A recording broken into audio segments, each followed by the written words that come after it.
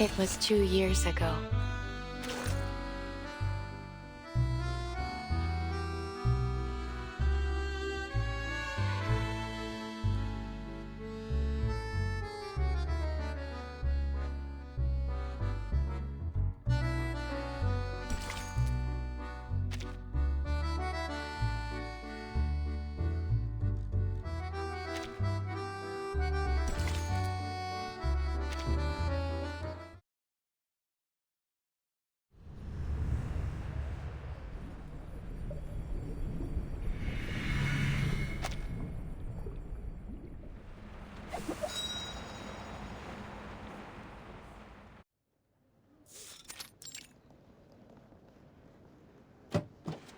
Must we really sit here, Adele? I have had quite enough. Strikes and traffic everywhere. Ah, bon oui. This isn't Versailles, madame. The streets in Le Marais are always a sight to see. Besides, we're almost there. I believe the salon should be right above us, in one of these buildings. The traffic might thin once we're near Place de Roche. The streets were never the problem, ma chère. Perhaps you prefer a client that lets you drive on the Boulevard de Saint-Germain-des-Prés instead? Now, did you bring what I asked?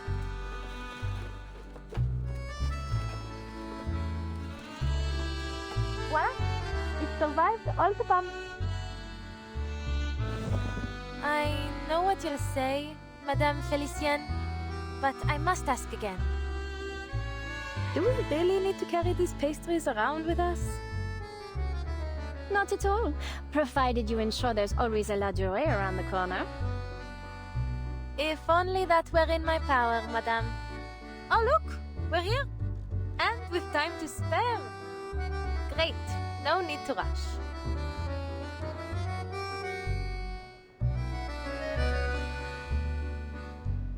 I'll be sure to make some adjustments before...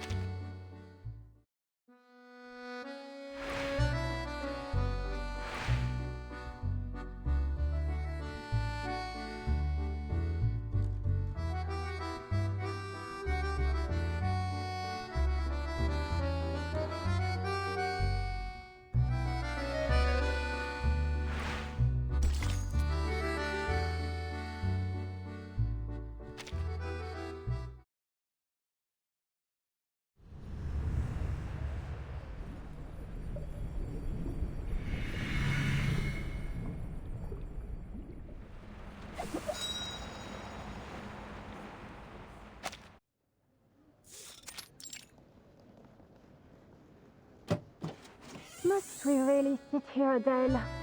I have had quite enough. Strikes and traffic everywhere. Ah, bon oui. This isn't Versailles, madame. The streets in Le Marais are always a sight to see. Besides, we're almost there. I believe the salon should be right above us, in one of these buildings. The traffic might thin once we're near Place de Roche. The streets were never the problem, ma chère. Perhaps you prefer a client that lets you drive on the Boulevard de Saint-Germain-des-Prés instead? Now, did you bring what I asked?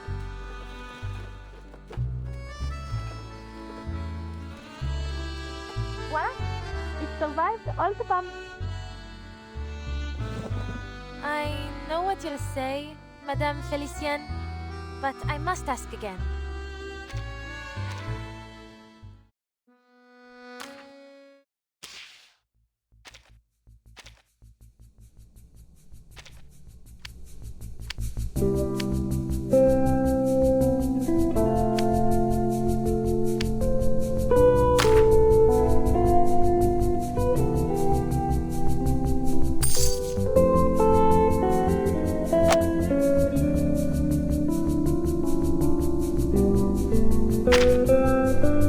Only the ignorant see snowfall as heaven's reprimand. That's a saying I heard once. It always returns to me when I'm shivering in the... It was on the quiet nights in port that I could never fall asleep.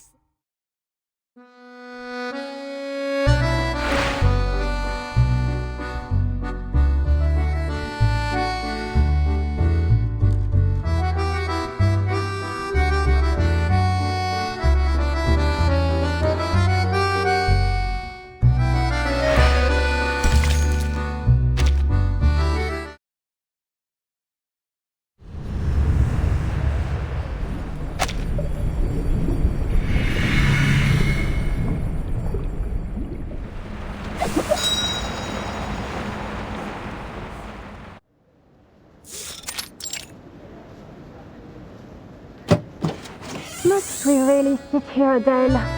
I have had quite enough. Strikes and traffic everywhere. Ah, but oui. This isn't Versailles, madame. The streets in Le Marais are always a sight to see. Besides, we're almost there. I believe the salon should be right above us, in one of these buildings. The traffic might thin once we're near Place de Vosges. The streets were never the problem, ma chère. Perhaps you prefer a client that lets you drive on the Boulevard de Saint-Germain-des-Prés instead? Now, did you bring what I asked?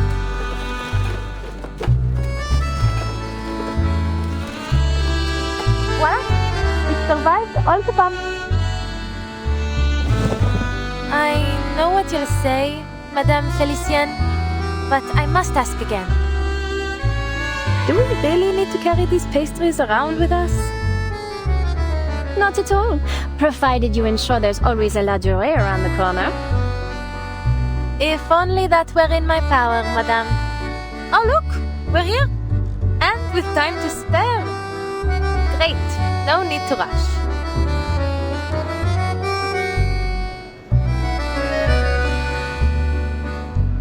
I'll be sure to make some adjustments before tomorrow. Maybe stop by the Champs-Élysées and get those macarons you like before picking you up? That would do nicely. Now, shall we go in? You worked hard to find that shortcut. Let's not squander our timeliness.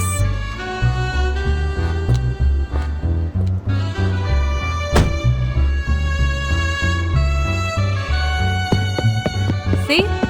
Just like I said from the start. Je connais Paris comme ma poche.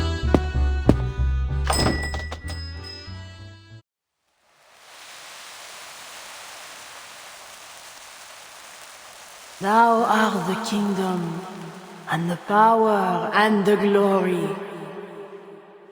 forever. Amen.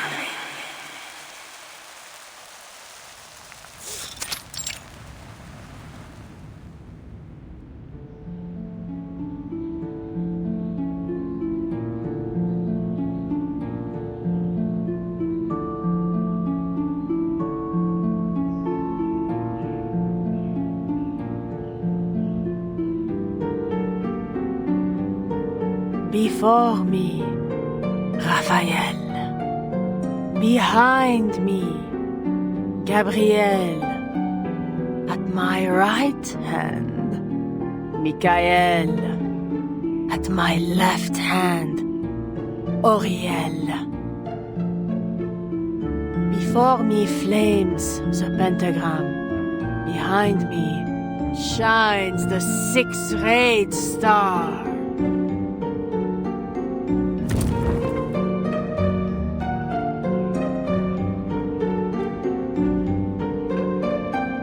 Shown to me, this I see. The whirlwind in the north, the giant cloud, and the blazing flames. Through the stifling cloud comes light, a piercing flame, a manifestation of divine wisdom. And what, madame? What do you see? Do you... 4 angels have answered, and 4 aids given, so that I may glimpse the secrets of the archive of imagery. Your husband is nowhere to be seen, yet his shadow lingers still in the house. Yes! Yes! How did you know that?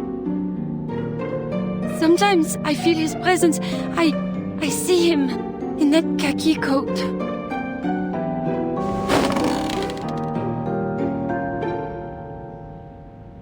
Madame, s'il vous plaît. What's happened to him? How do I bring him home?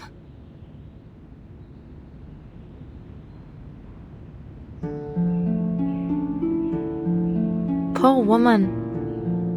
Sounds like her husband's gone missing. Just one of who knows how many others that have lost someone lately. You know, my friend in the police told me there hasn't been any progress on these cases. If only it were as easy as all this. What do you think she'll tell her?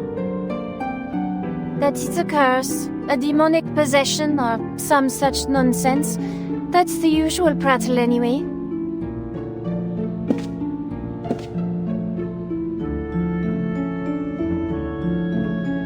He is bound by a curse, held fast in the claws of a monstrosity. A beast born of no mortal womb. A foul creature of darkness, nurtured by the shadows that cloak this city. The old order has been shattered, yet there has been nothing to take its place. We are without shelter, and the beasts are circling, sniffing, coveting our troubled souls. They have awakened from their centuries-long slumber, bringing torment upon us. We have called them forth. We have set loose this horror, the beasts of Gévaudan.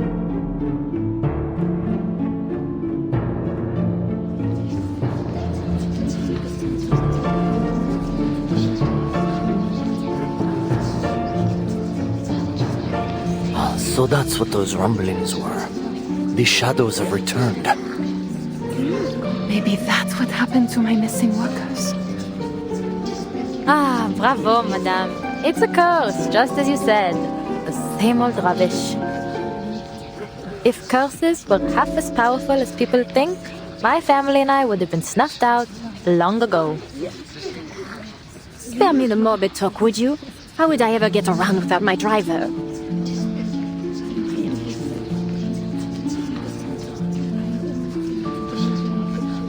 I cannot expel the beast. It is beyond my power. But I do have some means to sap its strength.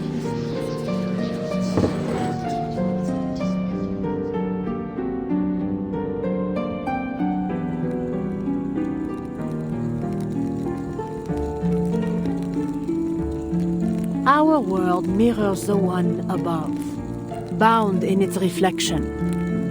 All things find their place in the great chain of being. Sometimes, powers may be drawn from those higher along the chain. From Saturn, I ask for knowledge and insight, and with its power, I offer you this pendulum. Keep it close, and your husband will find his way home. Merci! Merci, madame! There are no words!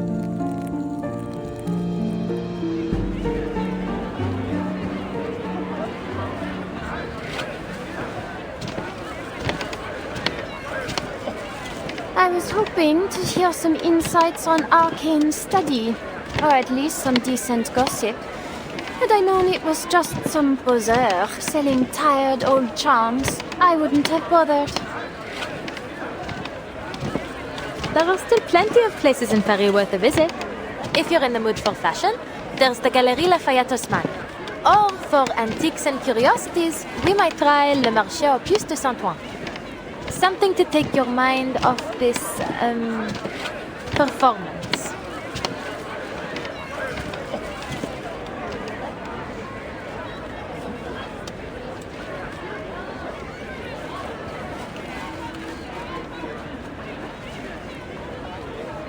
Perhaps next time we could go with Maya. Your hours are paid for. You'll take me wherever I like. Ça va. As you say, madame.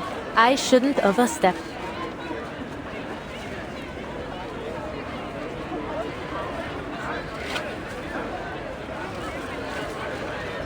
These cheap stunts are just a harmless little diversion.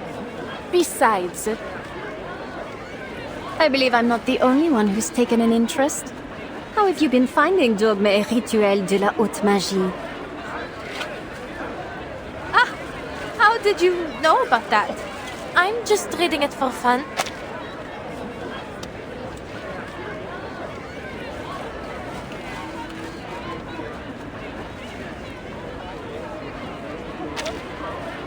Fun? Is it? And what about those red squiggles you've circled around every entry about generational curses? How on? Did you go through my things? Oh, come on, tell me.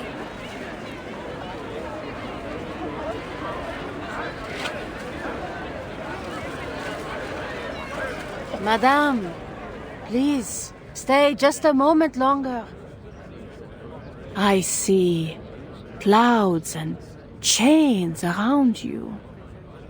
The bonds of one led astray, shackled by fixation. I might offer some clarity. Come closer so that I may see you better.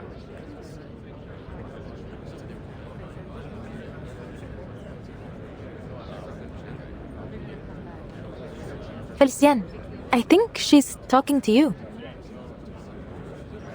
I'm speaking to you, madame. No need to look about. Please come forward. Me?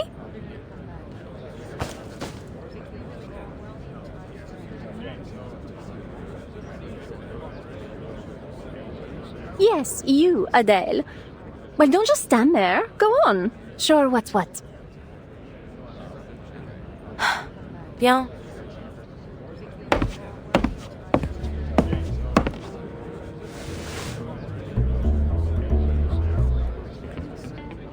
Forgive me, madame, but I have no interest in divination. And I didn't come here for any advice, either. Frankly, I find it difficult to watch you take advantage of all these people.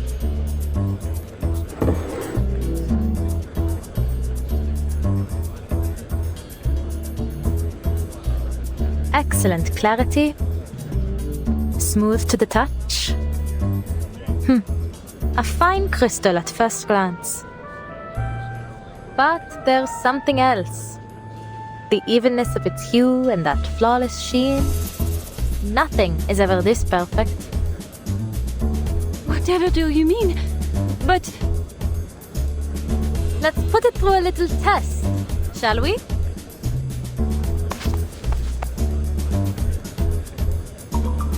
Par le feu est purifié.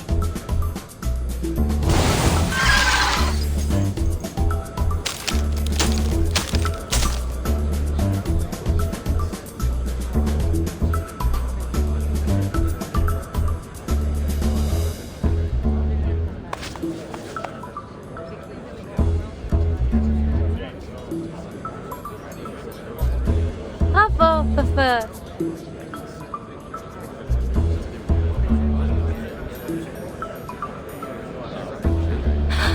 what have you done to my crystal? Please, allow me to explain. My name is Adele Tavernier. Have you heard of us before? Les Taverniers? Famed jewel hunters? The arcane skill I just used has been performed by my family for generations. We've recovered and examined all manner of treasures, including the Bourbon's own French blue. Fire holds a certain power to reveal the true nature of what it touches. Through fire, we discern falsehood from truth. Sadly, madame, your crystal failed the test. It holds no wisdom of Saturn, nor any power from the so-called chain of being. But luckily, we exposed it before the coin left your hand. N'est-ce pas? This...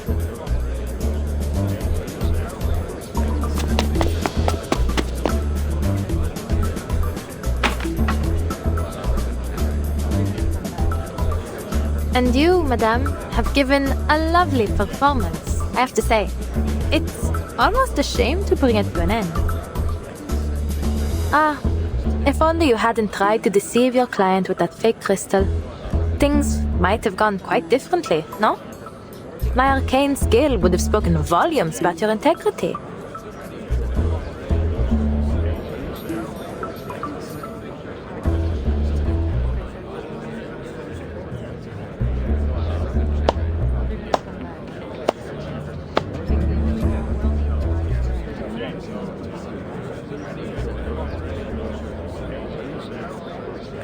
This is close enough.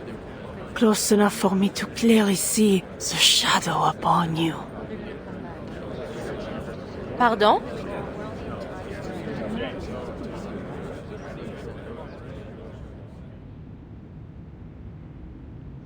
A tavernier girl, the youngest and brightest, brimming with vitality.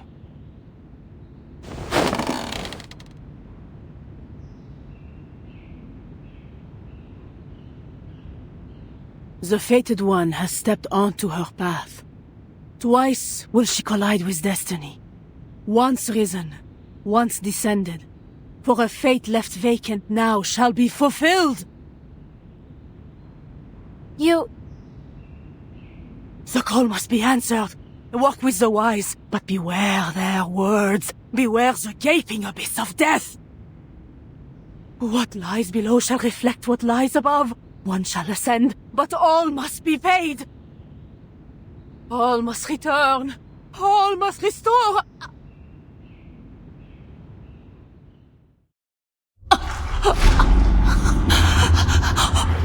Monster. Beast! Need help! Someone! Fetch a doctor! Madame, can you hear me? Why can't she breathe? Madame, are we in danger? Wait. Is she smiling?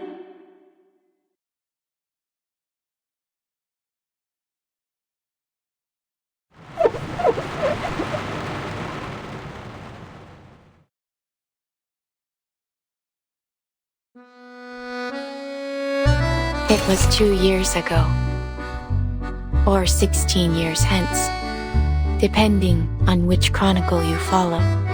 To me, it was as vivid as yesterday. But to young minds like yours, it seemed a kind of chaos unheard of. We should start from the beginning. With the war coming to an end, France faced countless possibilities. Its people, weary yet filled with hope, longed for lasting peace. The economy flourished for a time, and people from all walks of life came to France. Still, the impacts of war inevitably surfaced. As the wartime factories closed, people struggled to survive. Their hardships gave rise to new demands. And before long, Paris became a swirl of competing ideas. You presume correctly. A taxi driver caught up in the whirlpool of ideas that spun within Paris.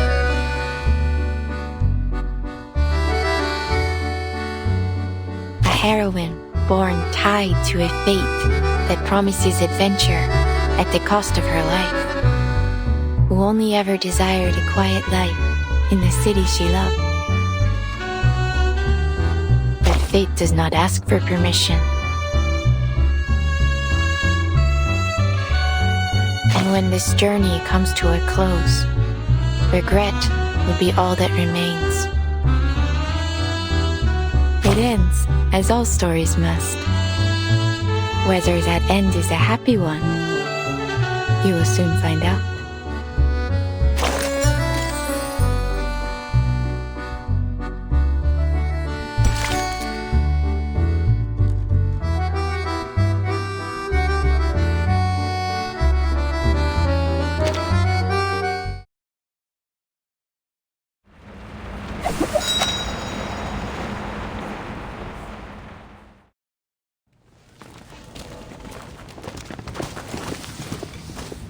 Please, follow the officer outside and leave your contact details before you go.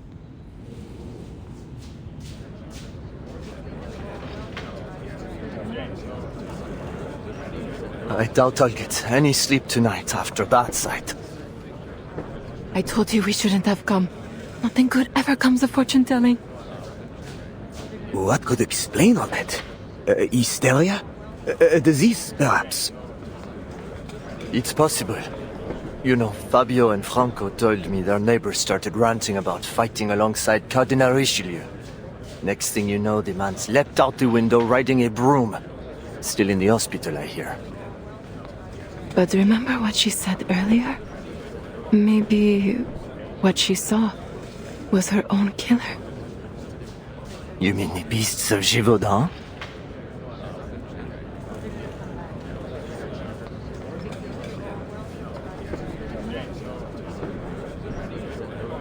Monsieur Dom? We will begin our investigation immediately. In the meantime, we ask that you not spread any rumors. There's no cause for panic as of now.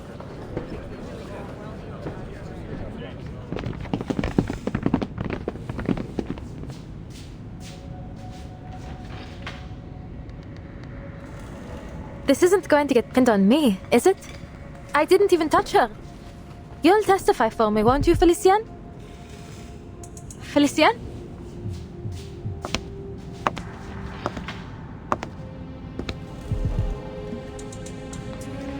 Our so-called prophet failed to see her own demise. Well, if this isn't an interesting twist. What are you doing? Get over here before they scold you for disturbing a crime scene.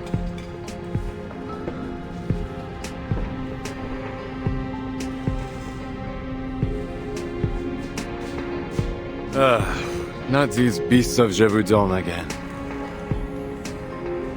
Again? What do you mean, Benjamin?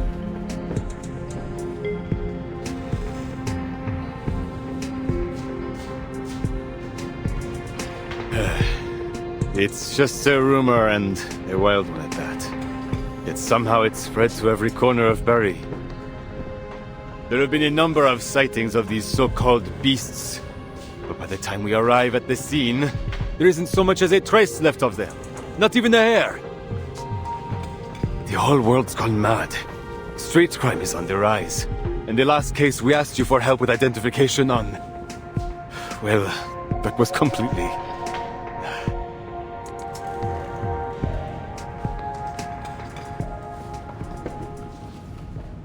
As if we don't have enough to deal with. Half the city's on strike, and every day there's some new trouble, whether from the factories or out on the streets. I envy you, Adele. How simple it must be to sit behind the wheel all day and show visitors around. Well, it comes with its own set of problems.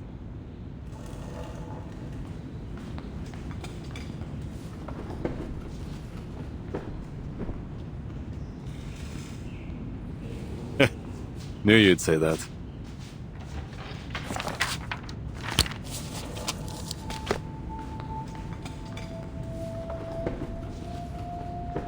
Allons-y.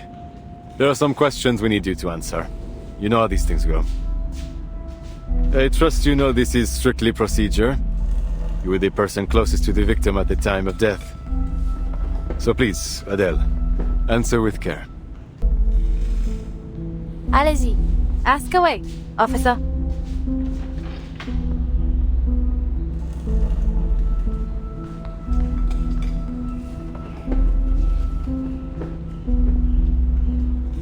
Blue lips, dilated pupils, clenched fists, and a stiffened spine. The coroner will have his say, I'm sure, but it looks like extreme shock to me. Extreme shock? But... What were the circumstances of the event? Anything unusual?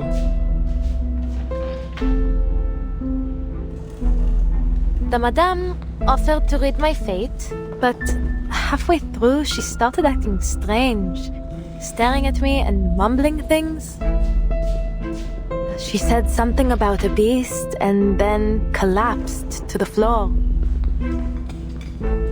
So she was reading your fortune, saw a beast of Gévaudan, and it... what? Scared her to death? It sounds ridiculous, I know, Benjamin. But it's what I saw.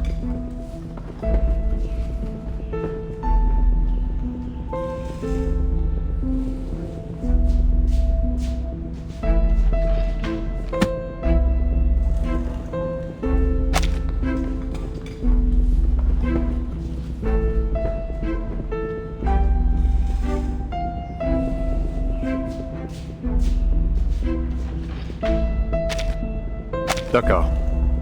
Thanks for your help, Adele. I suppose it's about time we tied all these cases concerning the beast together. But it's strange, no? How could creatures from a folktale more than a century old be doing all this here and now? This has to be more than a passing fad. Paris, hell, the entire country, has been gripped by all sorts of rumors. The streets are growing more volatile by the day. You're right. There are always people who will try to take advantage of these situations. Like this poor fortune teller. I bet she heard some tales about my family and thought she could scam me with a sensational prophecy about my not-so-rosy fate. Doomed to die on a quest for hidden jewels. Seems the madame didn't know that you're the furthest thing from a treasure hunter. It's hardly a secret that the Taverny have a habit of meeting an unfortunate end. Far from it. Which is why I didn't believe her for a moment. The Tavernier curse? Please. It's just a story made up to dramatize the legends of my ancestors.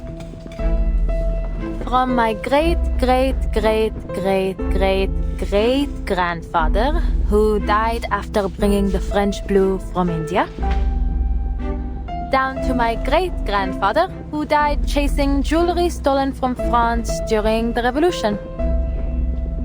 Call it a curse if you like, a mystical power, fate, coincidence, whatever the words. The plain and dull truth is that hunting jewels is a dangerous line of work, no? That it is. While we're on the topic, how are your parents doing? I recall you said they were still in the family business. Out on some quest again. I couldn't even hazard a guess as to where they are now. They move around so often. But they have sent letters. Living life to the fullest, as far as I can tell.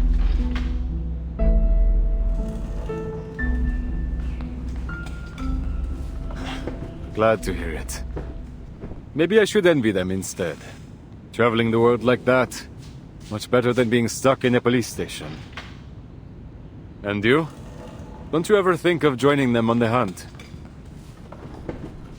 My parents and I are different, to say the least. I don't share their obsession with shiny stones. A simple, comfortable life. That's all I want. No glittering ambitions, no fancy things. Just a job that pays the bills, fills my belly, and lets me get a good night's sleep at the end of the day. Why anyone would want to think so hard every day is beyond me. In fact, this job was the first thing I saw when I opened the advertisements page. Why not? I thought. Suits me better than treasure seeking ever will. I would expect nothing less.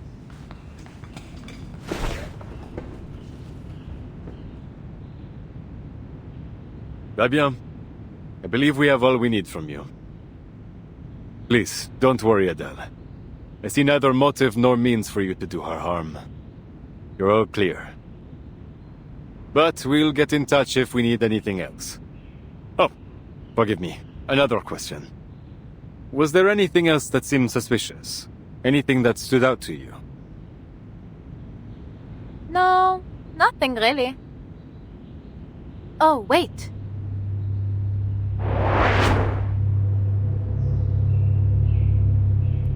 There was a woman. I don't know if she's involved, but there was something odd about her. It happened so fast, but still, while everyone else was too stunned to do anything, she sat there and smiled. She smiled?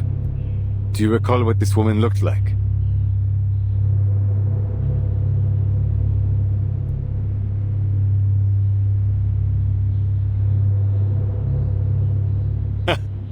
That's Madame Beryl Boaniche. Couldn't be anyone else.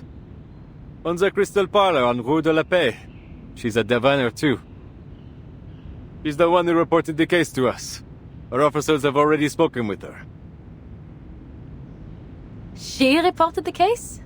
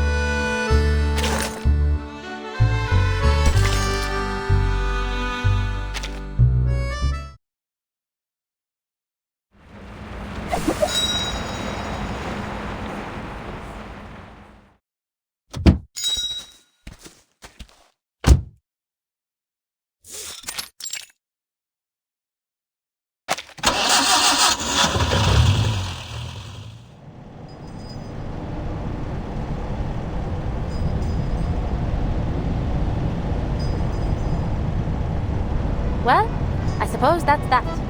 No mysterious murderer, just another diviner. Benjamin said they spoke to her already and cleared her of any suspicion. Cleared? I wouldn't be so quick to believe that. Beryl Buaniche, she hides herself well, that one.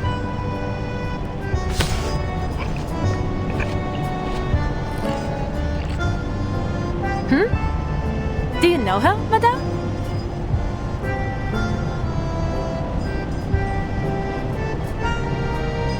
This box is empty. Was that the last macaron? Of course not. I got another box just for you.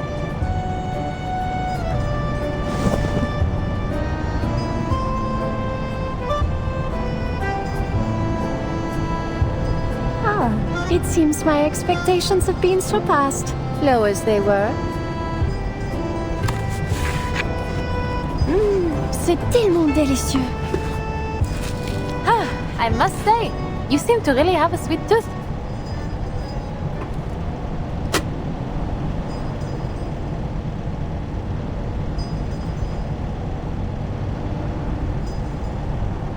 So, Beryl Buaniche, where is she now? Did your little policeman say anything? He said she's running a crystal parlor on Rue de la Paix. Turn around. I should like to pay her a visit.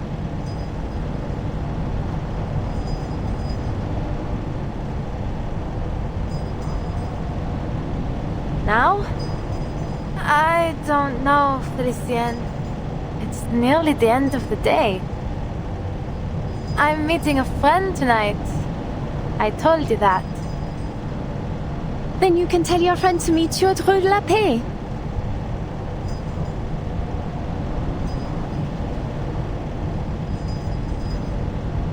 I'll double your pay for the evening. Turn us around. Take whichever route you like. But... Fine. Triple? No? 10 times then. 10 times?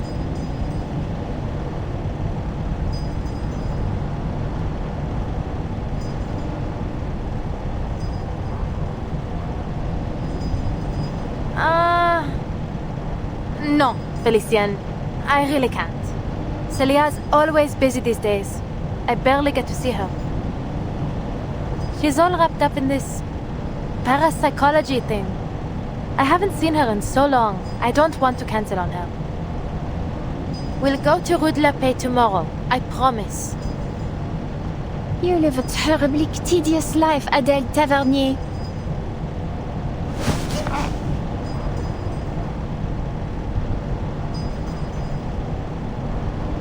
Wait! Look! That's her! What? Who? Beryl Buaniche! Just there! Turn! Now! Let go! I can turn the wheel Merde!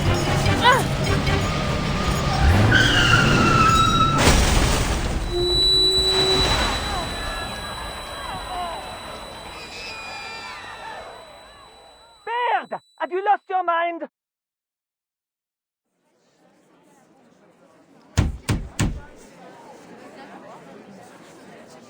Huh? I'm speaking to you! Out of the car, now!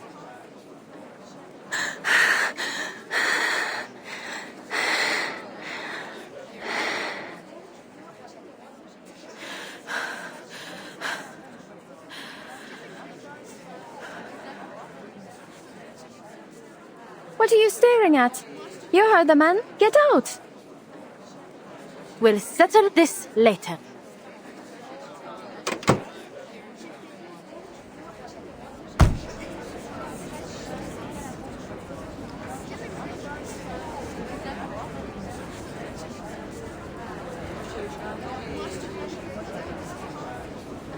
What was she thinking? Grabbing the wheel like that. Never imagined my first crash would be like this.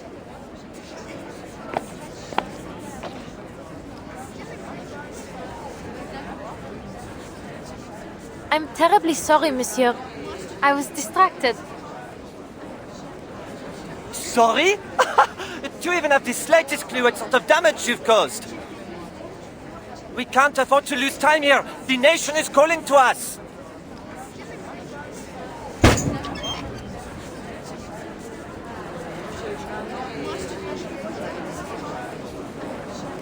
Huh? The nation? Is that a strike slogan? Or do you mean you have urgent business to tend to? Our one true leader has returned. The Emperor has landed at Gauche-Juin. He will bring glory to France once more. He's riding to Paris with only a few hundred soldiers at his side. Our Emperor is too distant from his people. We must go to him. The Emperor? Gauche-Juin? What on earth are you talking about?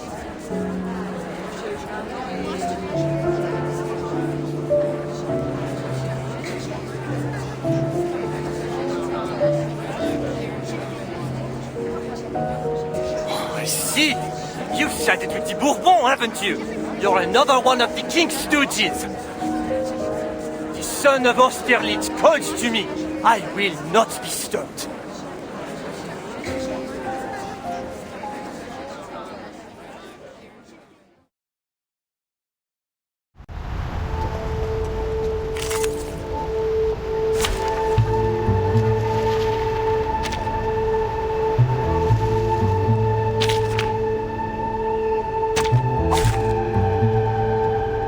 Program activated.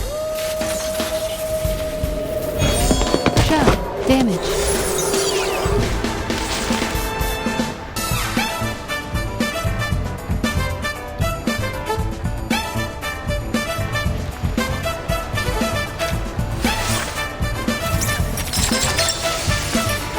Charging. Loading.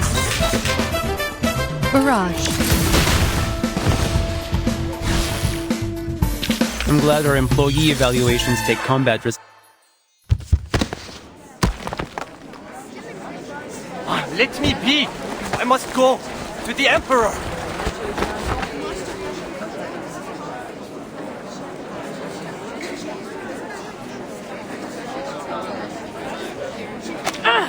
Monsieur! Calm yourself! Someone help me, please!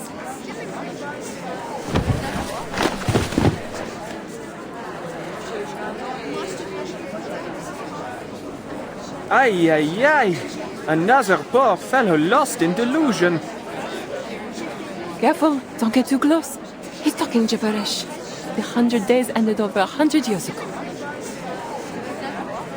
Please, someone, get him to the hospital. He needs help. Does anyone know this man? I really need to go. I have to see someone.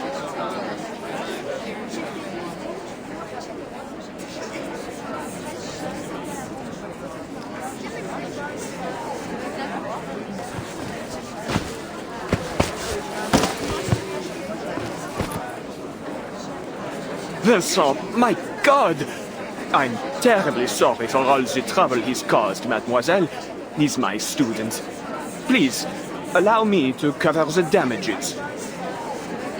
Would you mind leaving me your address? I'll take care of the rest.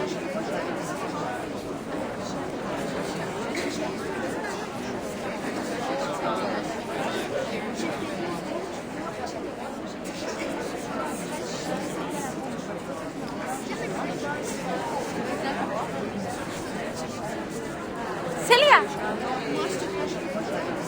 Adele? Goodness, are you hurt?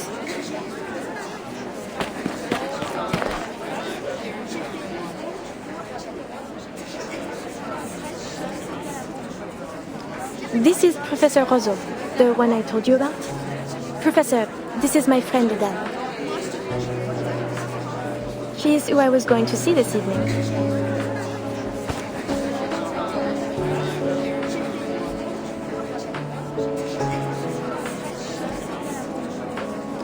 Thank goodness you stopped him, Adele.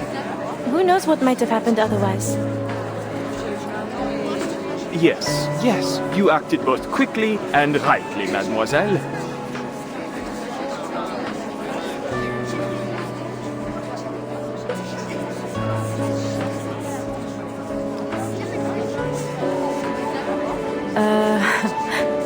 What's wrong with him? It's a long story. He's been acting strange for weeks. So, when he didn't turn up this morning, we went to his home to check on him. The door was open and it was a total mess. Poor boy. Such potential. But then, perhaps I pushed him too hard.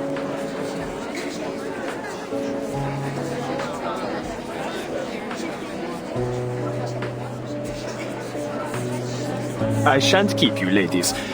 Celia, go with your friend. I'll deal with all this. But... Please, Celia, put this behind you and enjoy your evening. But be sure to join me for tomorrow's fieldwork.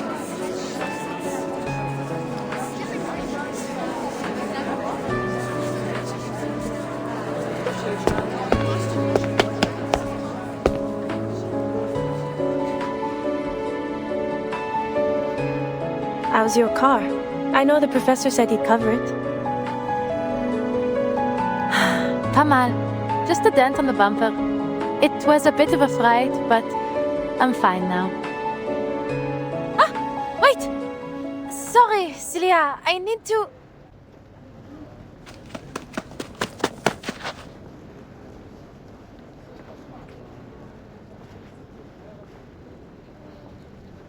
Felicienne's still in the car. I'll have to take her back to the hotel. She's not going to be happy after I left her like that. Felicienne? Huh?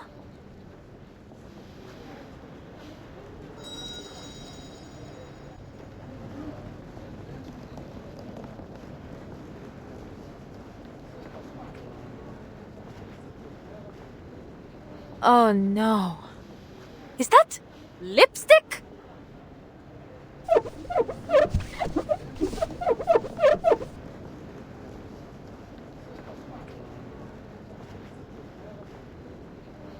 First, she grabs the wheel, crashing my car, might I add. And then she has the cheek to scribble on the window. Ugh. She's paying for a foot clean, I swear it. Are you certain you're all right?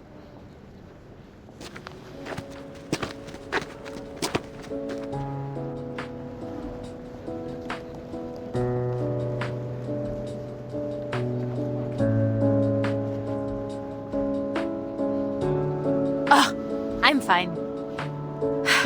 So, shall we eat at that spot near the Seine again? Or are you feeling adventurous tonight? You said you couldn't stand the campus cafes anymore. So tonight, ma chérie, you choose the food. Really? I suppose if I could have anything. You know, what I'm really missing is some good home cooking.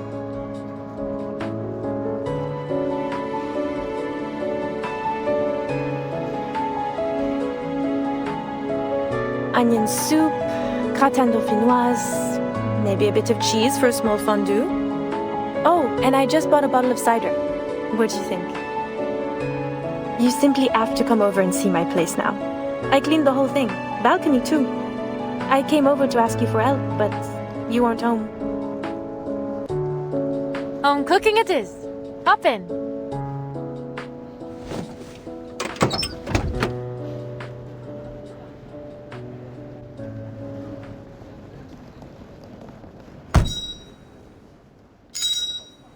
Buckle up to home.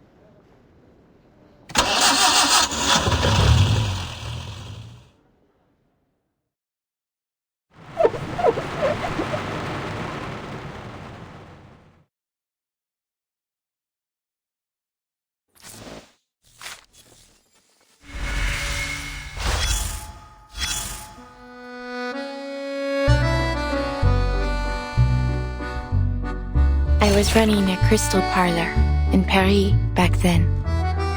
People came for all sorts of products, from ordinary crystal ornaments to the enchanted ones.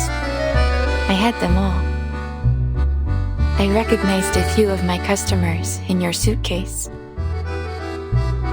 But many came seeking something I never put on the shelf. Prophecy.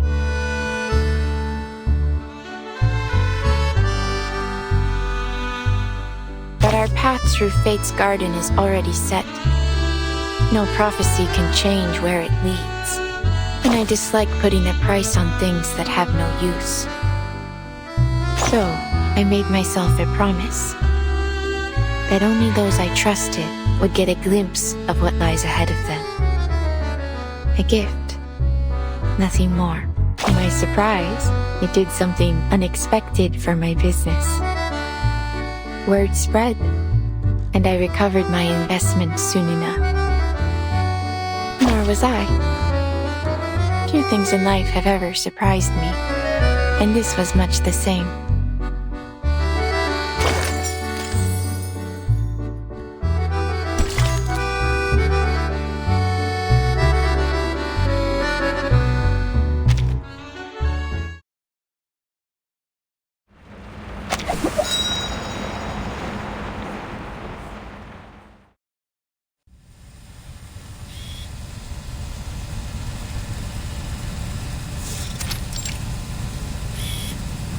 The Tavernier Curse.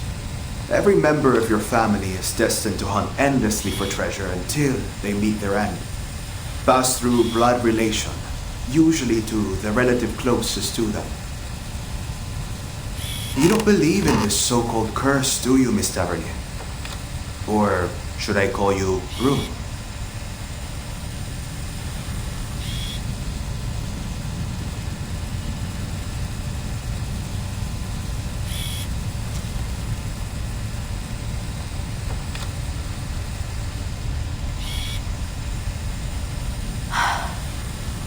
Given how things have turned out, it isn't as easy as a yes or no, don't you think?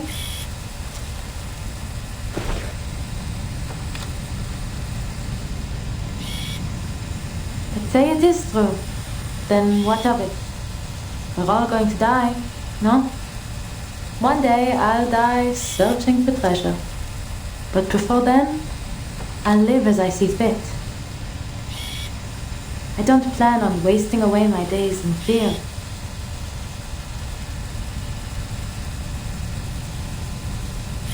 The ending may be written, but that doesn't mean I want to follow the story word for word.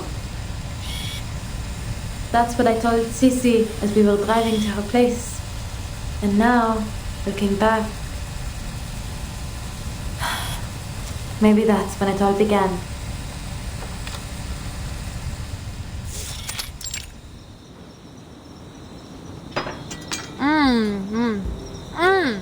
So good.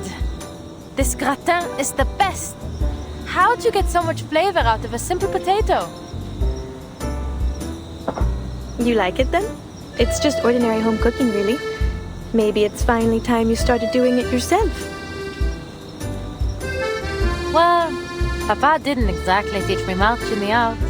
He'd just pop open a tin can and say, "Be grateful. When you're in the jungle, this is a luxury."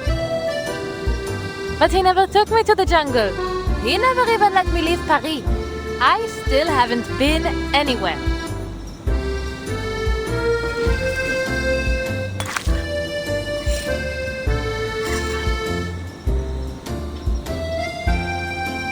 You can only blame yourself, Adele. You were the one adamant about not becoming a hunter. Of course, because I don't want my life planned out like a stage play. And don't pretend you didn't have a part in this. You're the one who picked the page number in the advertisements.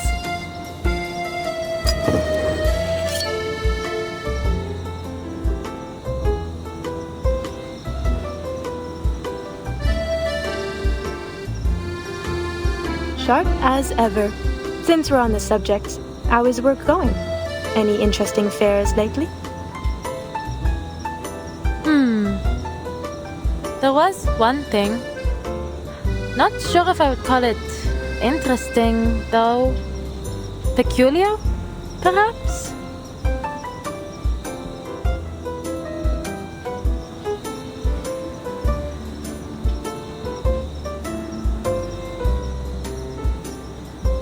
I was at a diviner's salon, and the host, I don't know, I think she was trying to scam me. She started rambling about all these strange things that would happen. things that sounded a lot like the Tavernier curse. And then she died. Died?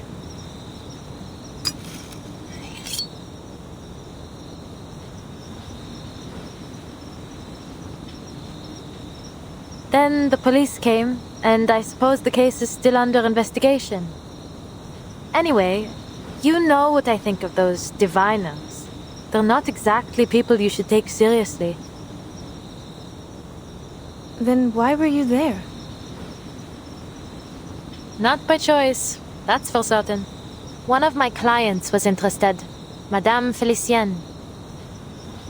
She always gets these sudden whims and insists on having everything done just as she pleases. I wouldn't have crashed my car if she hadn't... Bah, forget it.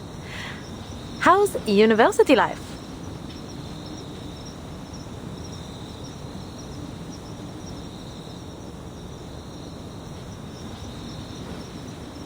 She's a long-term client, then.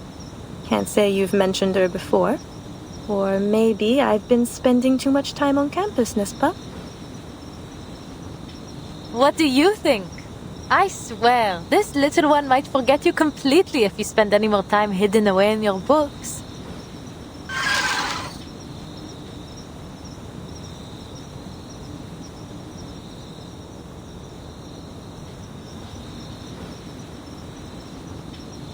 Oh, I know better than that. This sweet little thing was summoned by your family's incantation. As long as you remember, he remembers. Such a fascinating creature, the tutelary. He sees every corner of your psyche, memory and sensation, even your unconscious thoughts. Here comes Cici with another one of her academic lectures. Is this what you're studying these days? Yes. Professor Roseau has found new inspiration in a Swiss psychologist's theories. He's pushing for some new breakthrough. The whole research team's working on it. We've already seen some early progress. That, collecting brain thing? Collective unconscious.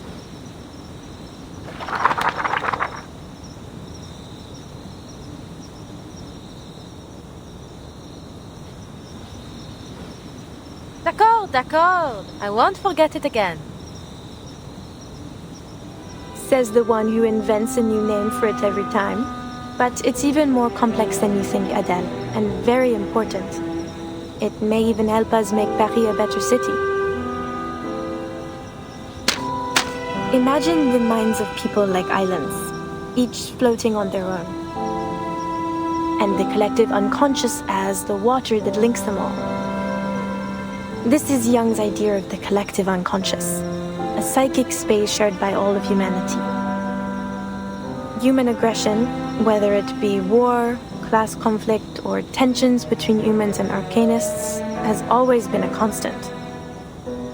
It's like the tides affecting the shared ocean between us. We build on our islands, but inevitably the tide will reclaim them.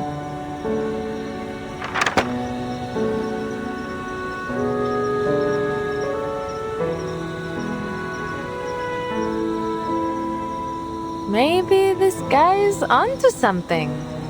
We're all fighting for our place in these troubled times. But I don't understand what's unconscious about it. Are you saying that deep down we're all war-hungry maniacs? Certainly not. But we are all under the influence of this collective mind. That's why the same conflicts happen again and again. In all times, in all places, and to all people. We can't force back the tide, but what if we found a new way to change the ocean itself? Fill it with a new nature, one of peace and equality. Even one tiny drop of new thought could make a world of difference. What we're trying to do is find some way to practically influence the collective unconscious, to create real and lasting change for everyone. I believe, truly I believe, it could do more to save us than any law or reform ever could.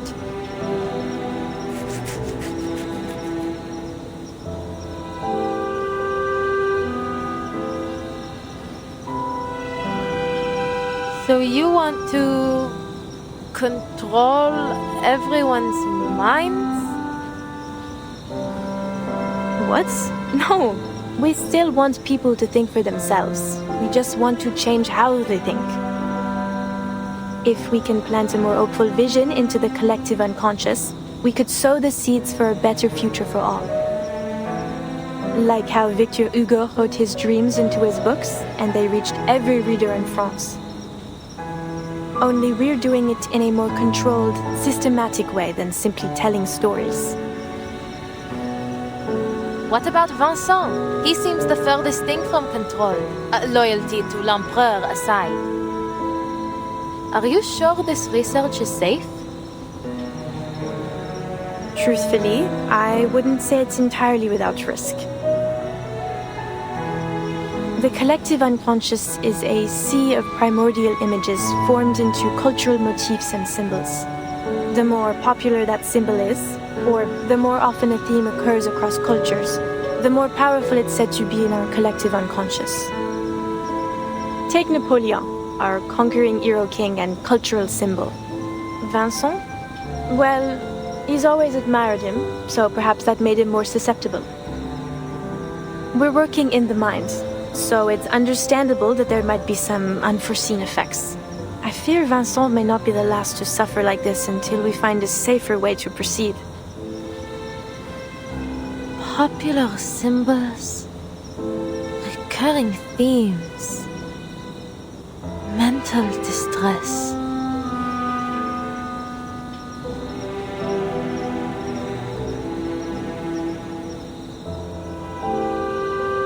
They have awakened from their centuries-long slumber, bringing torment upon us. We have called them forth. We have set loose this horror.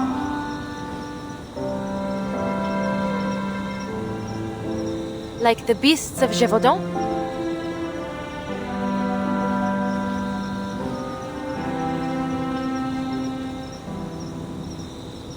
That old legend. But why would the beasts of Gévaudan be... Wait, you might actually be onto something. As the rumors about the beasts have spread, it has gained a new identity in our collective unconsciousness, planting the seeds of terror inside just about everyone. Formidable!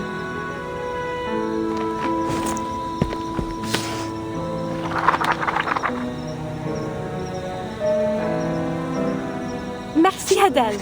You truly are my very own academic muse. I must take another visit to the Danse Macabre mural. It may play a part in all of this. I'll buy you one of those good luck necklaces when I publish my paper. Then you'd better make sure it's chic. I'll want to wear it every day.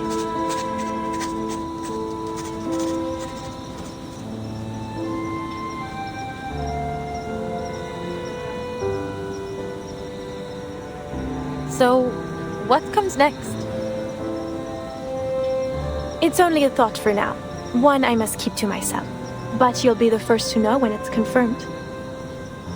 I swear, you, and indeed the whole world, will be shocked. You know, and please don't laugh. Sometimes I feel like an adventurer too, hunting for hidden treasures with my pen and paper. I suppose what I do isn't all too different from your parents after all.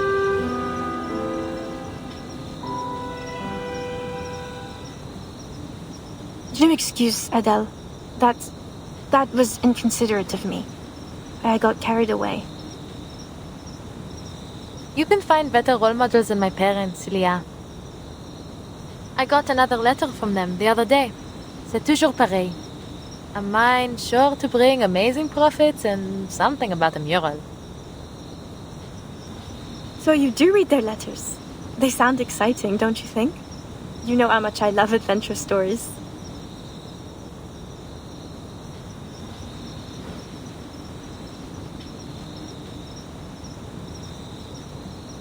That you do. Sometimes I think you're more of a tavernier than I'll ever be. I suppose I have always thought of you as a sister. Anyway, enough about that. Where are you taking your client tomorrow? To Rue de la Paix. There's a crystal parlor we're going to visit. Because of what that diviner told you? You must be the master of your own will, Adele. Don't let your subconscious make all the decisions. Whatever you say, Madame Professor. I mean it. So many things in life are stirred up from the depths of our minds.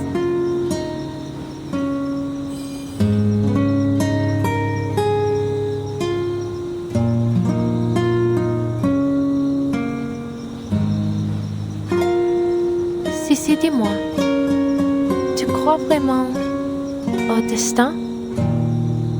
Sissi? Cilia?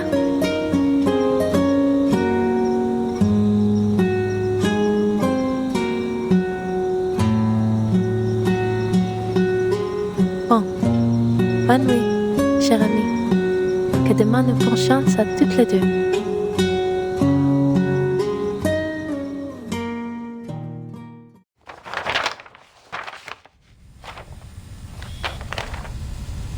And it was on the following day that you paid a visit to Beryl Boanish's Parlor of Crystals?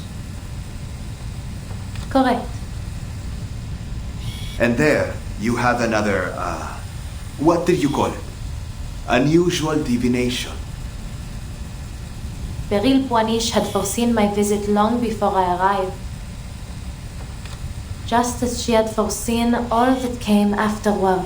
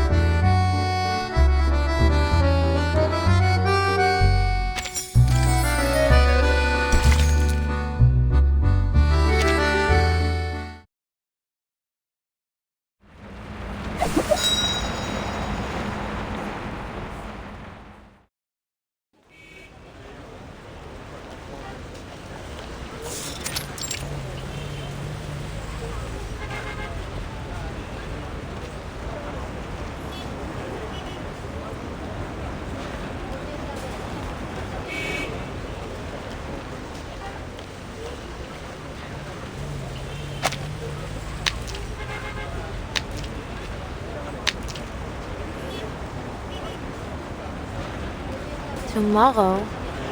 She never said the time. She's not planning to keep me waiting until the evening, is she? Or has she already gone in?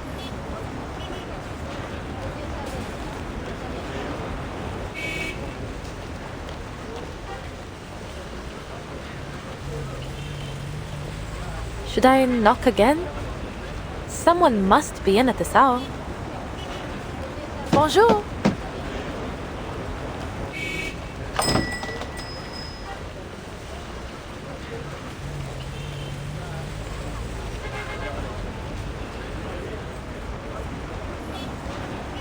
Ah, finally. Perhaps they didn't hear me knocking before? Hello? Right. I suppose I'll just let myself in.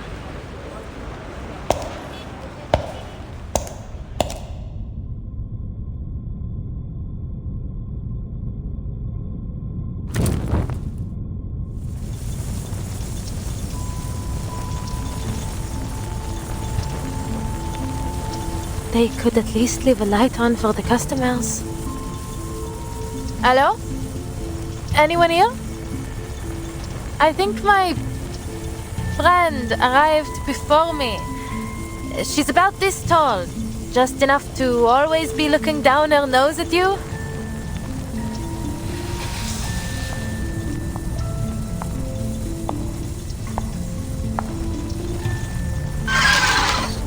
What is it, Papa?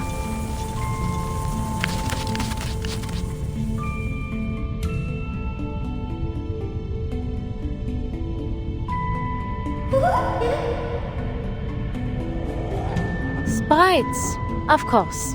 Where else would they be, if not in a diviner's parlor? Let me be clear. I don't care what kind of mischief you're up to in here. Just don't let it involve me.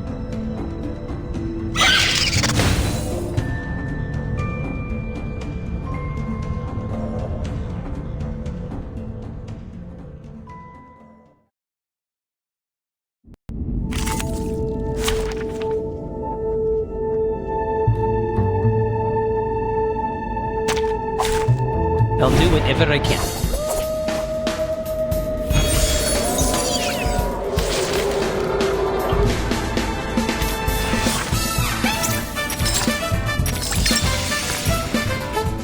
Charging. Loading. Périr dans le flot des Séphiroth comme l'a scellé le destin. Barrage. The light that illuminates all. Perfect service. Just like always.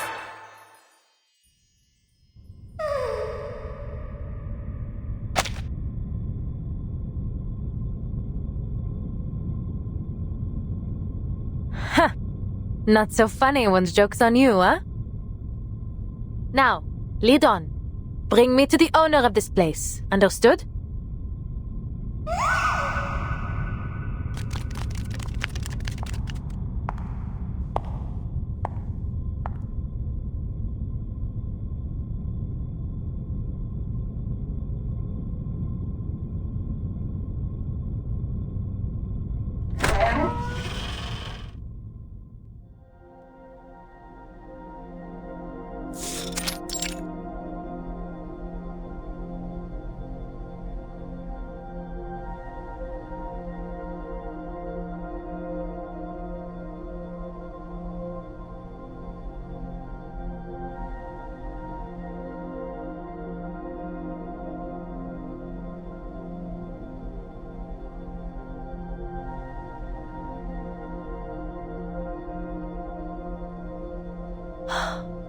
How pretty.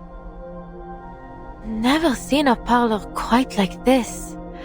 The way these crystals are displayed, it feels like they're not meant for sale or for exhibition.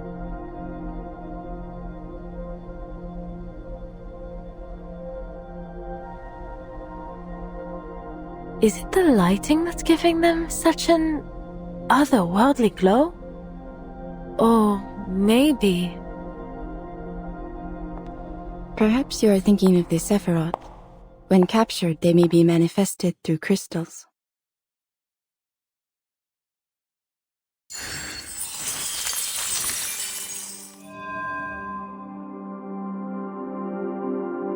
Some believe it is through these Sephiroth that the Creator formed our world.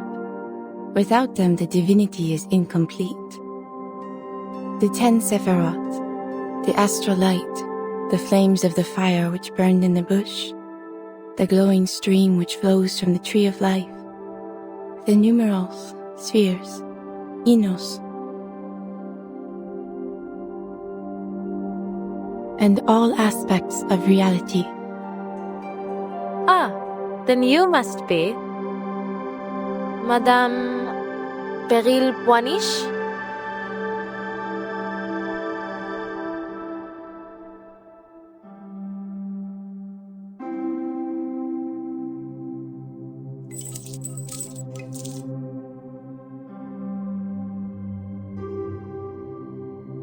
Through certain objects and rituals, or by gnosis gifted at birth, we may catch a glimpse of a splendor that is not of this world. These crystals are one such object. In their reflection, we are shown the hidden secrets of the archive of imagery.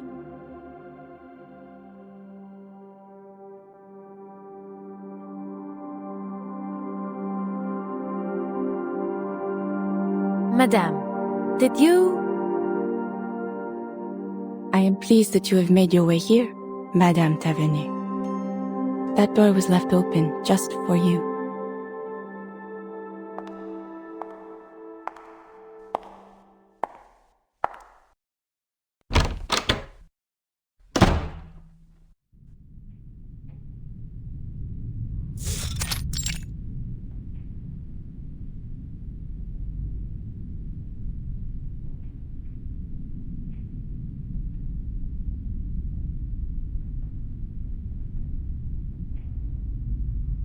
So I'm the first one here. I see. And you were at Madame Raymond's salon the other day to retrieve your crystals? Indeed, I was. I have been occupied in business overseas and neglected the security of this parlor. Someone has been taking my defective crystals and pawning them off to other diviners. Few are able to detect their flaws, but, minute as they are, they render them hazardous for ritual use. I must act before any further harm is done.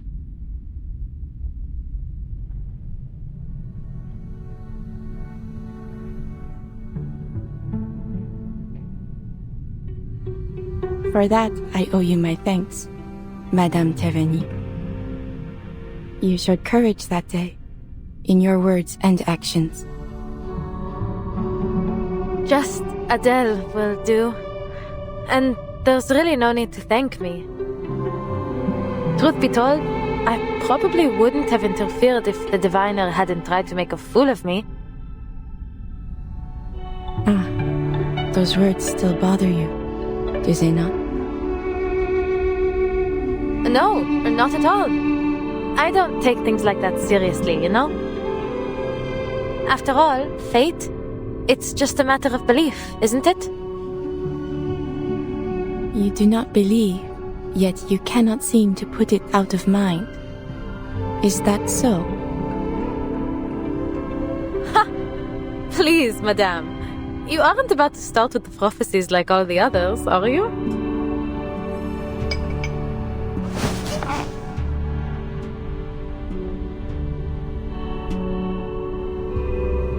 Forgive me.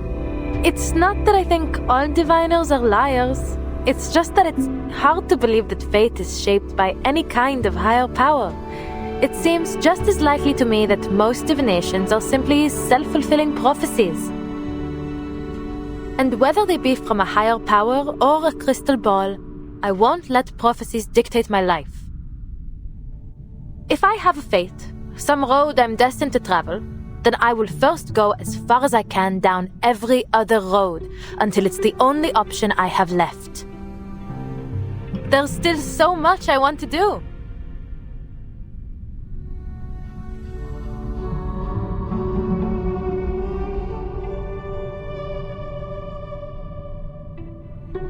Fate, dear, is a universal law, the cause and effect of all events.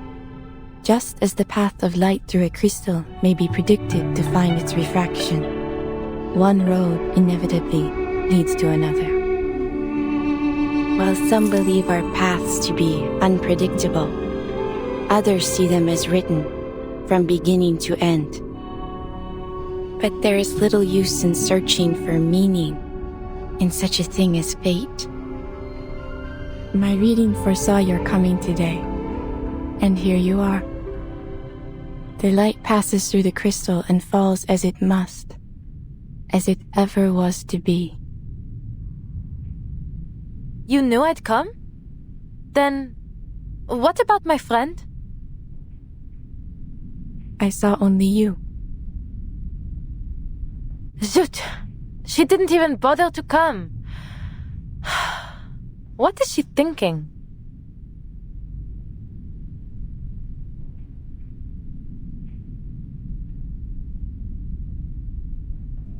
You came here only to find your friend. Well, yes, you could say that.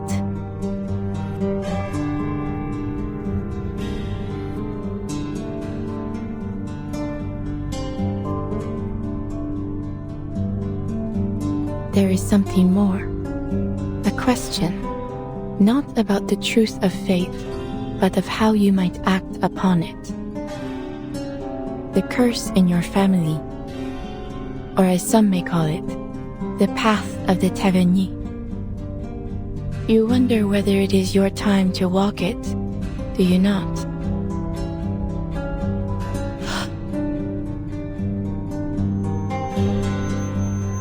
The call must be answered. Walk with the wise, but beware their words. beware the gaping abyss of death. What lies below shall reflect what lies above. One shall ascend, but all must be paid. All must return. All must restore. How come every diviner I meet these days seems to know about that curse? Is obscure jewel lore really so popular in this city?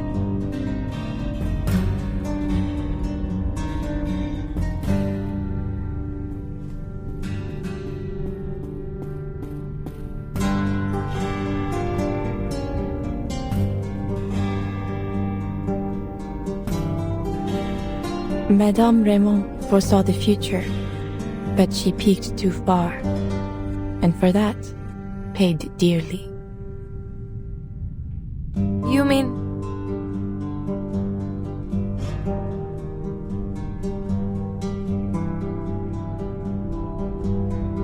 No. Please tell me you're just teasing me. You're saying that it wasn't her fear of the beast of Gévaudan that killed her, but what she saw in my future? Please, Adele, allow me to finish.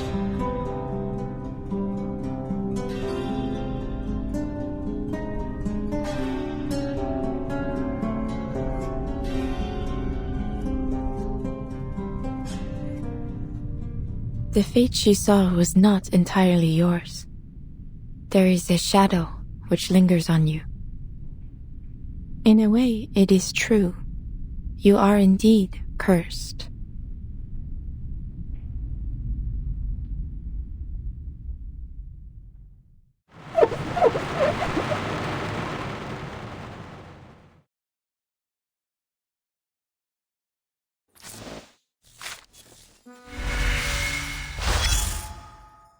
I saw doubt on Mademoiselle Boulom's face. As a diviner, you encounter that look more often than people think. Some have called me a schemer, a fraud, as the Vigile Beryl did.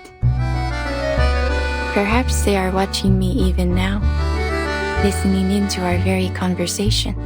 Some were frightened by what I could see, but kept coming back to sate their own curiosity. Some showed nothing but disdain. Not for me, but for the very idea of a predetermined future. I admired their courage. Bloom was not any of these. She was a fourth kind. One who tries to ignore the prophecy, but in doing so, only finds herself carried further into its stream. Oops. Have I let it slip? Well, I suppose there is no use in pretending now. There was a disagreement about my decision to take a certain handful of arcane objects without consulting their rightful owners.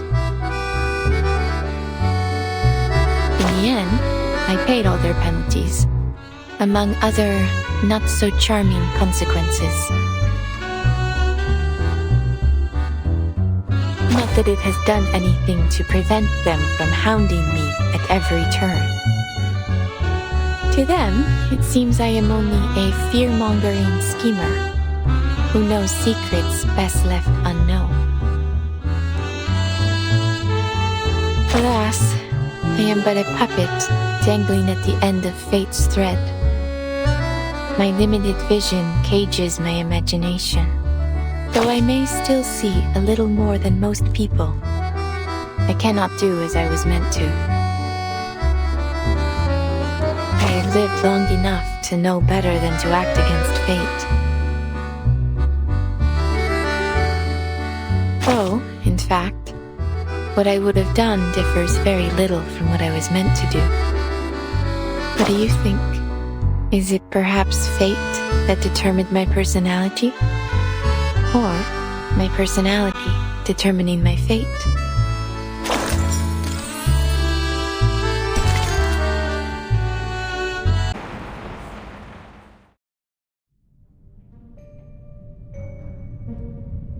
All things carry energy, and we are much more perceptive to it than we think. Now, I would ask that you concentrate on the subtle changes around you. You will sense it. You simply need to feel. Bien sûr, I'll try. Tell me, Adele, which of these crystals draws you the most?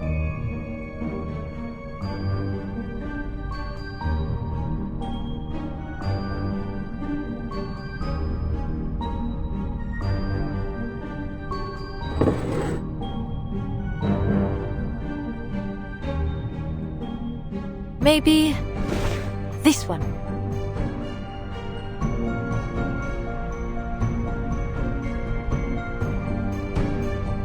A smoky quartz from Brazil. Very good.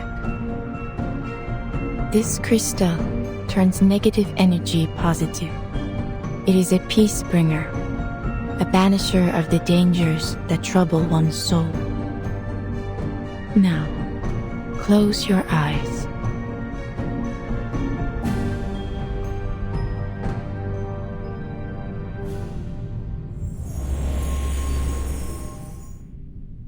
Sept doubles, sept portes, sept en tout révèlent les séphirotes.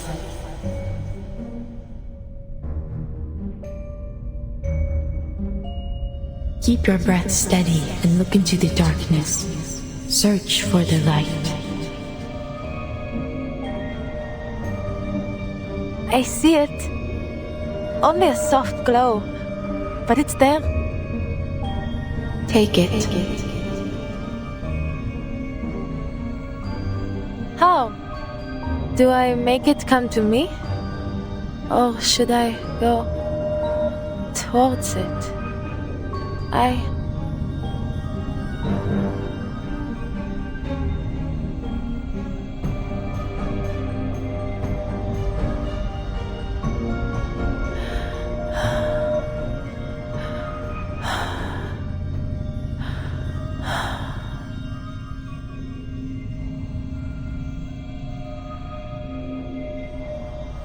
Adele! Come on, wake up!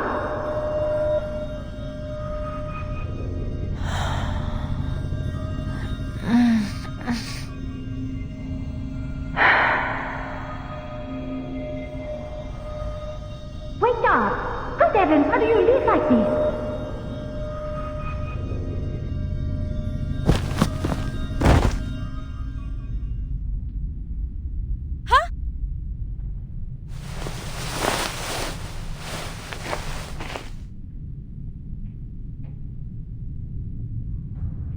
Huh?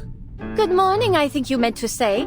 I've been looking all over for you, and here you are napping like a pampered cat. You certainly know how to enjoy yourself, don't you? Abandoning me to take a doze in this cushy parlor. Felicienne? Where were you? I was waiting in the street for hours. You never turned up, so I had to... Where's Madame Boiniche? Beryl? She...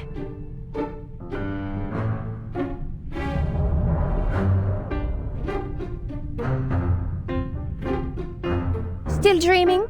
Look around you. The parlor's already closed.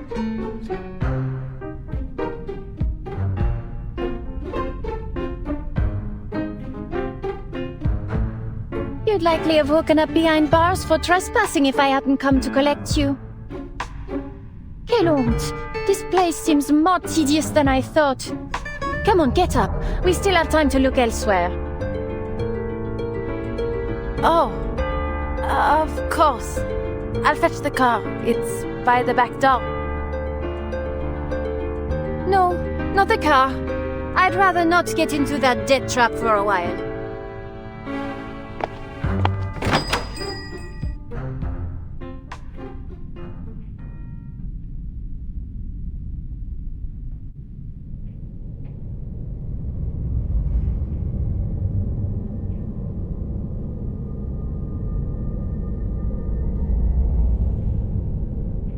The street's totally empty.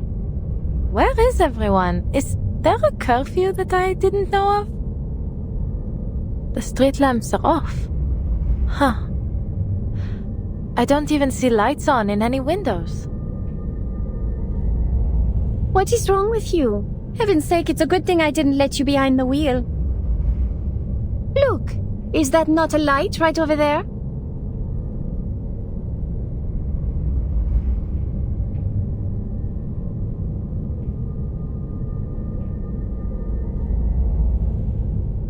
Is that Café de Flore? Do they really stay open so late? I suppose I've never checked. I'm starving. Go see if they have any food. I'll wait outside.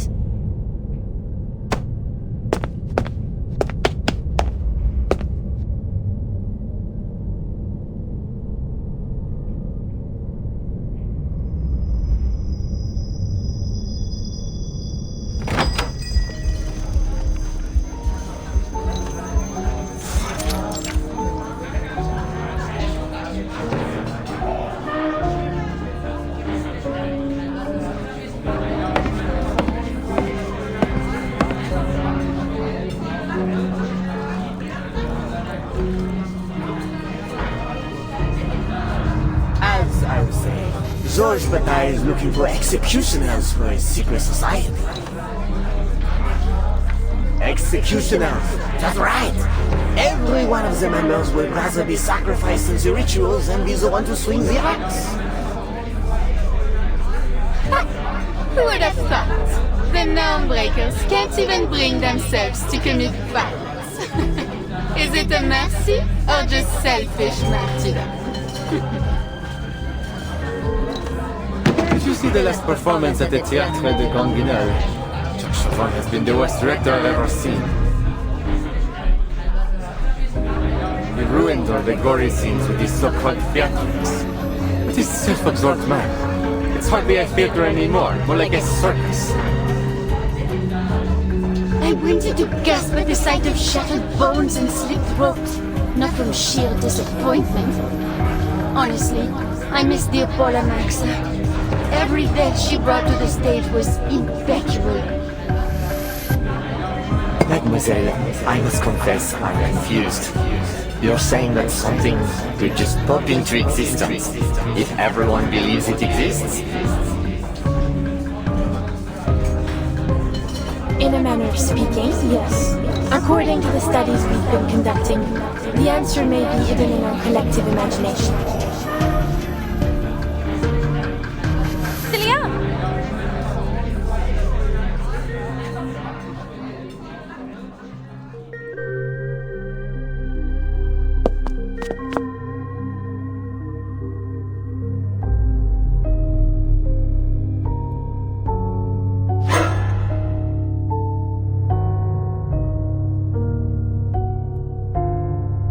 Adele, what a surprise! I thought you had no interest in my studies.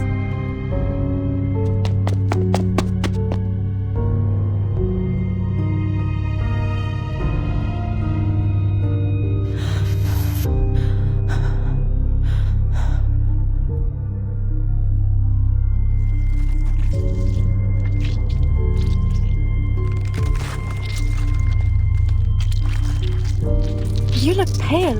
Come, sit with us and have a bite to eat. It won't take long.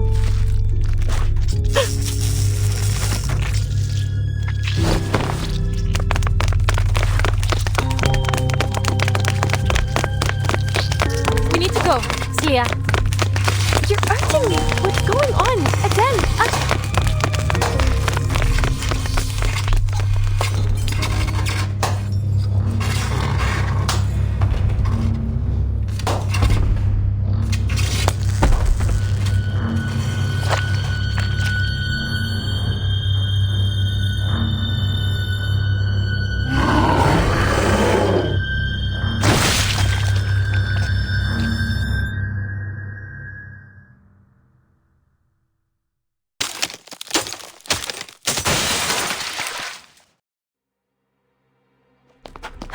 Merde. The car. It's still in the alley. Celia, stay close. Felicien! Run!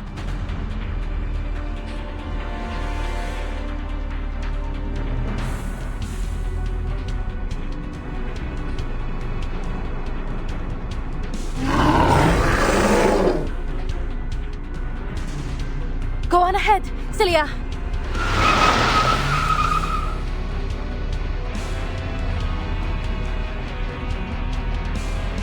Get in! You... Wait, shouldn't you be in the hospital? You can explain later. Celia, get in the car.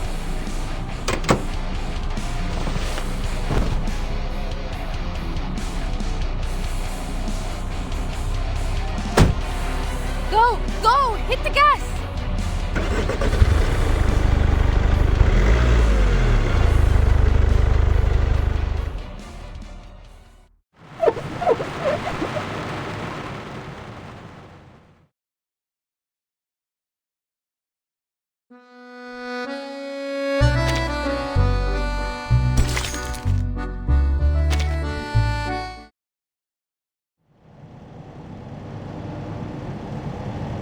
Are you all right?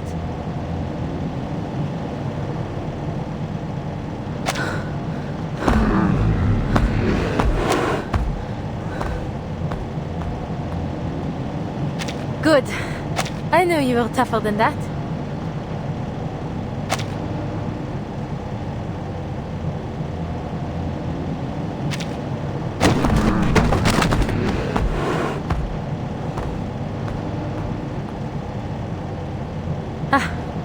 Even with twice the legs, they still couldn't outrun us.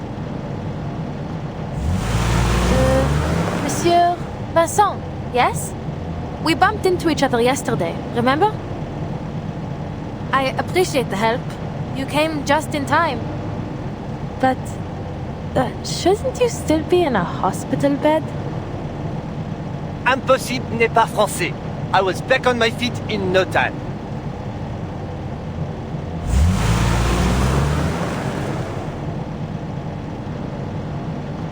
Bravo, monsieur. Glad to see you're doing well. Adele.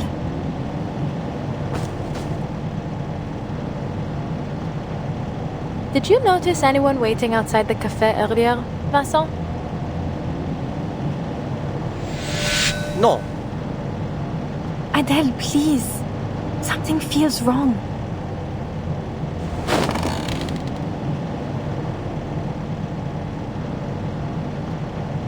Those lipstick marks on your passenger window.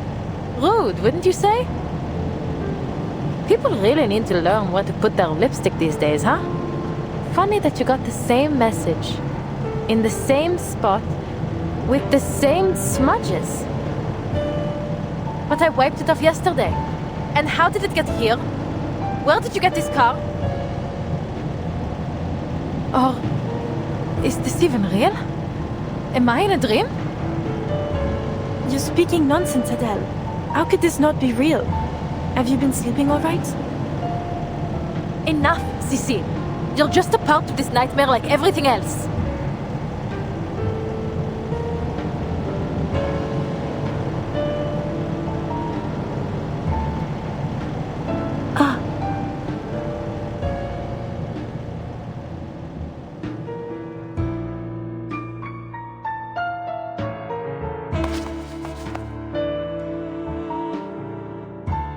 Par le feu est purifié.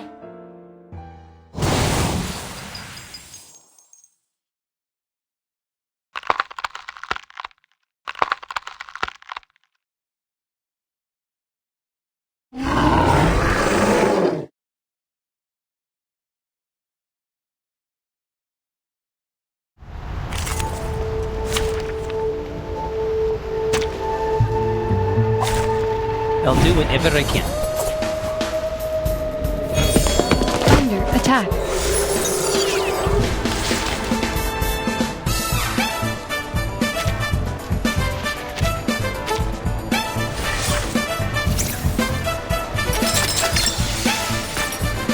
Charging. Loading. Charging. Aim and shoot.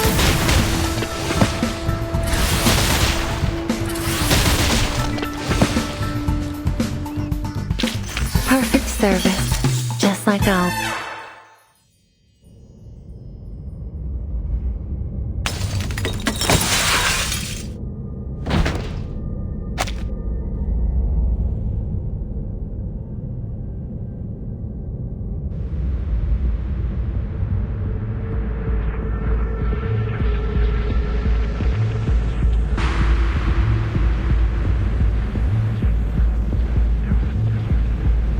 Adele? Adele? Adele? You...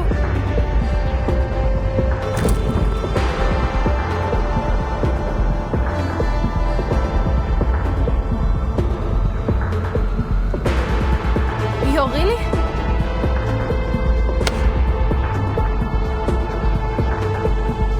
Listen to me, Adele. I remember now. I know the truth about the Beast of Gévaudan. Manus Vindicti cracked open the archive of imagery. That's what's been causing all the disappearances and madness. They're trying to destroy Paris. Don't trust Roseau and don't come looking for me. Take this.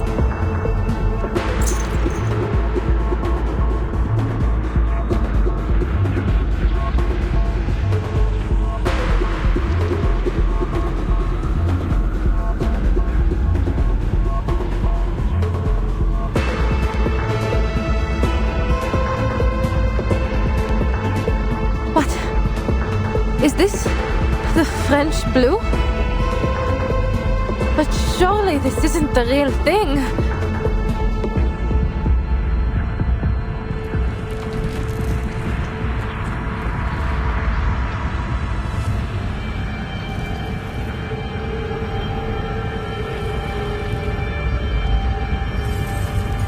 Just take it.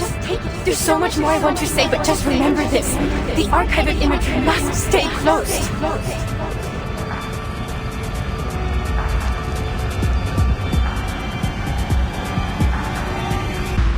Destroy the stone. Celia! Des ténèbres, la lumière.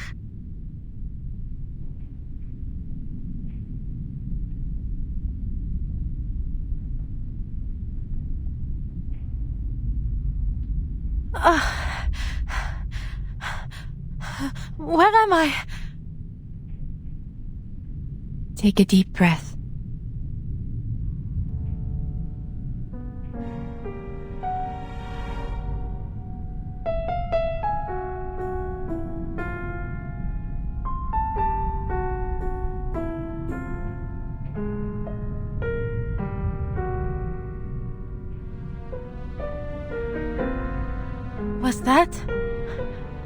Was I dreaming? Not quite. You plunged into the depths of your mind and uncovered the shadow lurking within. I saw them. The beasts of Gévaudan. At the Café de Flore. So, did we cast the beasts out of my mind then?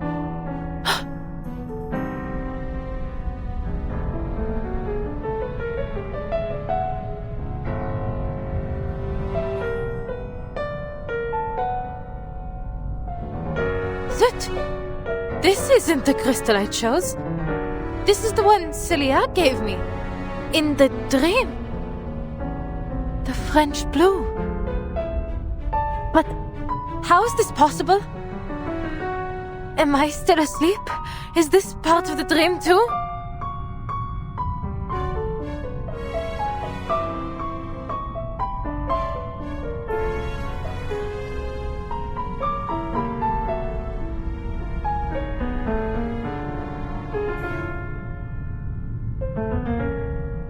You must be confused. There was no other crystal. That gem was already in your hand when you came in.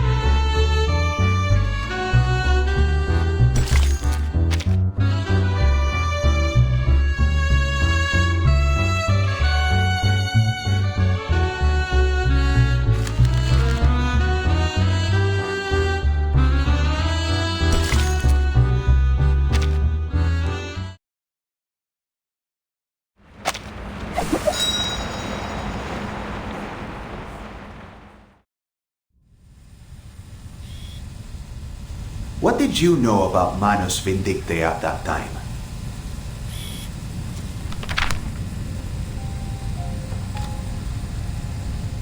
Only that it was some kind of secret society that believed arcanists are superior to ordinary humans. That's just the surface. They're responsible for so much more. Fueling conflicts, inciting wars, manipulating minds. If there's an opportunity to bring chaos, they take it. Their power extends to all corners of the world in almost every time period, including yours. The Hermetic Order of the Golden Dawn, Nasafal, and what remains of the Rosenkreuzer. Even Carl Jung and Sigmund Freud were associated with them, whether knowingly or not. And it looks like you got caught up with them too. You must have encountered them in Paris.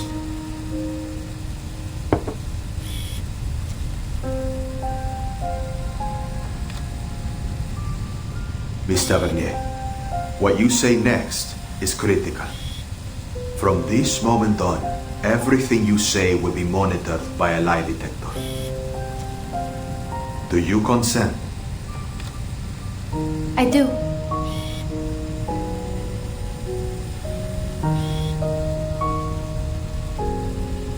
You seem confident I've encountered them, but I really have no clue how I would have any connection with them.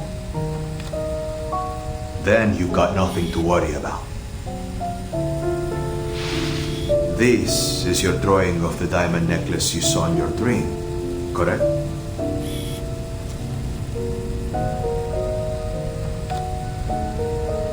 Yes.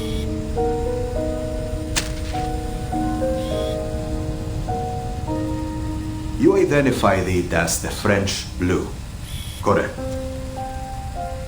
I did.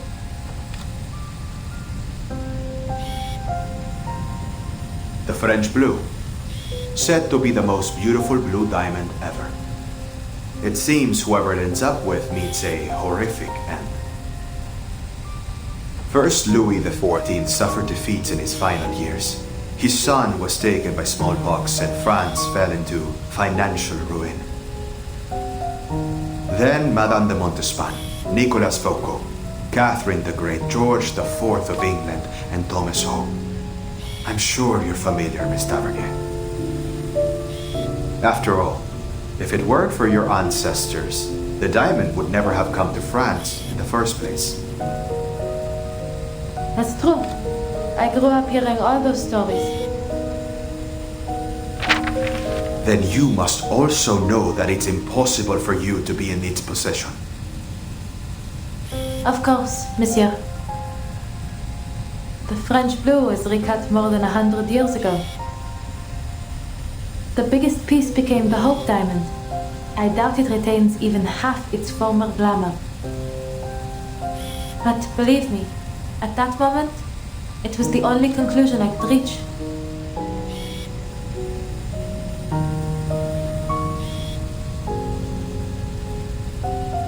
That diamond in my hand could only be the French blue.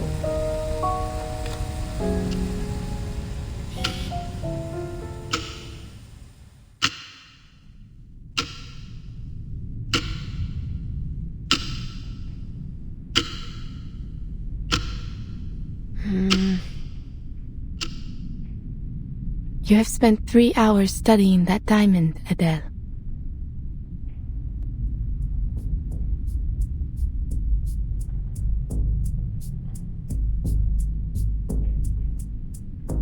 It's real. Whatever do you mean? No sign of forgery. Weighs around 60, 70, let's say 67 carats. And it matches the picture in my family's archives. But how?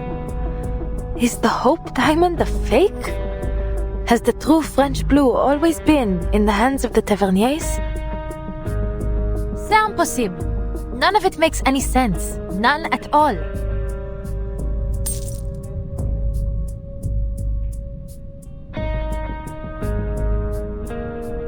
Madame Boaniche, what is the meaning of this? Are you playing tricks on me? Am I seeing illusions because of that cleansing ritual?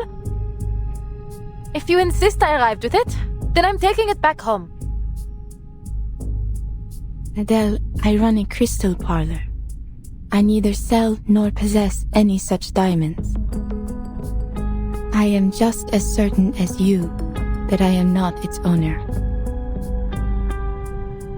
This diamond, this French blue, it doesn't exist. It cannot exist. And yet here it is before you. It has passed every test.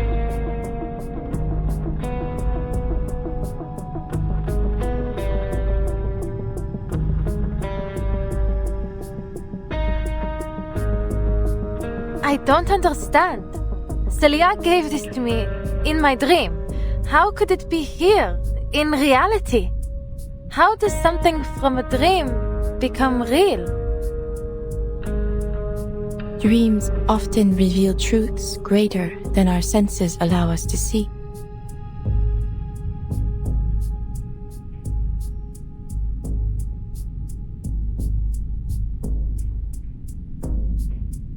The material world is a result of contraction, shattering, and reconfiguration of Pneuma on its descent through 4 primary spiritual worlds. Everything we see is a mere manifestation of its true form. If destroyed in this world, it will yet persist in the spiritual world. So long as the idea of it remains, it may return to the world of matter through an emanation of Pneuma. Perhaps this diamond in your hand is the idea of it, manifested for a second time.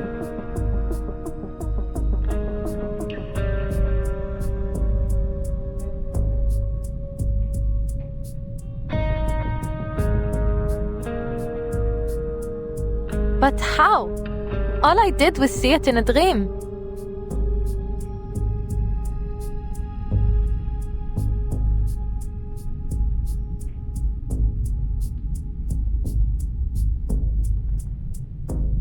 So if this dream made the diamond real, why only it? Why not my friend Celia? She was there too. Damn it all! It's like I'm trapped in a dream where you just know something awful is about to happen.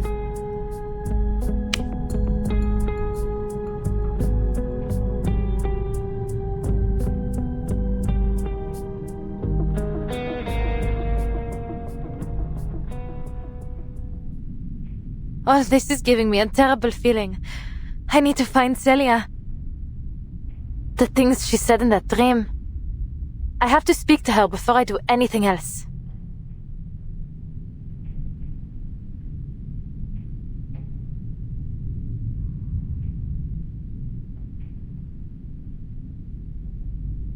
Would she be at the campus now? Or still in the field? Maybe I should wait for her at her place.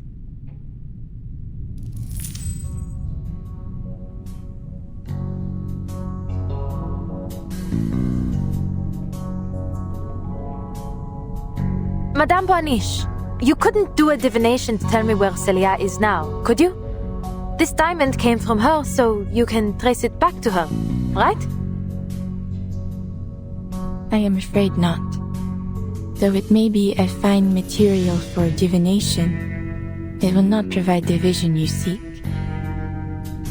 If we are to find your friend, we require an item she has often used, or something dear to her. No problem. I just need to pick something up from my place. Please, madame, would you wait here for me? I'll be back in 30 minutes at most.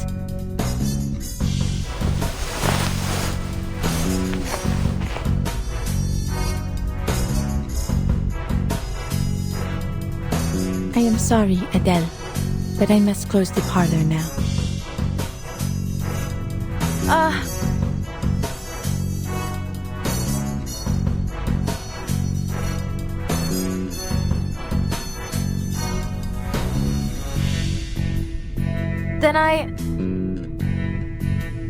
But I am willing to take a little detour on my way home. if I can be of help.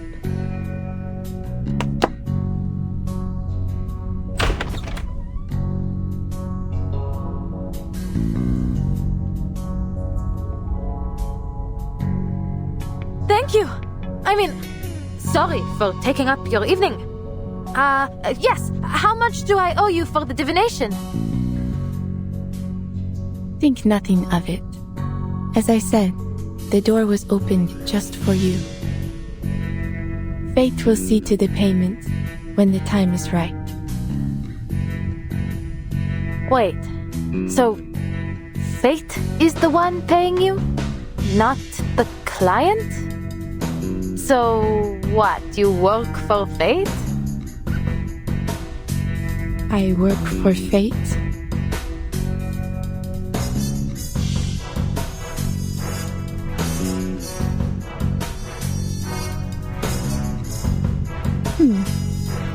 I have never heard anyone put it quite like that.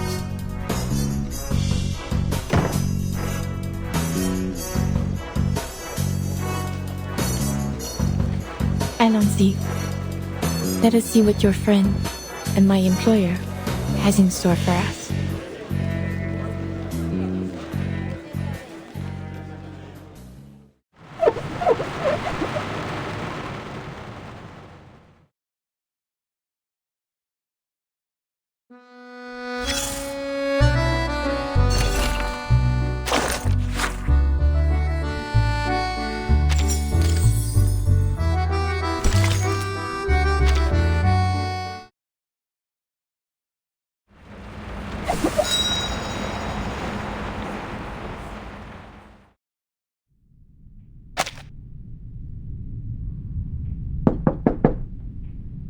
Celia? It's Adele. Are you home? I thought not.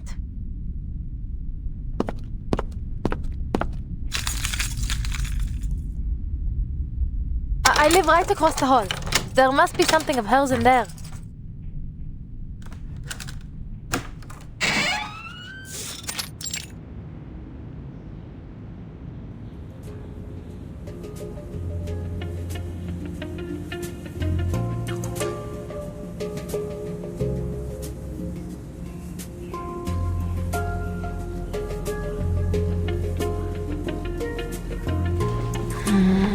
Come on, Sissy, you must have left something here.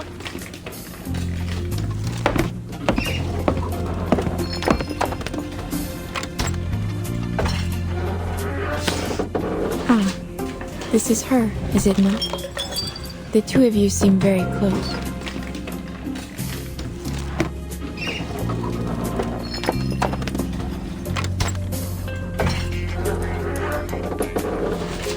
Almost like sisters, actually.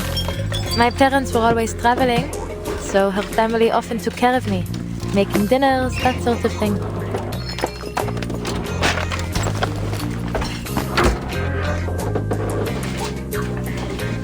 Looks like the quiet type, doesn't she?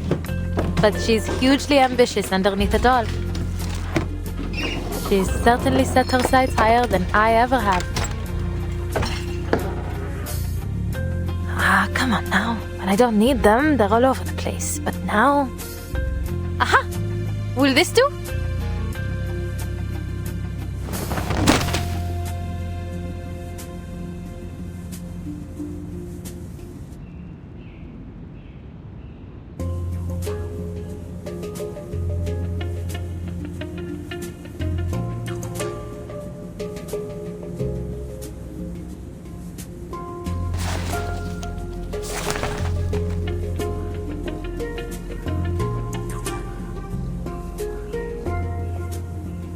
Madame Barnish?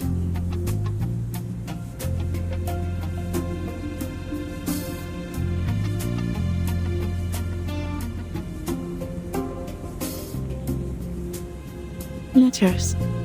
Yes. They would do nicely.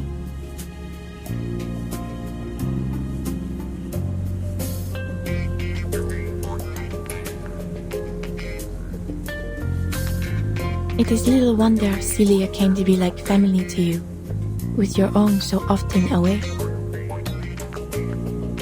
Right. Not that I mind, really. They've hardly been around since I was little. I see. Shall we begin? Let us find this chosen family of yours.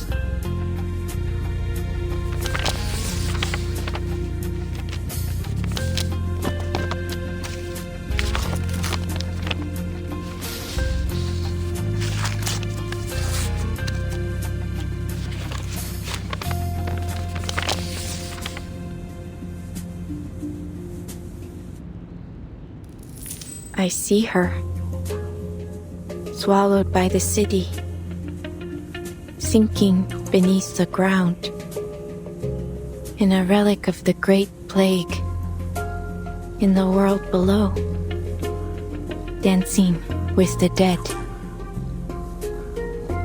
Swallowed? Beneath the ground?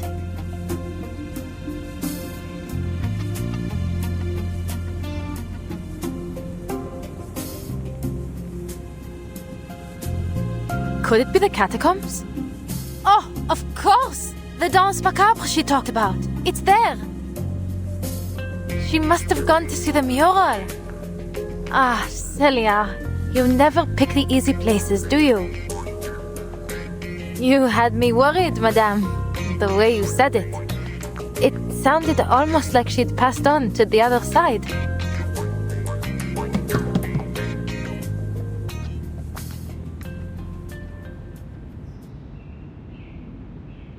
I see you there too, Adele.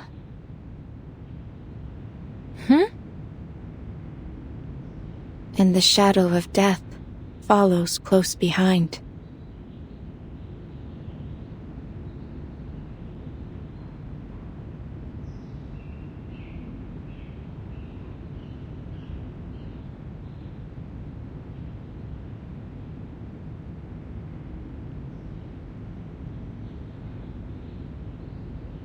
Ha! It's hardly the first time I've been warned about the shadow of death, is it? There's no way I'm leaving Celia there by herself after what you've said. Your vision may be right, but still, I'll make my own decision.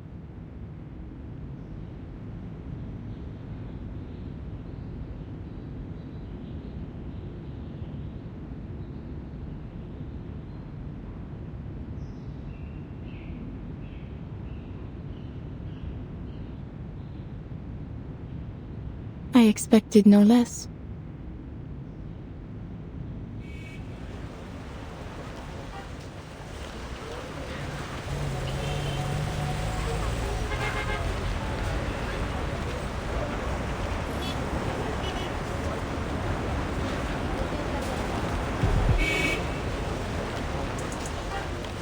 Madame Boniche, if you'll pardon my asking, can dreams be controlled? Think first of matter as the lower form of spirit, and spirit as the refined form of matter. When we dream, we tread in the spiritual world above, and thus we may shape it, just as we do our material world. Then, is it possible for a diviner such as yourself to decide what I dream?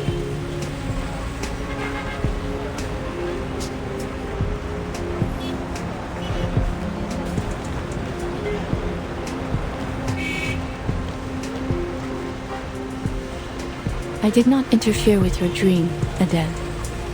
But, if your concerns are too great, you do not need to accept my readings.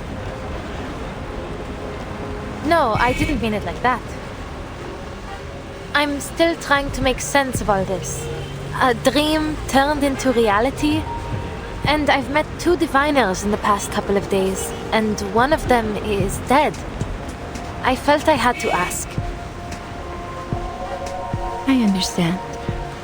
I would feel much the same were I in your position. Thank you. I should take you home, madame. I know a shortcut.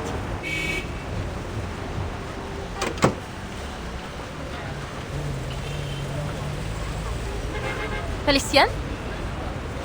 You're just getting better and better, aren't you? Leaving me waiting once again. What's your excuse this time,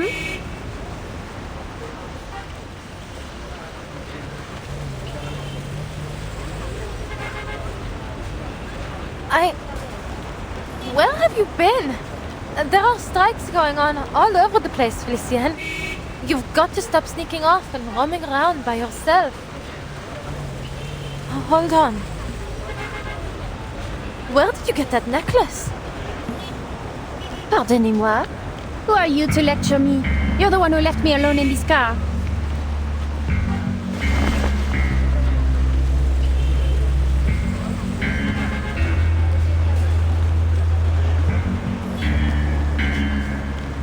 That necklace? Celia gave it to me. How did you get it?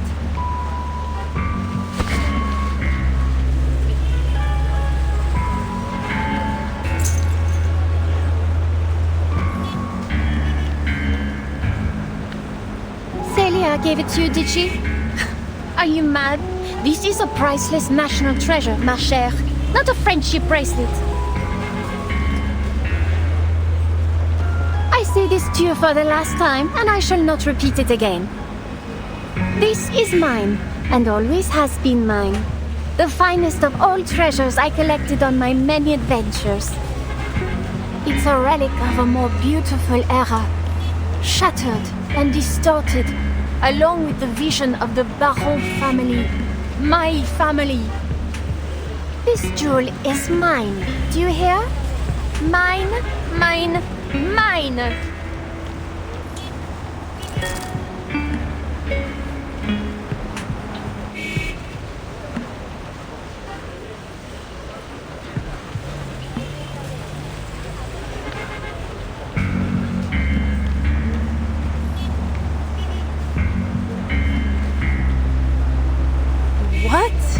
What are you talking about?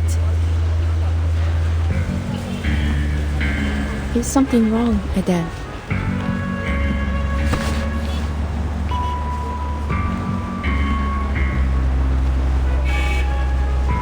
You are still worrying about Felicien, is that so? Well, not anymore. It turns out she's been waiting for me in the car. And, Felicien, what do you mean it's yours? Felicien?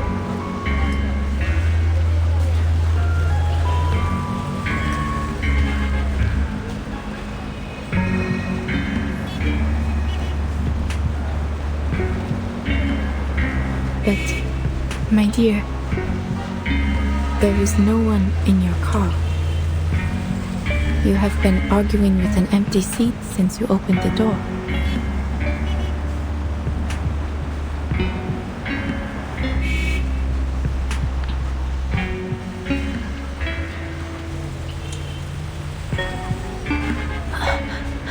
How?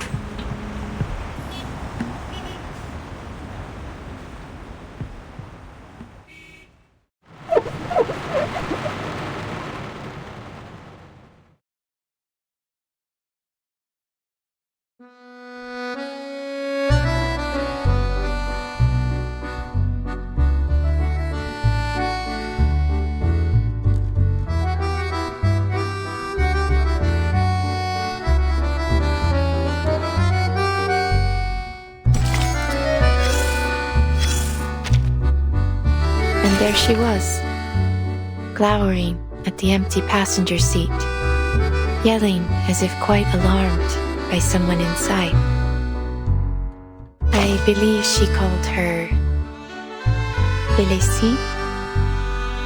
No, Felicien. Yes, that was her name. Indeed, I once knew a Felicien as well. Well, it is far from a common name, that much is certain. But then such a coincidence would border on theatrical, no? That said, the Felicien I knew. And there she was. Yes. You do know how to make me laugh. But Felicien is no Napoleon. She never became a household name. Perhaps her demeanor and her air of self-assurance gave you that idea. But I advise you to look a little bit closer. That said, the Felicien I knew would not take well to being mistaken for just any Felicien. Before the Second Industrial Revolution, The blood in her veins was more prized than liquid gold.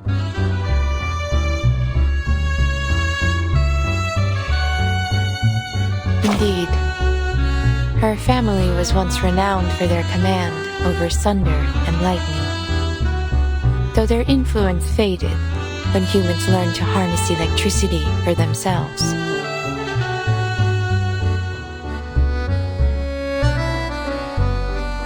Even so, the fortune her ancestors gathered would keep the family running for another 2 centuries. More than enough for our Felicienne to live a truly opulent lifestyle. Precisely. When she was born, this storm had not yet begun. Not that it matters much, you see. In times like these, those born before the storm often still cross paths with those of another era. Just like you and your friends. And myself and Bloom. Yes, the Felicienne I knew disappeared long ago. Absent a miracle, I doubt anyone will ever see her again.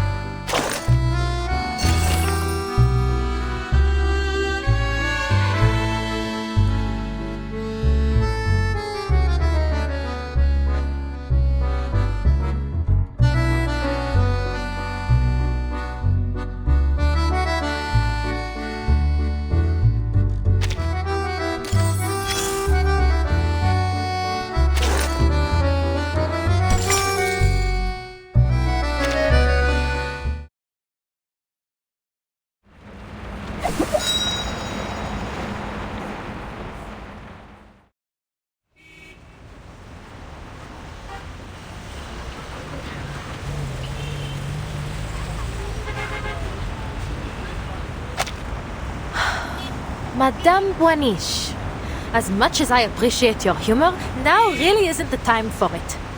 Where did she go? I'm quite used to her attitude, but stealing that necklace crosses a line.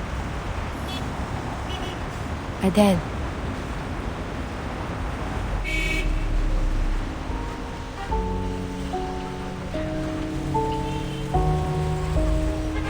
Felicienne was never here. Perhaps it fell out of your pocket. Allow me to aid you in its return. I believe it is best you not act alone in your current state. Ah, I've got it now. She didn't come to your parlor today, so she must have gone somewhere else. And she's been waiting in the car ever since. No wonder she got angry and stormed off.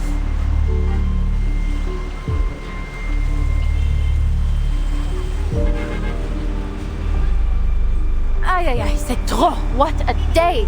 I think it's better we speak again another time, Madame Boiniche. Would tomorrow work? When did you first meet this Felicienne? Oh my goodness!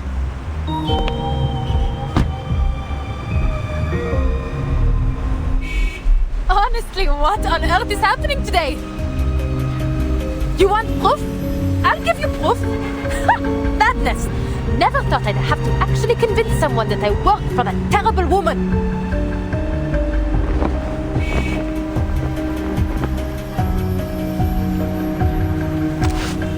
It was raining. She started complaining about the mud on her shoes the moment she stepped into the car, then insisted we head straight to the Champs-Élysées.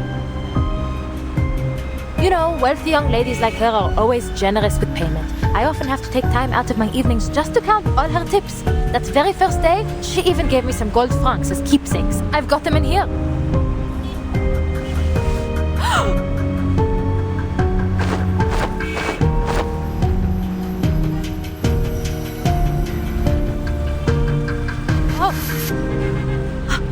I must have put them somewhere else.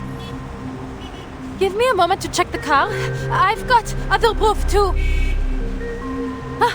The macaron boxes. There's a full one somewhere, and her hair, little bits and pieces she left in the car.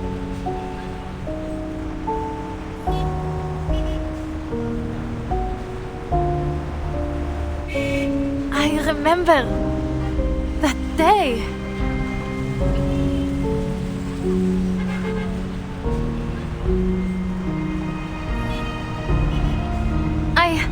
I must be tired. It's been a long day. It'll come to me soon.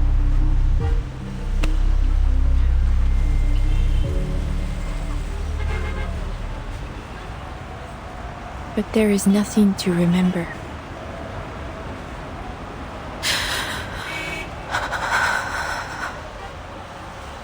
Something's wrong with me. Prophecies, dreams, the necklace. It's all playing havoc with my mind. I need to clear my head.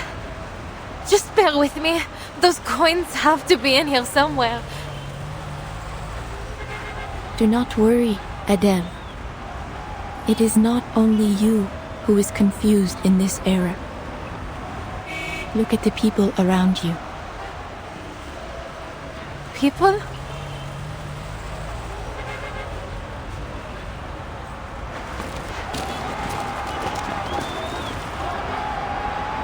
No more atrocities! No more oppression! Liberté! Égalité! Stand with Paris! Stand with the people! Pour the commune! For France! Excuse me, monsieur.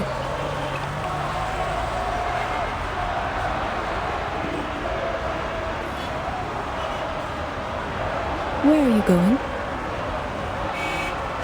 We are following the Garde Nationale to fight the Royalists! Yes! And then I'm going straight to the pawnbroker to get my mattress back. You do that, sister. Brighter days lie just ahead if we fight as one for our city! It is no easy feat, but your voices today may echo further than you know. You will triumph in time. Merci, madame. Pour the commune de Paris!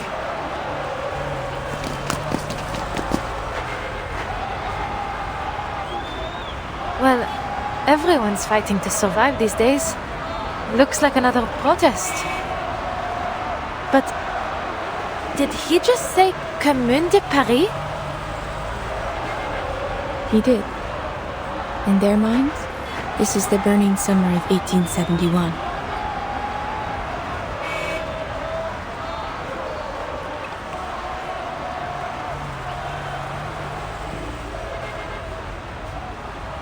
Unconscious thoughts, countless in number, are converging upon this city.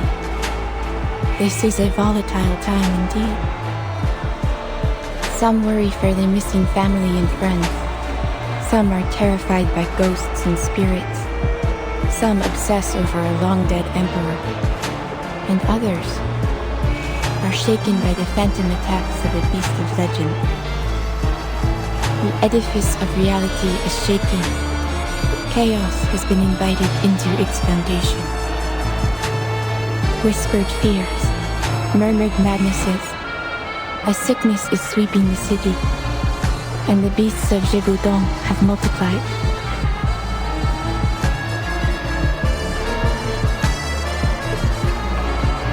Those who invited this chaos did not comprehend that the flaws of reality are not the fault of a single person nor group of people. This is not the way to mend Paris. Everyone, everything has an identity, whether it be individual or collective. To attempt to unify them all so recklessly will not create order, but chaos. Chaos is what turned those people into beasts. You mean the sightings of the beasts of Gévaudan were all people? That the citizens of Paris have been turning into monsters? Then are they the ones who killed Madame Raymond?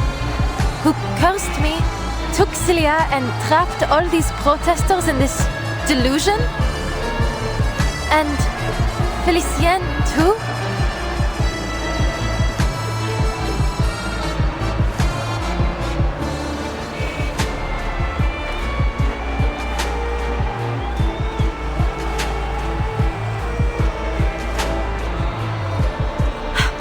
Truthfully, madame, I'm having a hard time believing you, or even my own eyes. Everything turned completely mad the moment I entered your parlor. The beasts of Gévaudan were nothing more than a rumor before I met you. But in your parlor, in that dream, there they were, attacking me.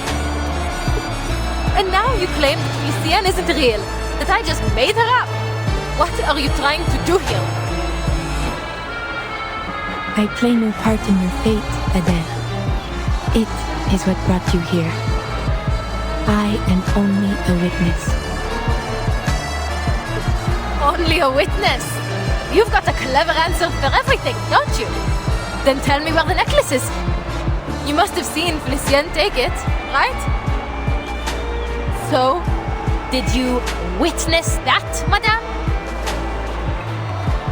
You received that necklace in a dream. It is only natural that it would vanish into another.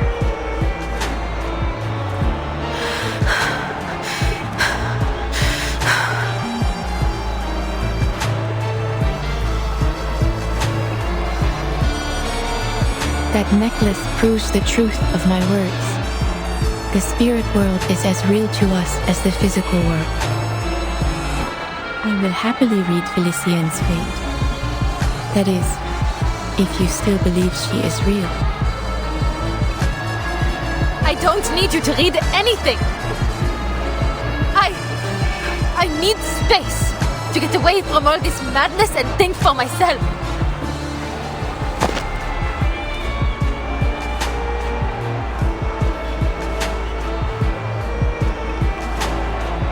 Adele.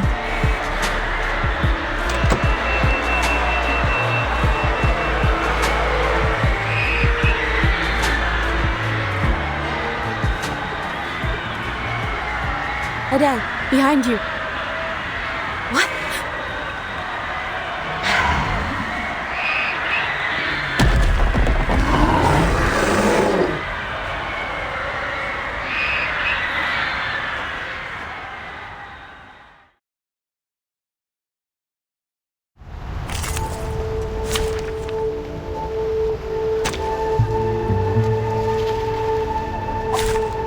Program activated.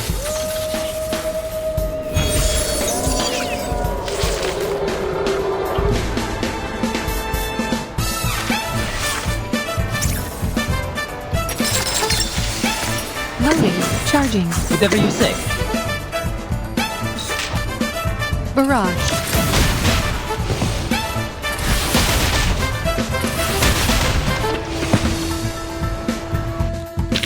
I'm glad our employee evaluations take combat.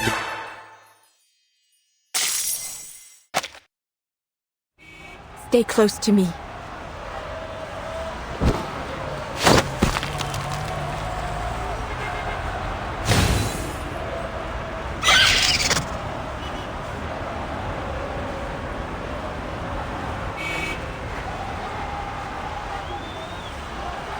Your hand. Did it get you? Bon sang! This is no dream. How did they get here?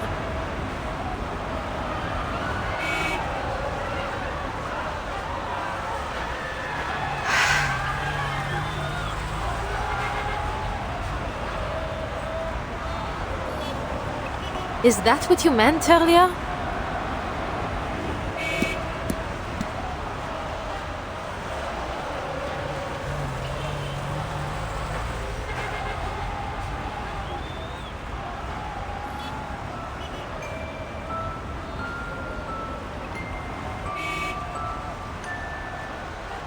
Maybe you do have a point. At least about the beasts of Gévaudan.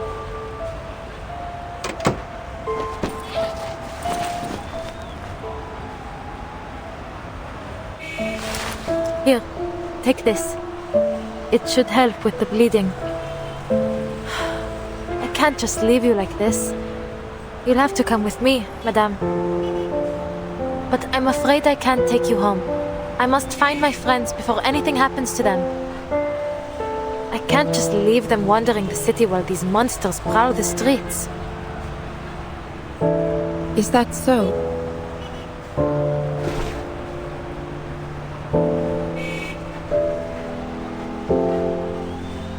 I foresaw death in the catacombs, and yet still you aim to go there. Of course. I've made up my mind. I need to find Celia. I don't care what it costs.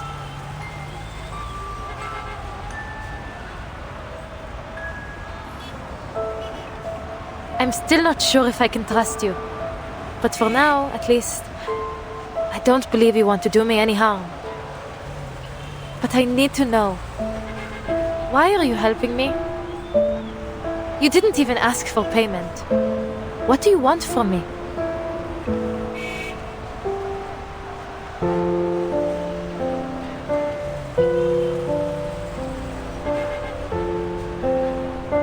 So this is what you choose to ask. Why wouldn't it be? Of all there is to question, your future, this chaos, you choose to ask about me. What's so strange about that?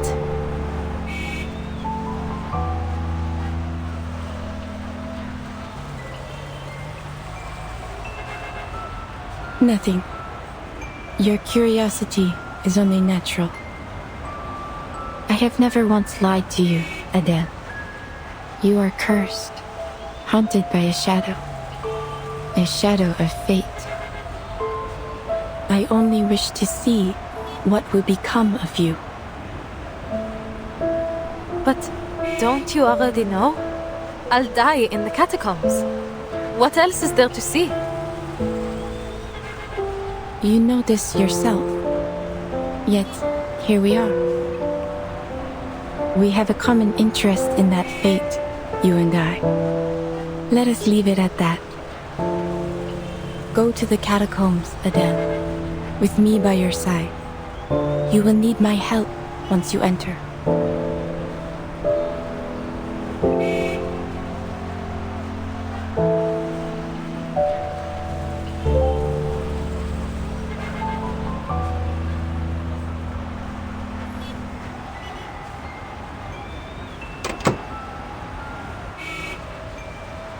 Please, get in. Careful. Let me open the door. Merci beaucoup.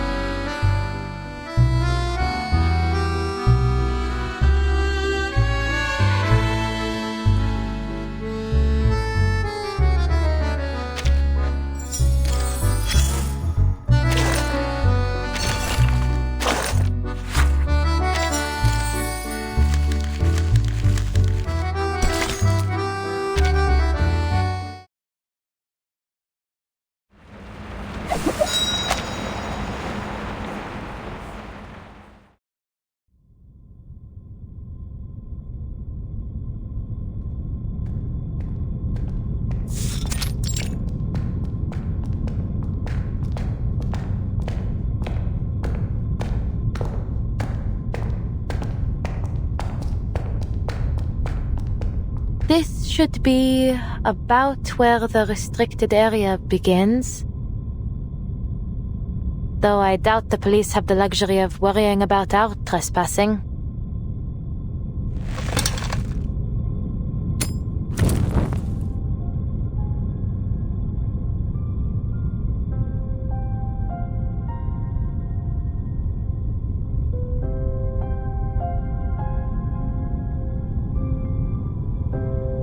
I've always wanted to explore the catacombs.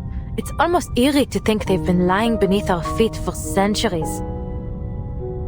And it only got spookier once they started stuffing the dead away down here. A vast labyrinth lined with skeletons. But despite the spookiness, I still feel it has a special charm.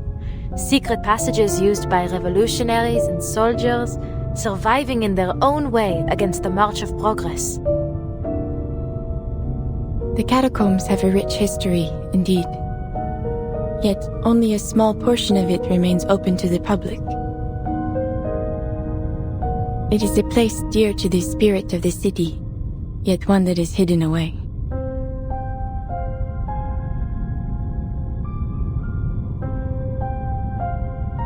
Oh, pardon. I'm treating you like one of my clients. I'm sure you don't need a guide to tell you these things. En plus, we aren't here for sightseeing. I need to find Celia and get her to safety as soon as possible.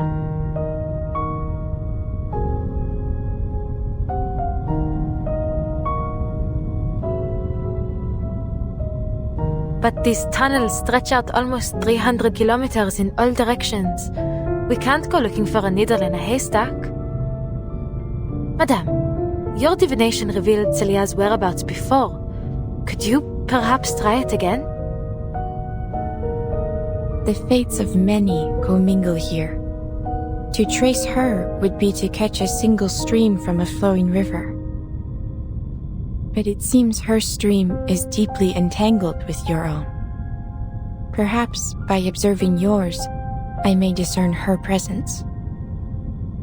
Your stream is quite unique. The familial curse you bear.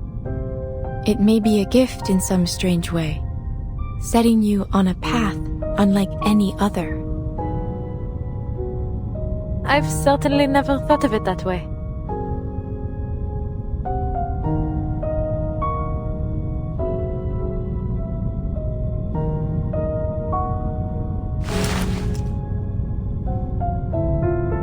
But you're saying you can track her, n'est-ce pas?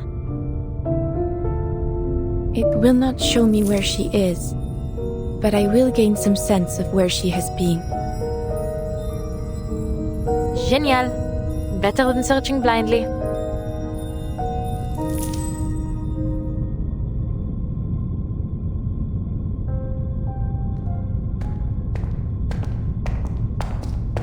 To the left.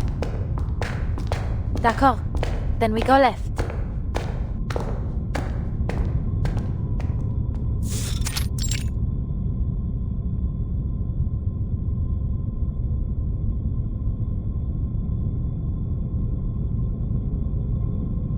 Wait. I should leave some sort of mark.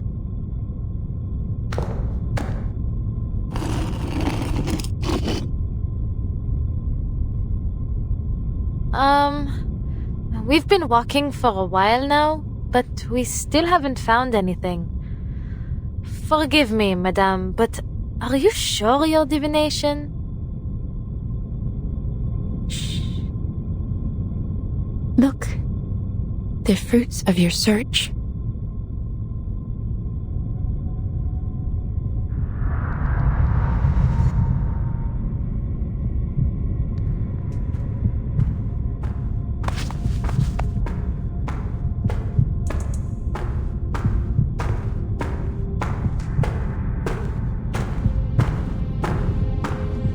Who's there? Oh, a fellow explorer. What luck. You see, my headlamp's gone out and I've been separated from my students. I wonder if you might help me get to the surf... Wait, you? Are you not that same young lady from yesterday? And you, Madame Beryl Boiniche? What on earth are you two doing here? You know each other?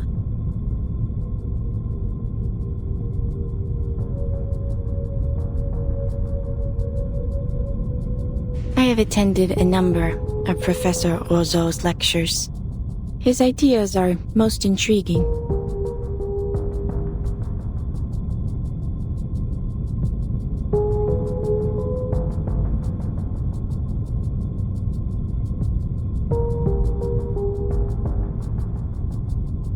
Was Celia with you, Professor? I've been looking for her. It's serious. I tried calling the campus, but no one answered. Celia? She was supposed to join us today, yes.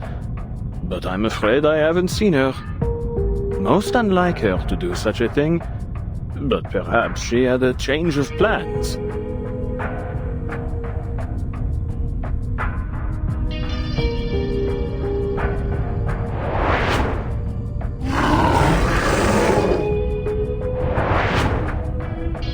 Forgive me. Huh?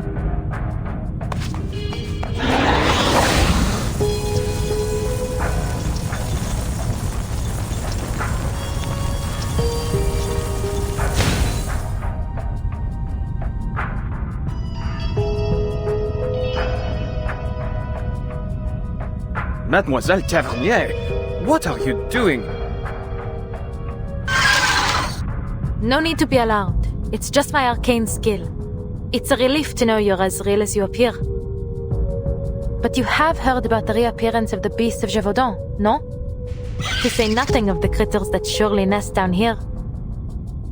Monsters wearing human skin could be lurking nearby. We can't be too cautious. I appreciate the warning.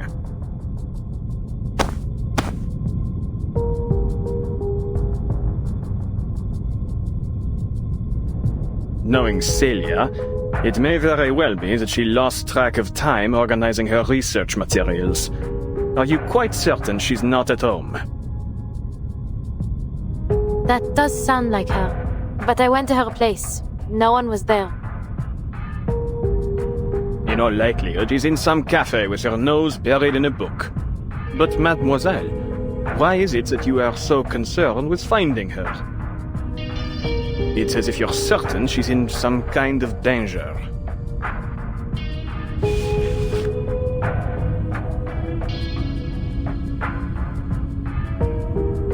She may well be. Madame Boaniche has had a premonition.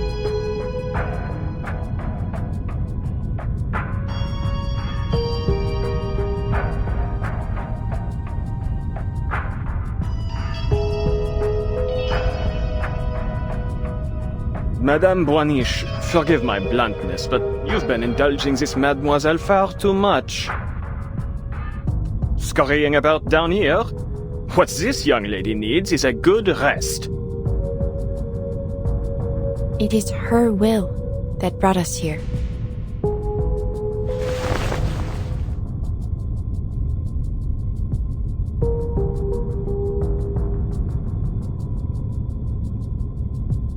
Mademoiselle, I know you're a dear friend of Celia's and worried about her safety. But you mustn't let yourself become paranoid, especially with all of this hysteria spreading through the city as of late. Are you saying I'm making things up? That this is just some kind of mania? It isn't! Absolutely not! How else could you explain the necklace? There may be many explanations. Many, indeed. Though I fear, in the worst case, that you've been under the spell of this mania for much longer than you realize. Think, mademoiselle, this necklace you were given in this dream of yours. Where did it go? Where is it now? It was Felicienne. She...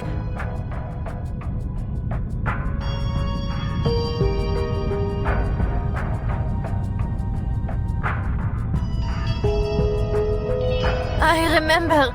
I saw it.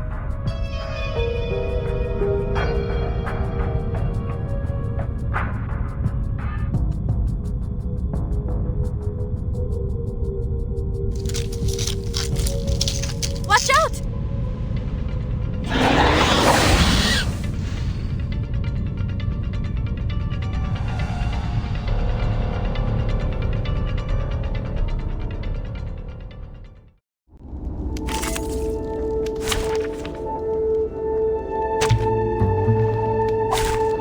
I'll do whatever I can.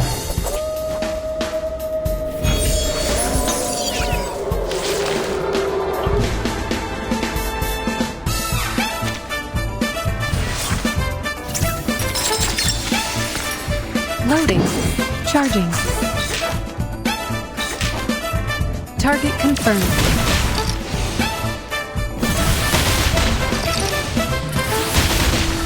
Eliminate target.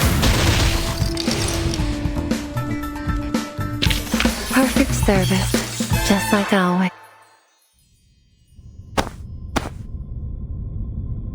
Please, mademoiselle, those were simply ordinary critters, not mythological beasts. I'm afraid my verdict stands. What you need is rest, my dear.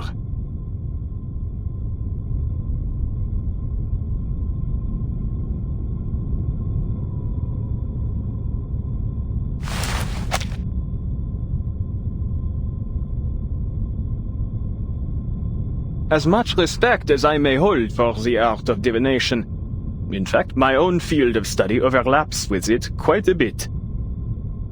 Ultimately, divination is but a tool, and an auxiliary one at that. In this era, everyone is clamoring to find the true path out of their predicaments, but I have yet to hear of anyone who has found an ultimate answer. I believe that it is only when all of society is united that we will have any chance of success. Indeed, that is my team's and Celia's shared goal. There are, of course, those who claim to have found the secret to creating such a society, but they are nothing but imposters. Little do they know that the lies they spout are destined to backfire, causing suffering and disaster as they too are devoured into the collective unconscious. We must make our own decisions. Wouldn't you agree, Mademoiselle Tavernier? I suppose you have a point.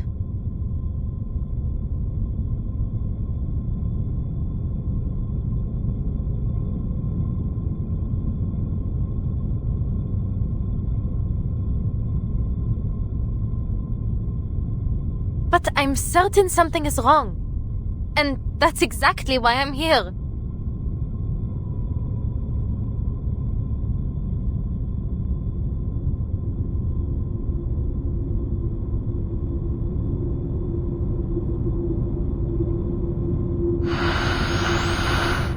Celia? Don't go! Adele?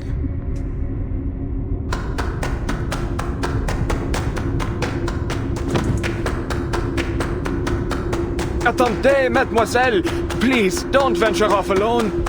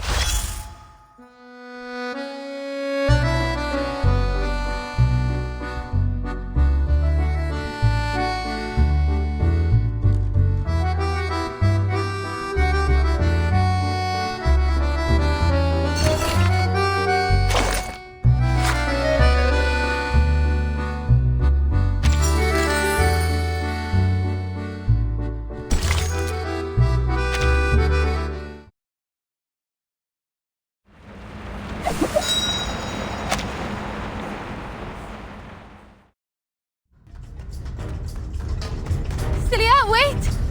Why are you running from me?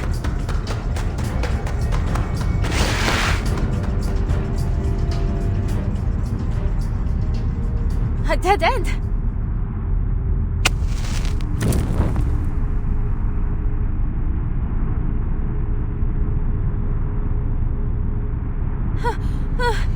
Where did she go? Adele, why are you with them?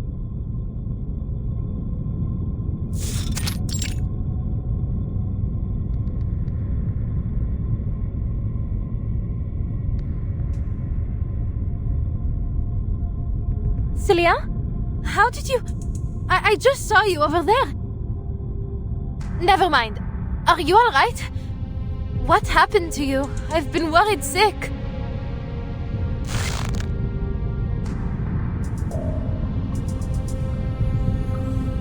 Answer me. Why are you with them? Them? Who do you mean? Manus Vindictae.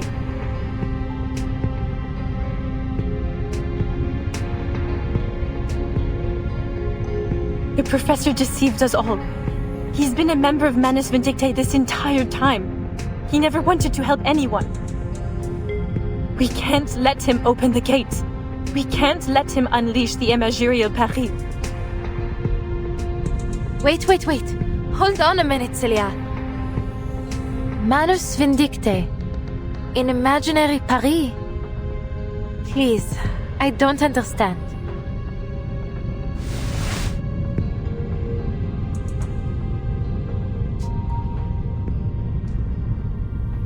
Do you remember Vincent? The madman that rammed into my car? He turned into a beast of Gévaudan in my dream. You were in it too, Celia.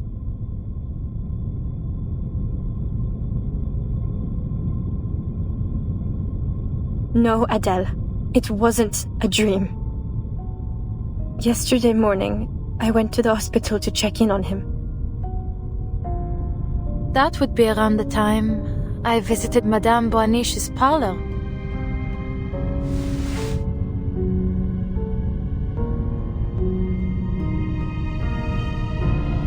But when I arrived, I was told that he'd been taken to his hometown by his family. I truly didn't think much of it at the time, although I was remiss to have lost my chance to say goodbye. But on my way back, I saw him again. He was getting into a car, one that I recognized right away, Professor Roso's.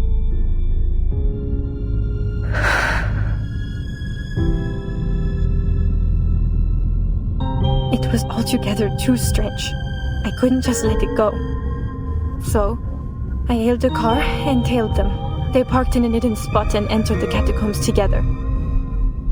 They kept going deeper, and I followed. I don't know how long we walked, but it felt like we were descending into hell itself.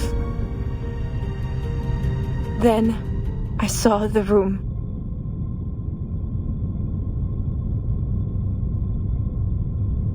You should feel honored, Vincent. Few have ever had the privilege to stand in this place.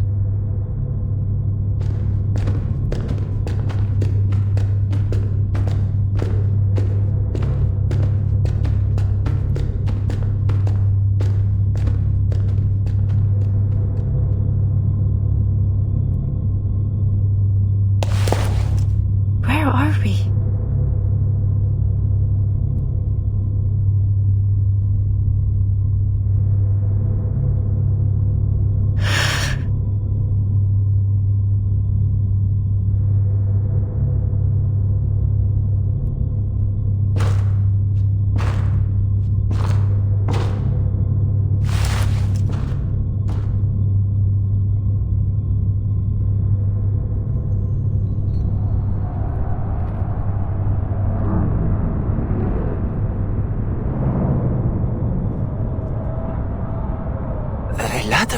I thought we were already in the deepest part of the catacombs.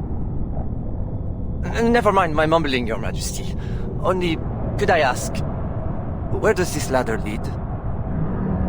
As above, so below. Don't let appearances fool you. Huh? You mean... Yes, this is its entrance.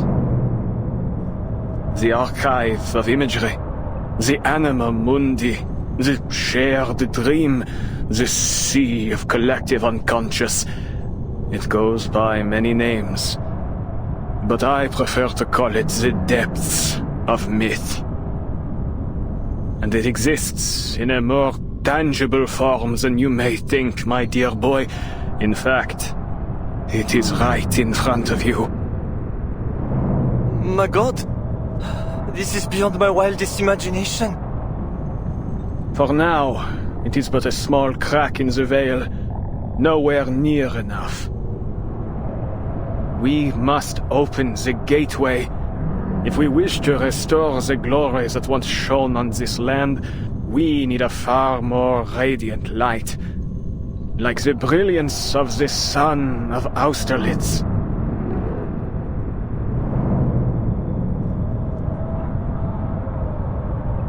As I told you, there is risk here.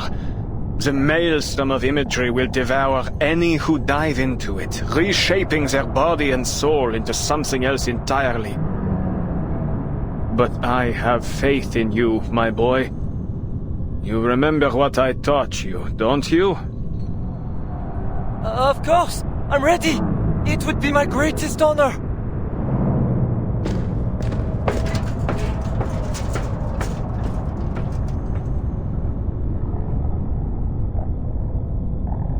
You must find the key. The French blue, a pivotal discovery by one of our most venerable pioneers. Sadly, her existence dissolved into the depths of myth just as she had nearly claimed it. Still, her discovery has paved the way for our victory today. Together we will build a bridge between the material and spiritual realms, one that will guide us toward a more perfect world. Have you found it, Vincent?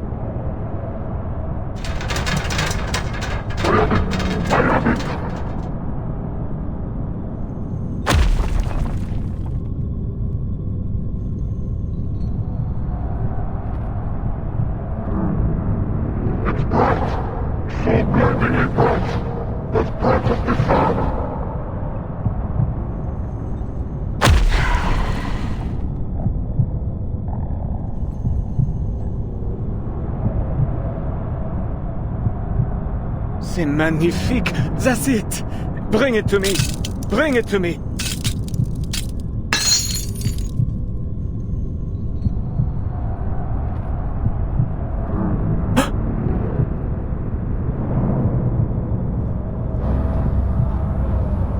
What a shame, dear boy. It seems you weren't worthy after all.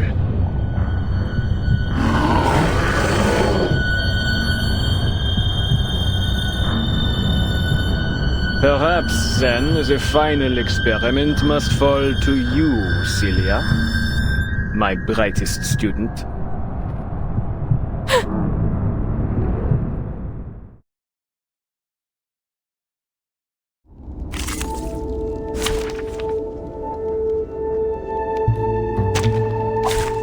Many streams are converging in this place.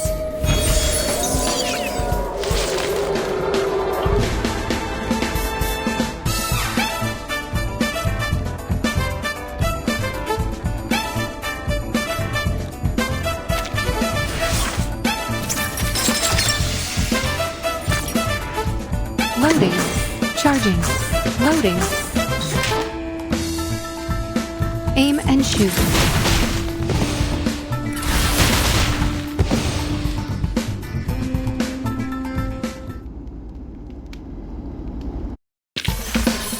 Voilà donc celui-ci.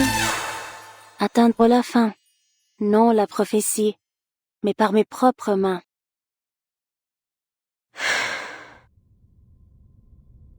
Laurent Rousseau is a madman.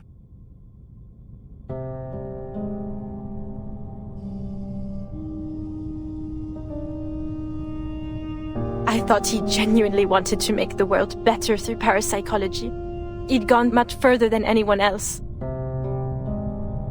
But I was perhaps too foolish, too naive to realize that all his novel theories, all the inspiring dreams he shared with us, were lies, meant to ensnare us, to use us. All those rumors of monsters in the city, the madness in the streets, the disappearances, they were his handiwork. He and Manus Vindicte. Professor Rousseau? The depths of myth? Manus Vindicte? I saw him. Vincent. He became a beast of Gévaudan. I saw it with my own eyes. Then he turned to me and...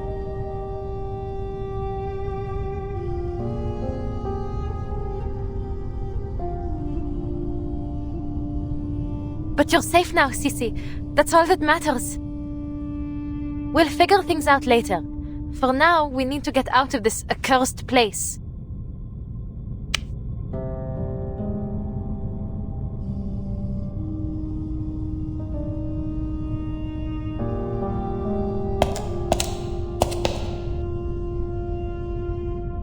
Sissi? What's wrong? Allons-y, come on, we have to go.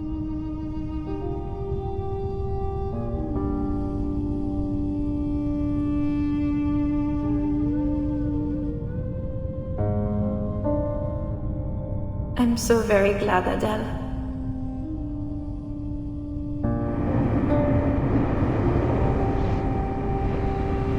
I still truly see myself through your eyes, n'est-ce pas? Sissi? What do you mean? What else would you look like?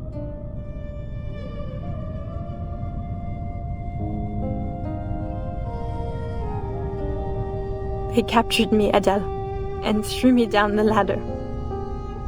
So many voices flooded my head, an endless number, until I couldn't feel my own body anymore. They told me things, whispered about this Manus Vindictae. Everything struck me so quickly, so chaotically, yet it felt so long, like an endless moment. But I found something in the current, a diamond, the key to all this. If that diamond falls into their hands, they'll use it to unleash the depths of myth. And when that happens, all of Paris will be drowned in the maelstrom of imagery, and I'm afraid everyone will suffer just as Vincent and I have. I had to get the diamond away from them. I had to make sure they couldn't use it. But I remembered what you told me, Adele, that the real French blue was recut long ago. Then the diamond must be an imitation, something fabricated by Manus Vindictae, no? So a thought struck me. If it's only a forgery, then your arcane skill can destroy it. I kept thinking about that, over and over, and told myself I had to reach you. Then, just like that, a car door appeared in front of me, one I truly could not forget. It was your passenger door.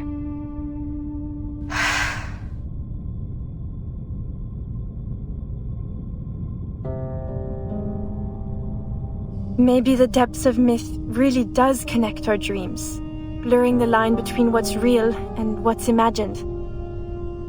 At the very least, it led me to you. So then, in that bizarre dream, it really was you? Yes, it was. The depths of myth, how it connects us, truly is amazing. But I'm afraid I can't go any further. Too much has changed. I've changed.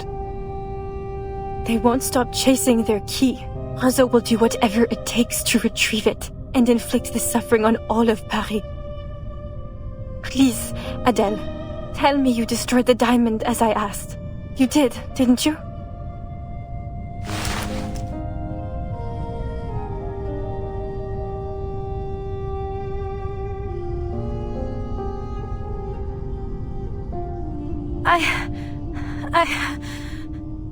It was all so strange and confusing. I was worried about you, and I thought the diamond might be the only clue as to where you were, so I didn't destroy it. It should be with Félicien now. Félicien? Quelle horreur! You can't mean that, Félicien! That's right. I told you about her over dinner. No, this is terrible. I see now, they're all... Listen to me, Adele. Félicien is an enemy. She's with Manus Vindictae. You mustn't trust her. She's more dangerous than she...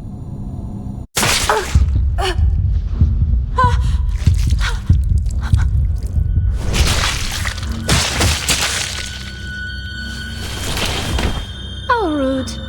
You really ought to reflect on your choice of friends, ma chérie. I have no patience. for personal slander.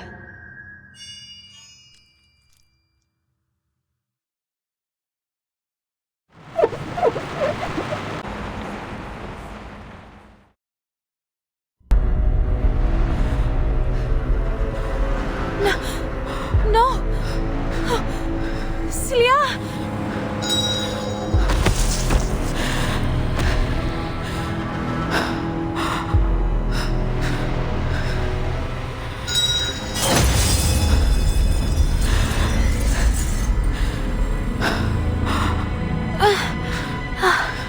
My head hurts.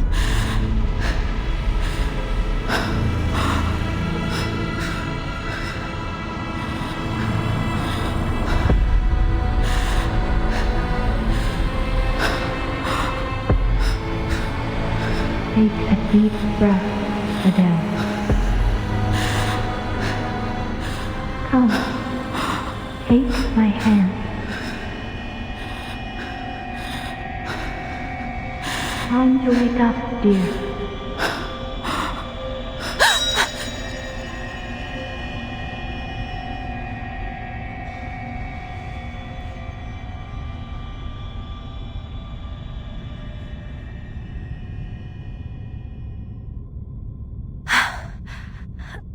Madame Boaniche?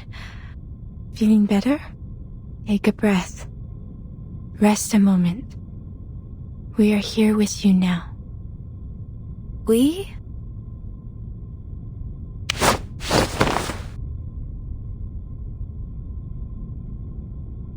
Stay away from him, Madame Boaniche. He's the one behind all this. What? Celia told me everything.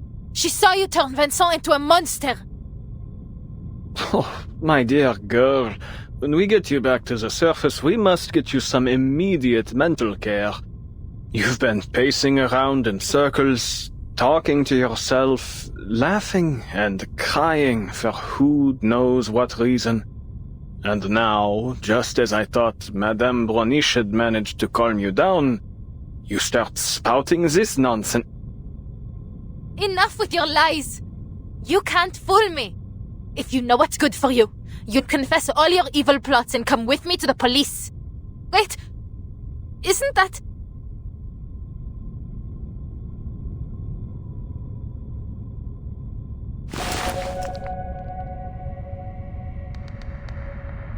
that mark? It's the one I made earlier.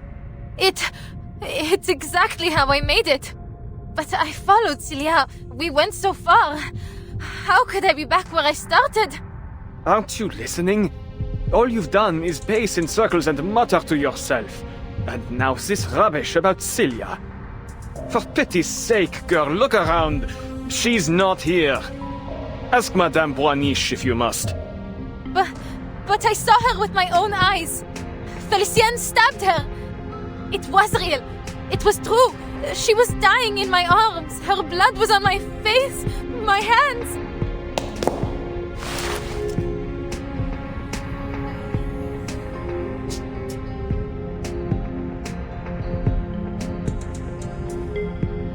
How could this be? This must be another one of his deceptions. You have to believe me.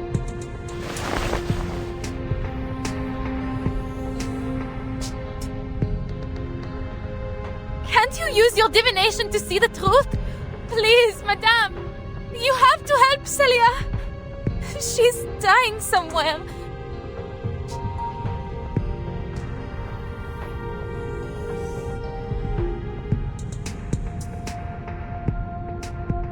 It seems this curse still shadows over you. What you saw were simply illusions. Rest assured, I will do what I can to help you through this.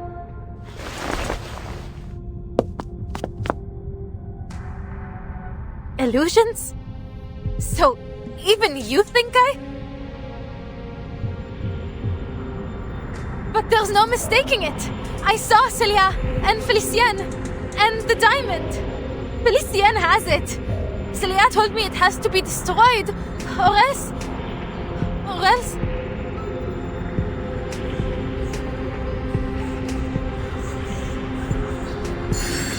diamond? You mean the one strung around your neck? Huh?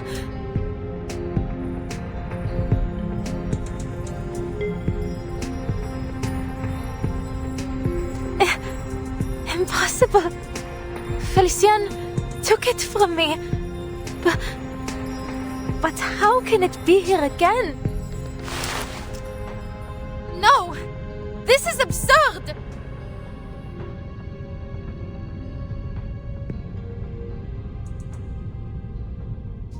Celia was right. This wicked imitation must be destroyed. It must be destroyed now! Come, Fefe!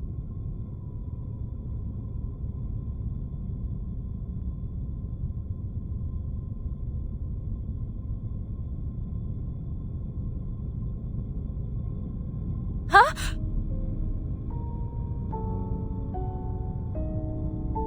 What's wrong, Fefe? Destroy the diamond! Fefe?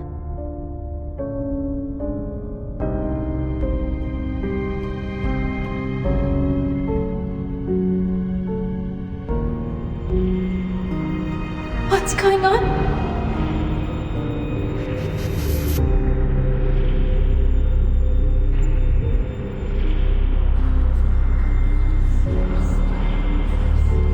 This is all too strange. What was I doing again?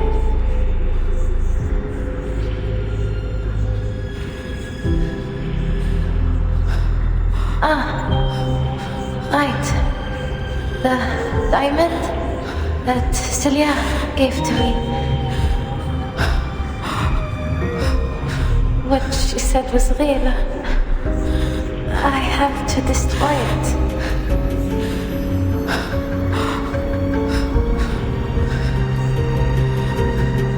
But this isn't any ordinary diamond. It's the miraculous French blue. Do I really have the right to destroy a national treasure?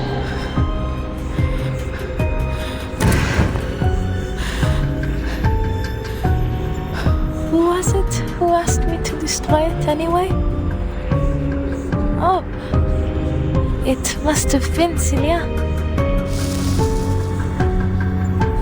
But Celia, she gave the diamond to me. It's mine!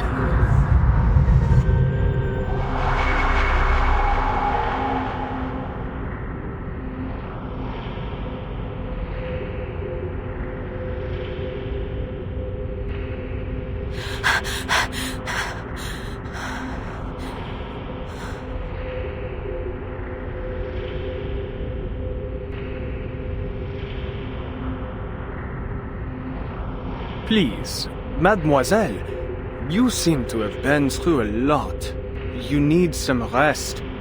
Perhaps some fresh air might ease your symptoms. Come, I'll lead the way back to the surface. My colleagues and I have a reservation at a restaurant nearby. Please, join us for dinner.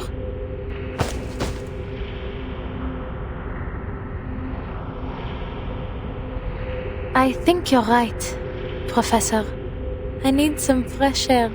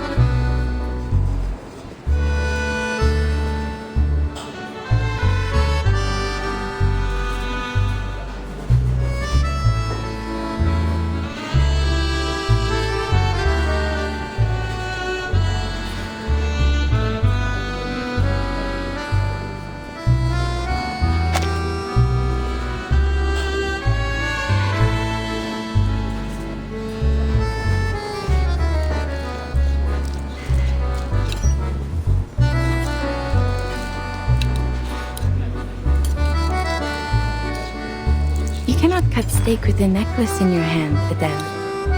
Why not put it down? Just for a while. No. Thank you, madame, but I can't afford to lose it again.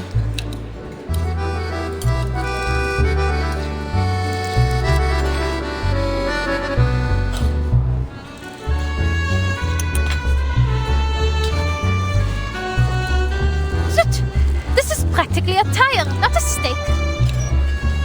Allow me. No. Thank you.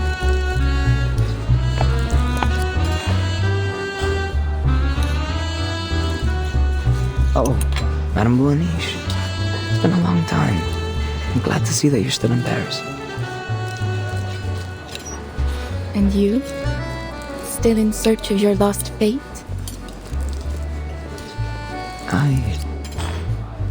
I'm not sure anymore. What you said may have been right. Fate is a kind of erratic stream. To search for meaning in it or impose meaning upon it is pointless. Even so, some part of me still longs to try. Perhaps it will one day be in reach. But I wouldn't want us to dwell on my insignificant problems. I understand that Professor Rousseau has made some interesting breakthroughs in the resurrection of the dead. So first, perhaps you'd introduce the Senora here? She is the one I spoke of before. The girl who stands at the confluence of streams. Adele, this is a regular of mine. We call him Hummingbird. A pleasure, I'm sure. Ah, yes. I see what she means. You look a little pensive, Senora. I wonder, have you found yourself seeing otherworldly figures and hearing elusive voices? Are you still yourself? What are you talking about?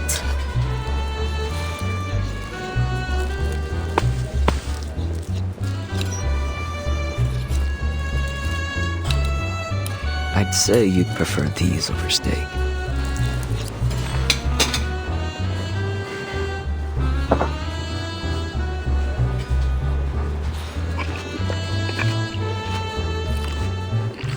They're passable. Though nowhere near as good as La Durée, I must say.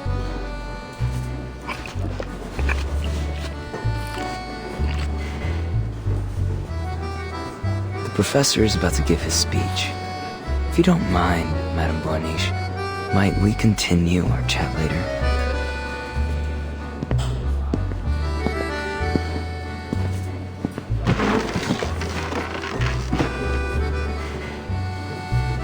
What on earth is Rousseau up to? He has an announcement to make. One that defines his life's work. Ah, it seems he's made himself presentable for the occasion.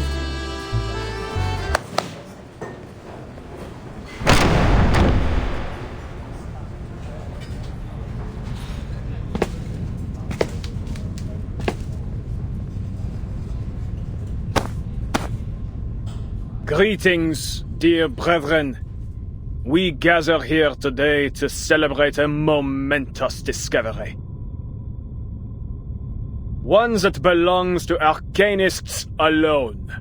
A breakthrough that lies far beyond the reach of human comprehension. Enough with the self-aggrandizing. Get to the point. I didn't come all this way to watch you pump yourself full of hot air. There's no need to rush, is there, Animus? We have all the time we need. Since the year 1999, our search for the Promised Land has never ceased. Following the will of the Guiding One, we have unraveled countless mysteries of this storm. For this great cause, many of our noble comrades paid the greatest sacrifice. their souls sowing the seeds of our coming harvest. Our endeavor was never expected to be easy. But tell me, has it ever crossed your minds whether this storm is the sole path to the promised land we have collectively sought to bring about? Further still, do all of us here, myself included, share in the same vision of that world?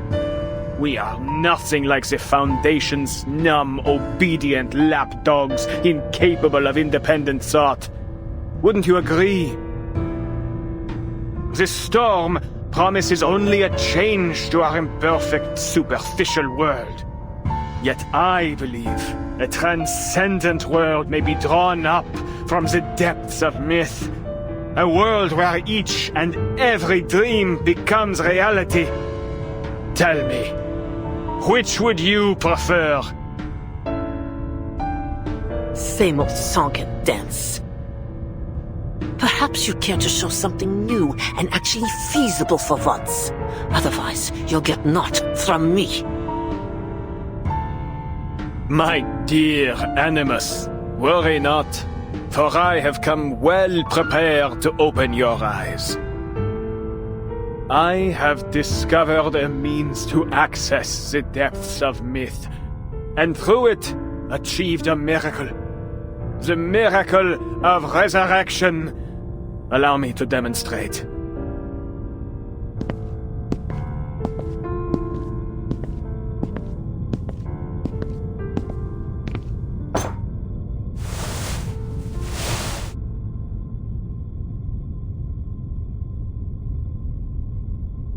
When one's flesh and spirit are fully immersed in the depths of myth, their body frays and sinks until, eventually, it disintegrates.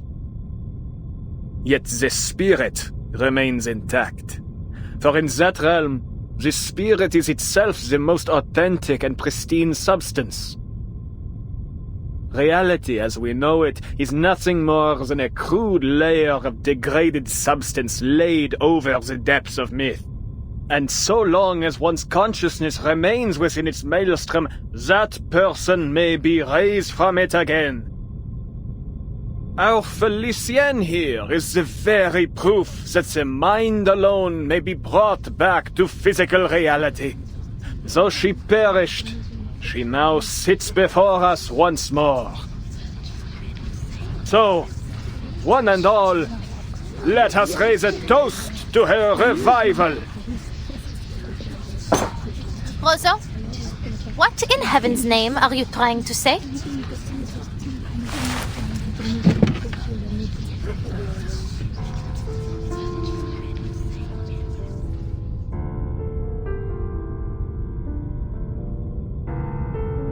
Ah, Felicienne, you've fully rejoined us now, haven't you? Won't you please introduce yourself? What do you expect me to say? You know very well who I am.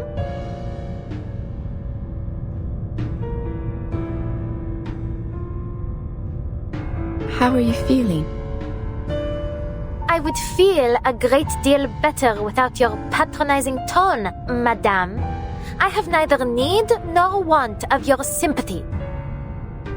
Ahem.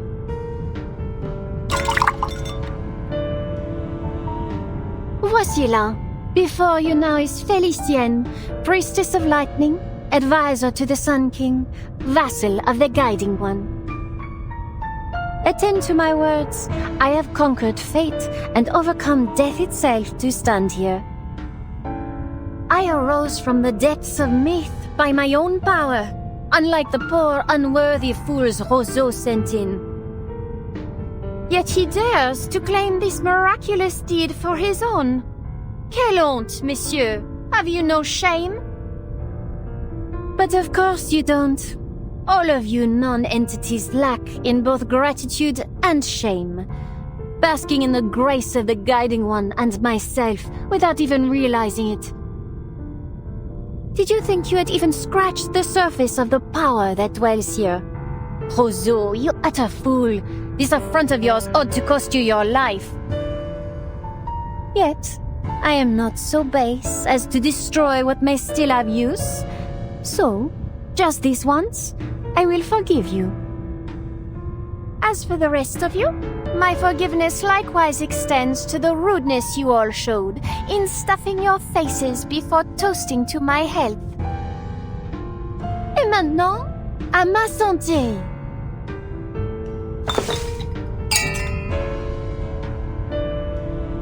This is a miracle. Bringing the dead back to life.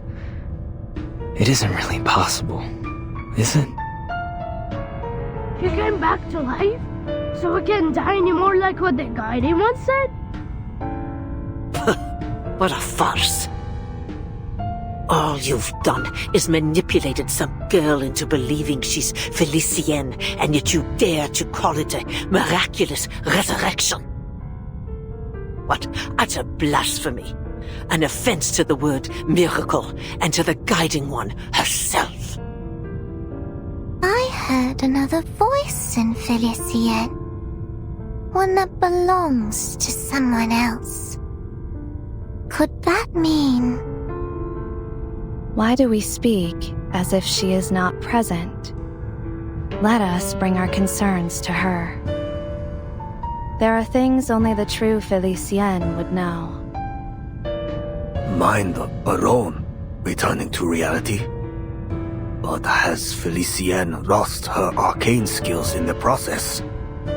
If so, then this revival is meaningless.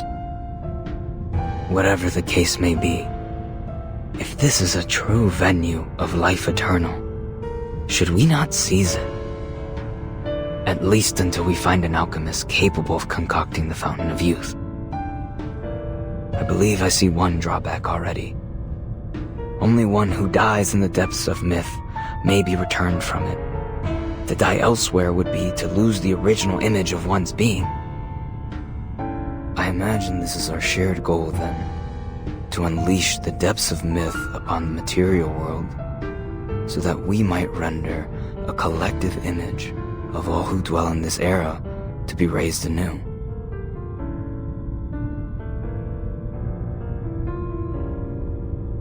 But ought we not to first celebrate Felicienne's return?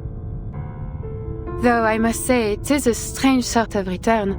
How different she looks, n'est-ce pas? True. This dowdy girl is a poor vessel for one so noble. Mind your tongues. You're speaking of my new body here. For all her faults, I would not call the girl dowdy.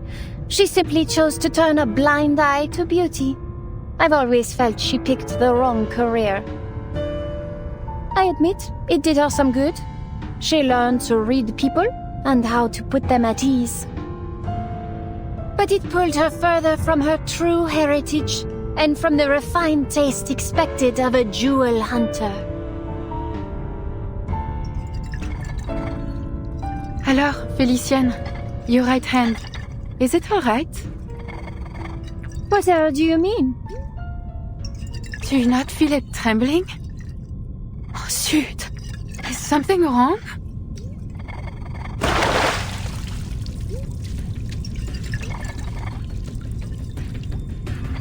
Oh, Adele, you insolent!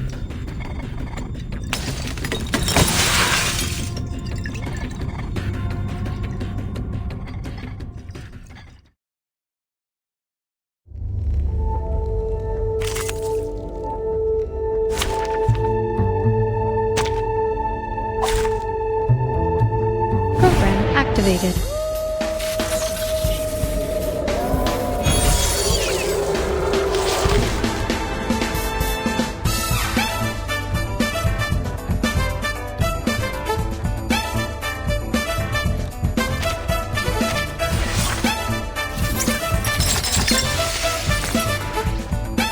Loading. Charging. Eliminate target.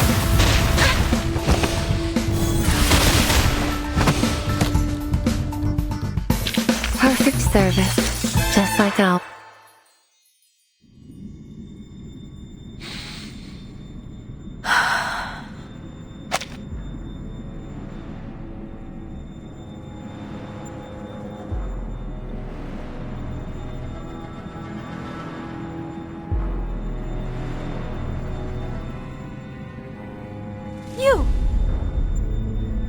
Manus Vindicte?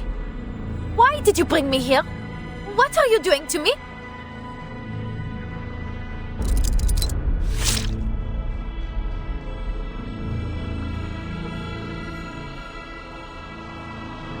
Arrête! I will not accept any damage to my body, Ustrina. Nor from you, Lyra. One move, and I'll burn you to a crisp, inside and out. What's happened, Felicienne? It is only us. We're still here at the banquet thrown in your honor. Stop your prattling, you rubbish dump. Another word and I'll rip that canvas to shreds.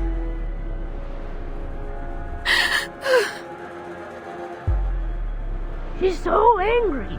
That means she has to really be Felicienne. Words of wisdom from a puppet of all things.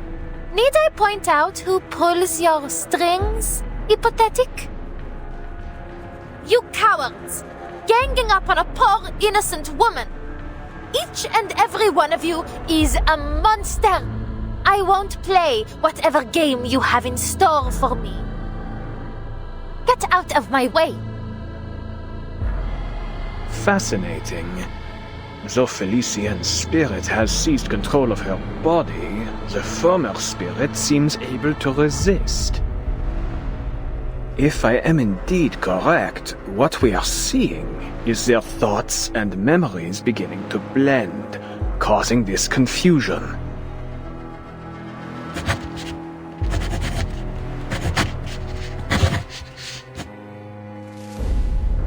Laurent Rousseau, you've been in league with Manus Vindicte all along. You were lying to me. Everything Celia said was true.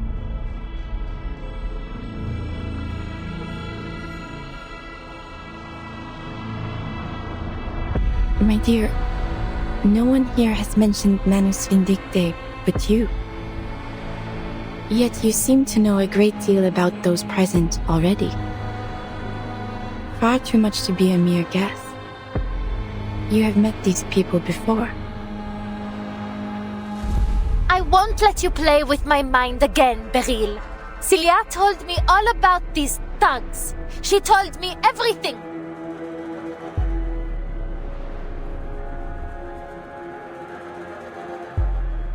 Maybe not exactly everything, but she did tell me that it was Manus Vindicte that killed her. Rousseau! Felicienne! You killed her! You murderous Manus scum! I believe it is time you faced the truth. The truth? What is it this time? You think I don't see through you? You killed Celia. In that place where the archive of imagery overlapped with reality. You killed her by your own hand.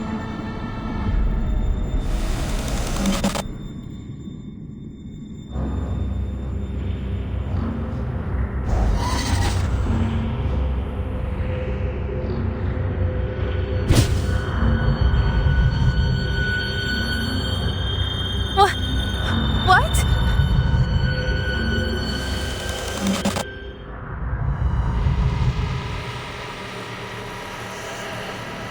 You remember it, do you not? You allowed it to happen.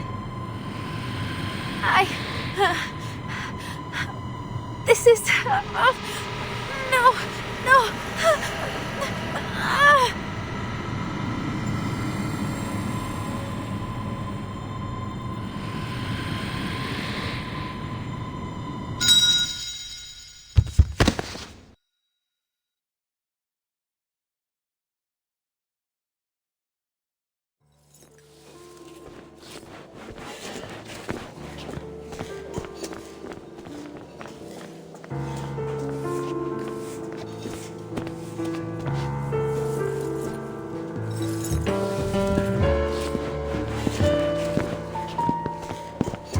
Felicienne has quite the flair for the dramatics, doesn't she?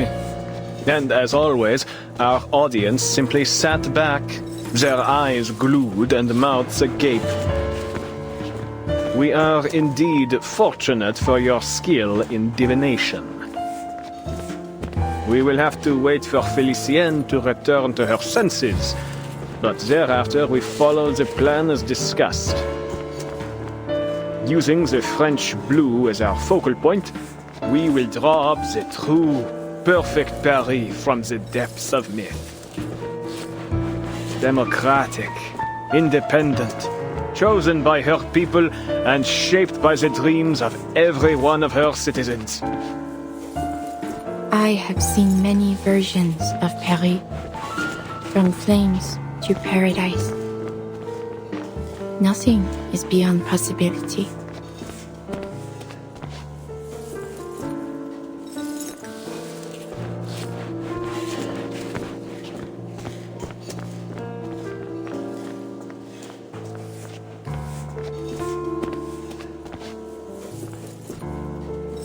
Alors, tomorrow at dawn, we will perform the final ritual atop the Eiffel Tower.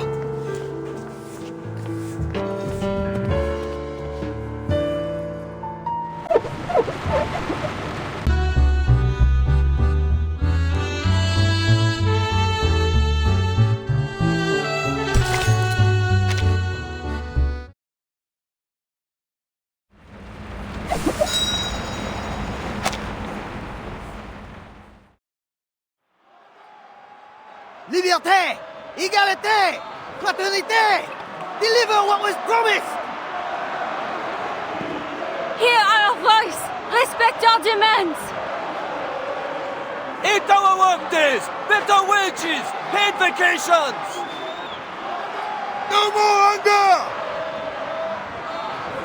We will not let the Bastille frighten us! Let the King and Queen answer! Give power to the people!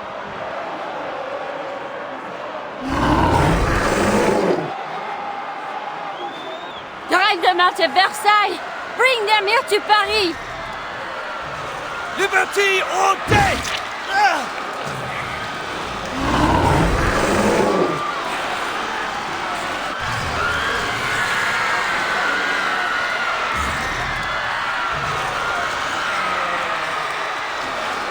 Liberty or death!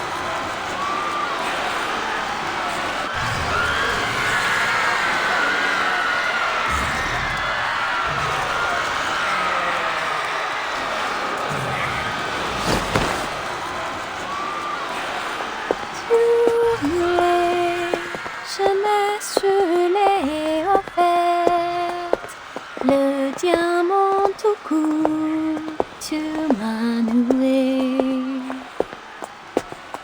Mort de miel, faux langage, m'ont jeté dans la cage.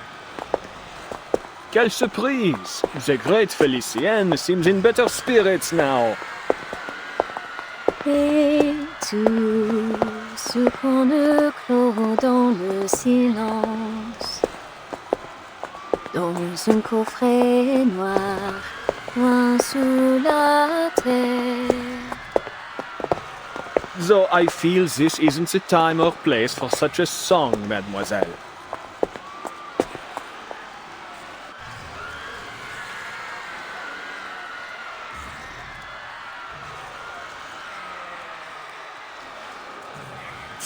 Adele would never interrupt me the way you did. What a shame she never heard this song. But you wish to speak business, yes? Then let us talk. First, answer me this. Why has there been near or no progress in passing on the Guiding One's teachings, despite the many changes in era? You've elected to ignore your most sacred duty, throwing aside her benevolent instructions in favor of your pursuit of knowledge. Without my leadership to inspire you, this organization is about as useful as a chocolate teapot, it seems. Please, mademoiselle. All these problems will be solved once I unravel the deepest secrets of the depths of myth. Look at you, still clinging to that old drivel. Did I not already expose your worthlessness? I'd have had you swept out by the servants in my day. But you're living proof of my thesis. You came back from the depths of myth. How can you not believe? What I believe in is my ability to conquer death. I have no particular interest in your imaginary Paris. Nor your babbling nonsense about ideals. It is our shared goal to return the world to its most glorious era, n'est-ce pas? We've found the means. I only ask that you trust me. Trust? You'd have me scale the Eiffel Tower of all things to use my diamond to unleash the depths of myth. While you stand at a safe distance and watch?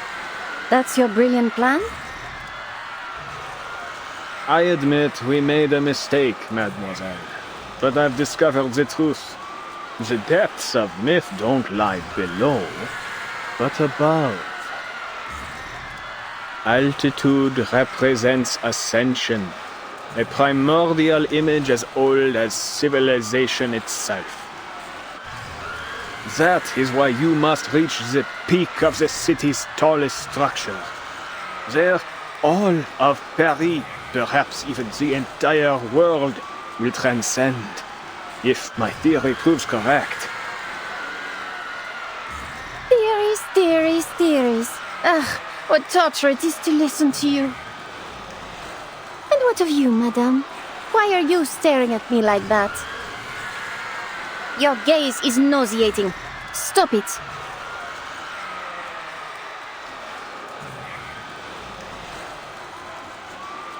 Are you even listening to me? I am.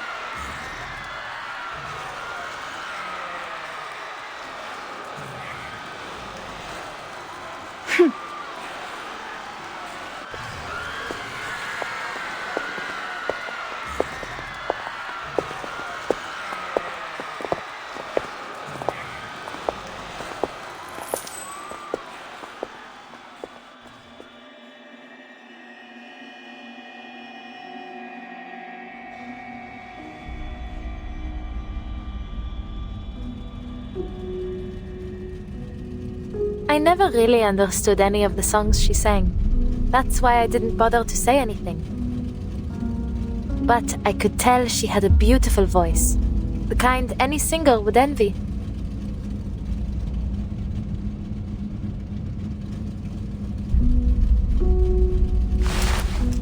She has a real sweet tooth, particularly for macaron. I've seen her eat a whole box in one go. But not just any old macaron. Only La Dure's will do. I often had to plan our trips around the store on the Champs-Élysées. Lucky for me, Felicienne was a late riser, or else I'd have had to race all the way from the bakery to her place every morning. But what she was eating, they weren't macaron, were they?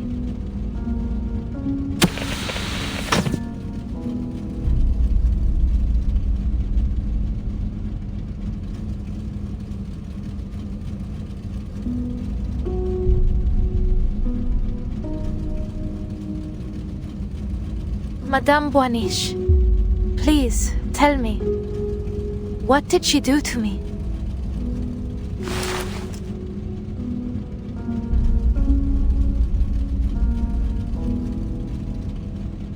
She stole your fate.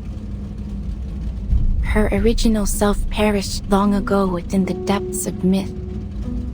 The spirit that found you was only a remnant, a mere shadow clinging to a world in which she no longer belonged.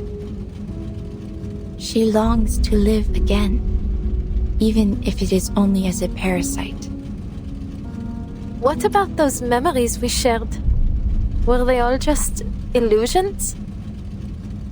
Some were true experiences you shared as your streams of fate merged. Others were but fabrications. The nuance can be difficult to discern, without careful observation.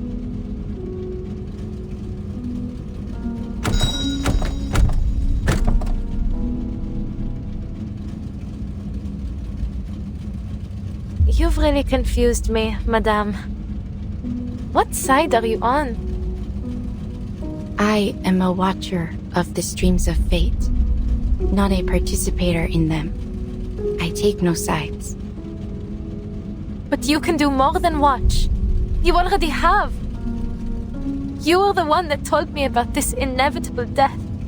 And then, Celia really did end up dead. You know exactly what's going to happen to me. You know everything. Don't you?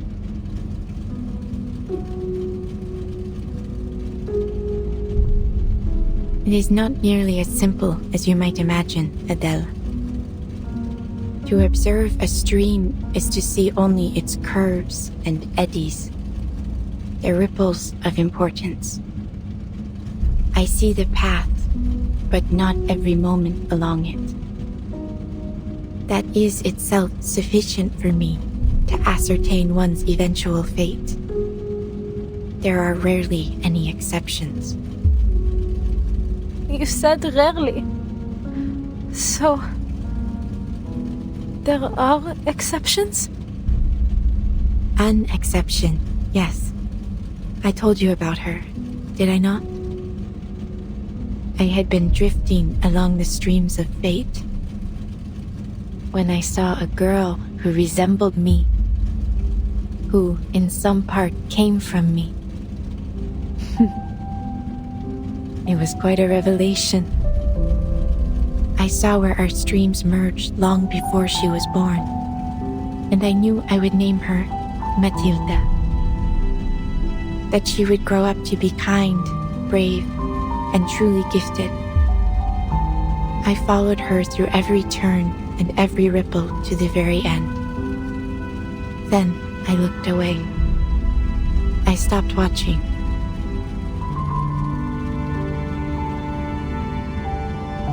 The way you describe it? It sounds strange, Madame. Almost cruel. As if you've ignored her in the present because you're afraid of her future. I studied the entirety of her stream, every moment of her fate. It seemed enough.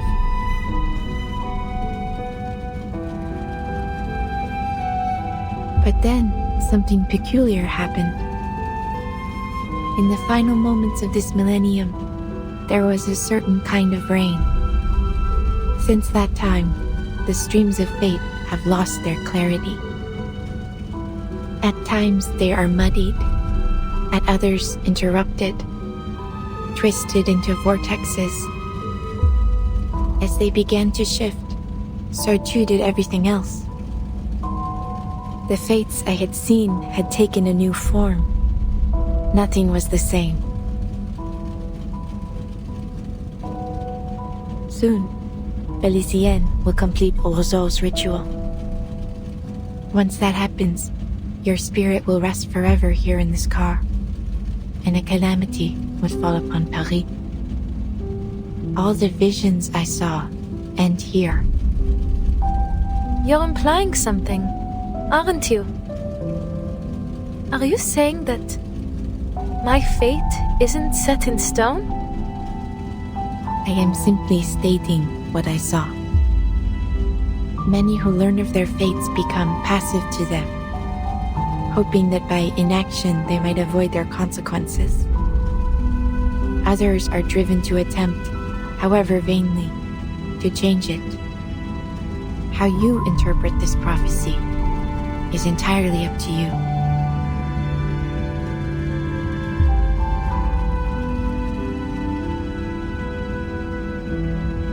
Then there's still a chance for me to leave this car, n'est-ce pas?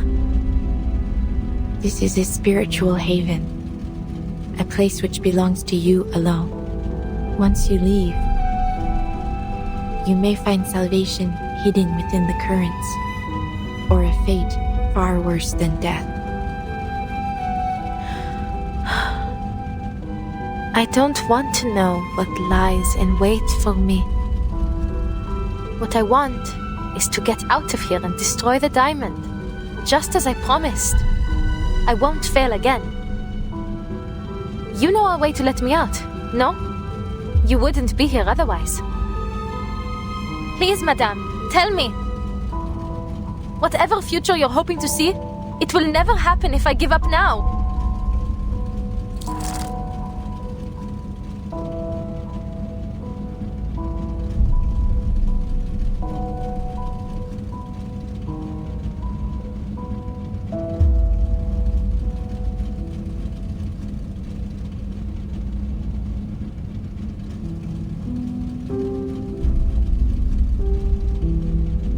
Even in the face of oblivion, you would try to change your fate.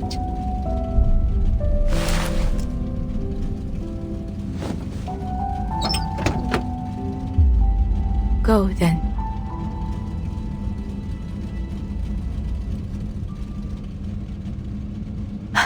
Merci.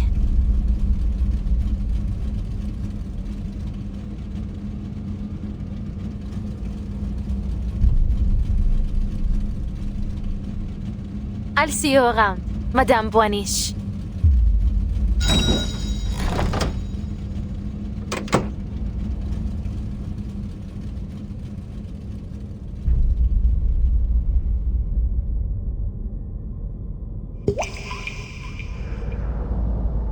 So, where is this so-called fate you've been waiting for? You've seen the end already, n'est-ce pas? The only one possible, anyway. My triumph. You prophets are all the same. My family bankrolled a dozen frauds like you, yet not one ever foresaw the revolution. You ought to have dedicated yourself to the guiding one instead.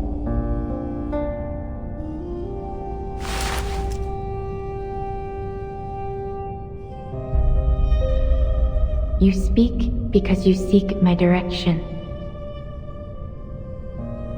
You wish to unravel the secrets of resurrection. You're clever for a prophet. Of course, that's my goal.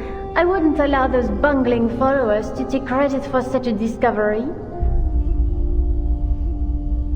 I must determine the truth before anyone else.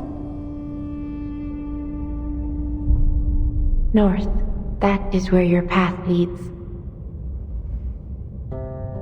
But know that there are consequences to what you seek. You will not emerge from it the same.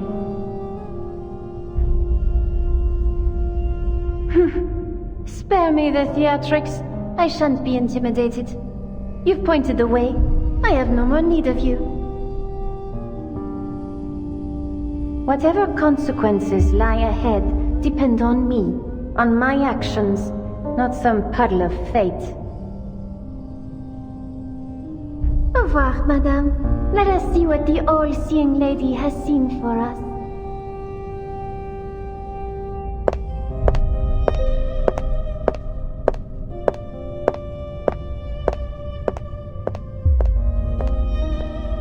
Goodbye, Adele. I look forward to seeing what comes of your actions. To seeing another prove me wrong.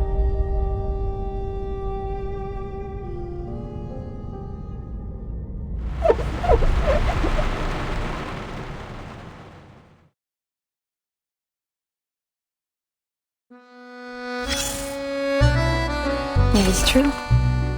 I have held back many important details concerning matters like the nature of Felicienne and Brum's relationship, and Professor Roseau's true intentions. But I believe it is not my place to disclose such things. People deserve to discover these things on their own.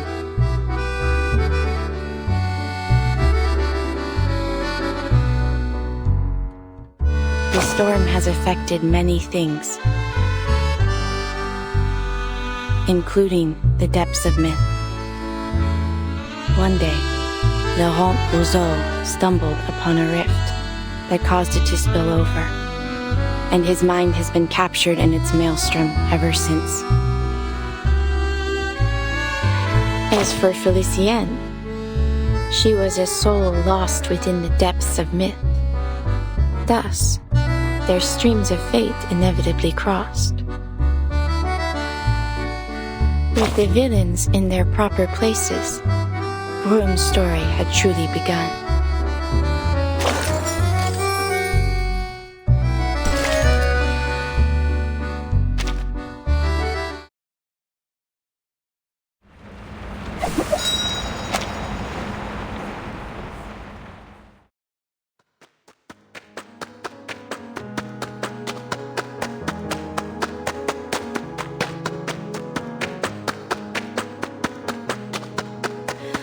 Streams of fate. But how can I find them? Dowsing might be a little on the nose. Zut! She was just steps away from me when I was in the car.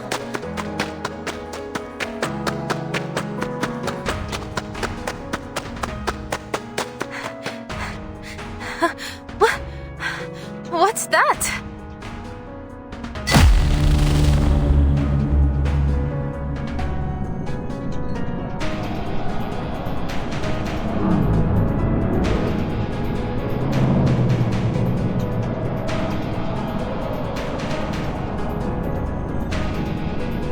How spectacular. If this isn't a miracle, then I must ask, what else could possibly qualify as one? Let dusty historians scoff and rivals sneer, but there are none who would dare scorn this timeless, flawless vision of Parisian beauty across the ages. Who from this lofty birch would deny this is the truest form of Paris? The Palace of Optics, the Eiffel Tower, the Arc de Triomphe, Notre Dame, the Luxor Obelisk, the Lutetia Arena, the medieval quarters, each piece woven together in perfect harmony. As I've said, thought shapes reality.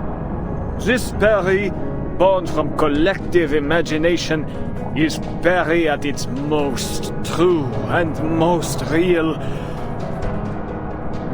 Only when it fully descends shall we finally possess a real world, a life worth living.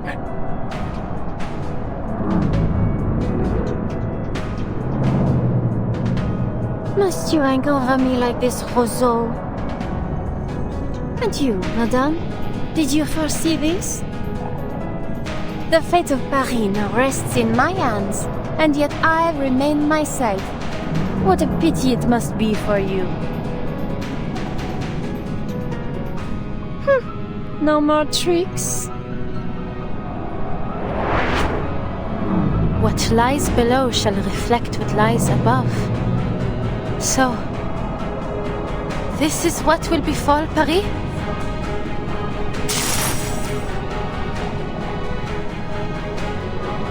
I can't touch her.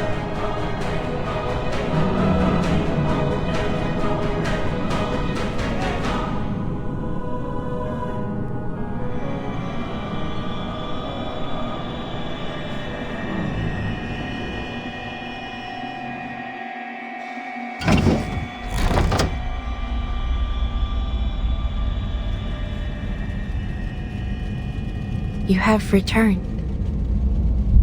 What?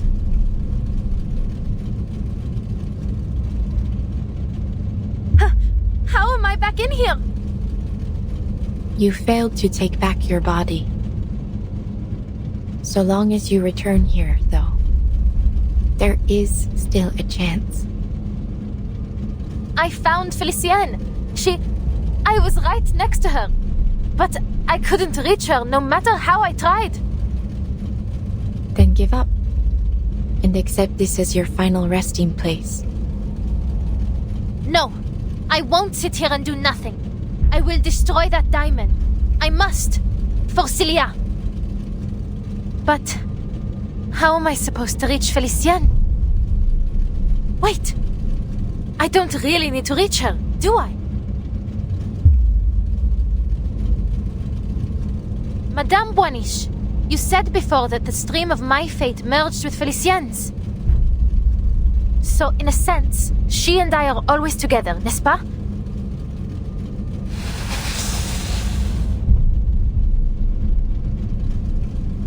Then, I don't need to find her, nor even find myself. Because she is me, and I am her.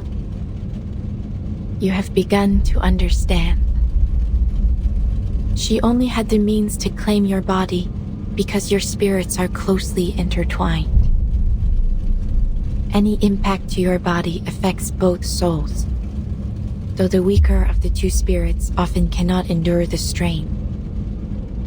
Often, but not never, no? So even you can't see what comes next. You don't know whether Felicienne or I will win this fight.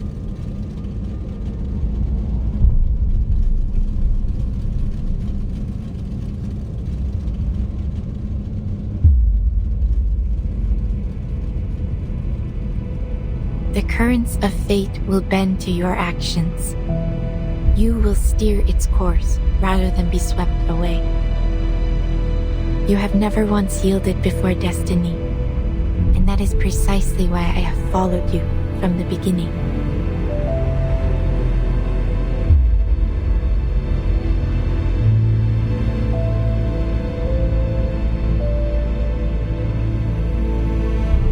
It is as you say. I do not know if you will emerge victorious in this final trial. Will you carry this through for me? Do you even need to ask?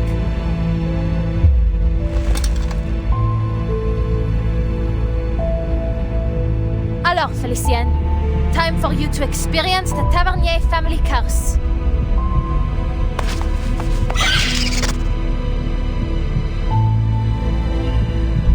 If our fates are truly intertwined, then this curse must bind your soul as well as mine. And in true Tavernier fashion, your end will come, just as you lay hands on the treasure you desire most.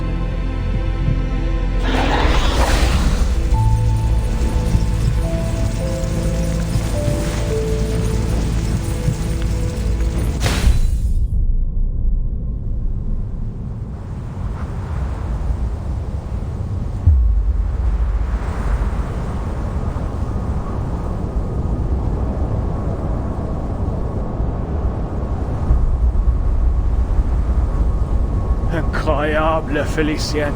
Just a little longer and Paris as it should be, born from the collective unconscious, will descend into reality. The true Paris, not like the garbage heap below us.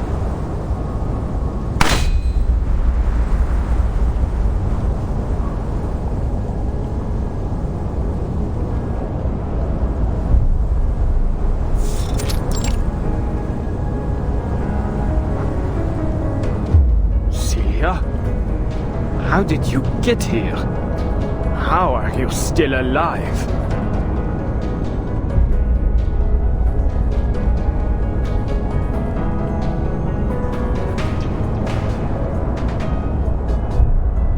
Adele called out to me.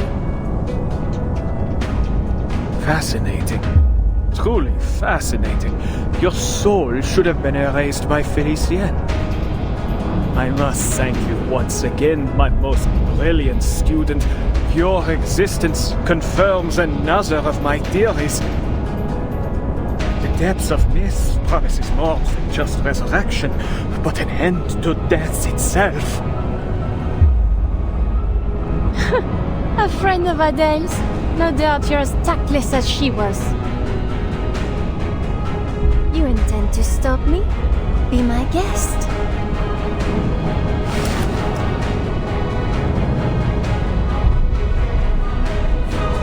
Go on. You should be grateful I've given you the opportunity. Whether you hit me or the diamond, you'll stop the ritual. Go on. You really think threatening Adele's body will intimidate me? It won't work.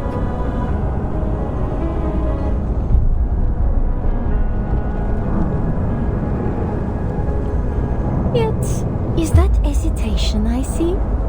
Think about what our cher Adele would say at a time like this. Pull the trigger. Sounds like her, n'est-ce pas? Shut up! Shut up!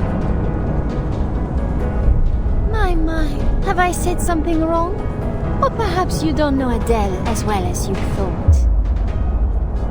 Here, let me show you in a more vivid manner.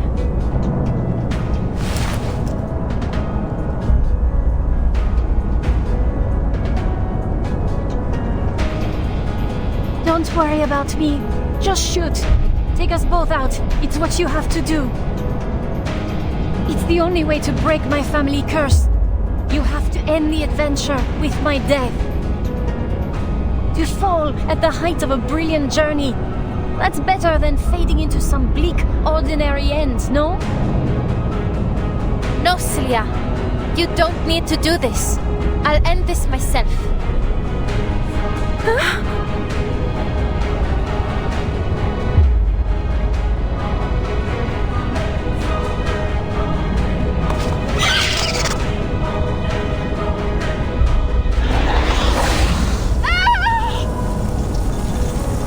Irritating little lizard!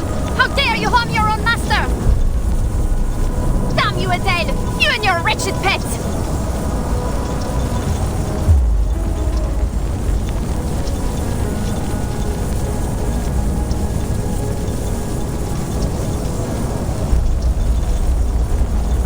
So this is what it feels like for a soul to be scorched.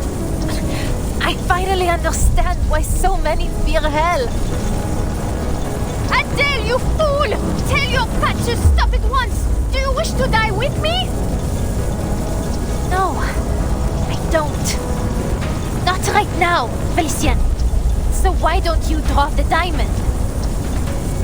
I can already guess your response. You keep dreaming! This diamond belongs to me! Not even death can steal it from me! Listen to you. You'd make an excellent tavernier.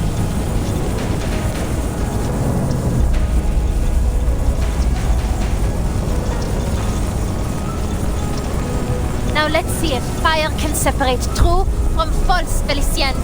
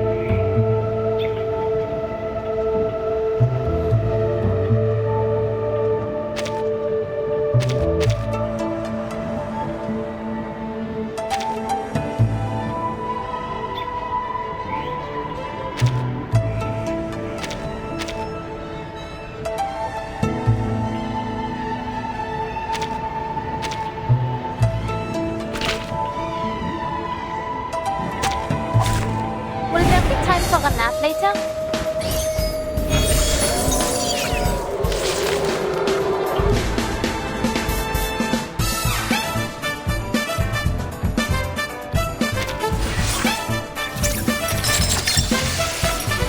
Loading. Charging. Give it a little throttle. Comme l'a scellé le destin. Aim and shoot.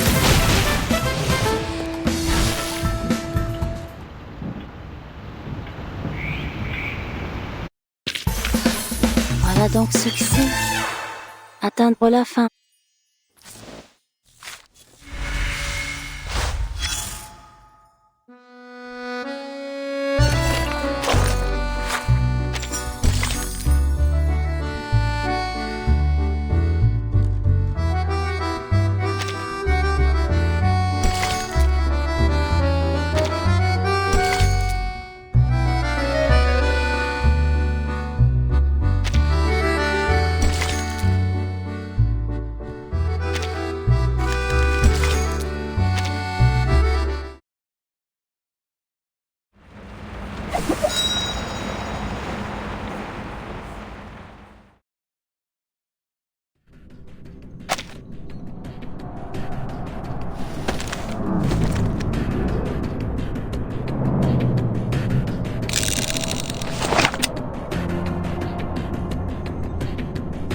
then Adele's personality wasn't entirely consumed.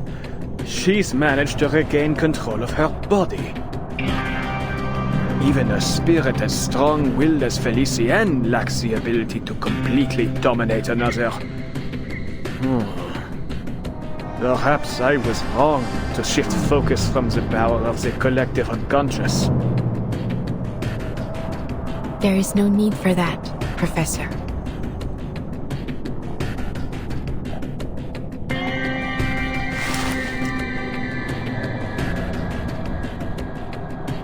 Even were you to interfere, the outcome would remain unchanged.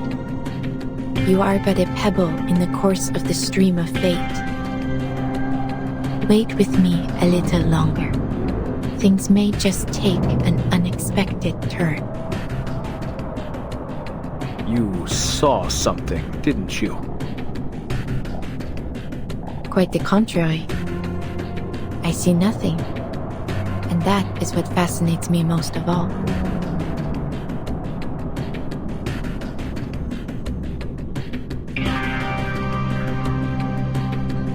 You're fired, Adele! You reckless, foolish would-be Joan of Arc!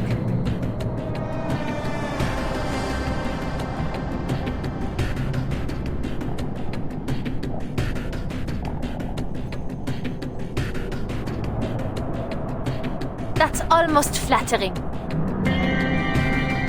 But this is nothing compared to what you did to Celia.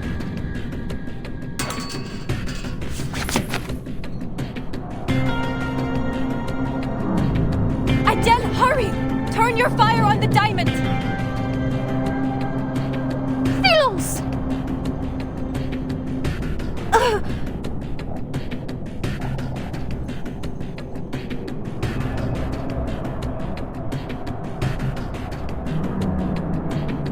Stop this, Felicienne!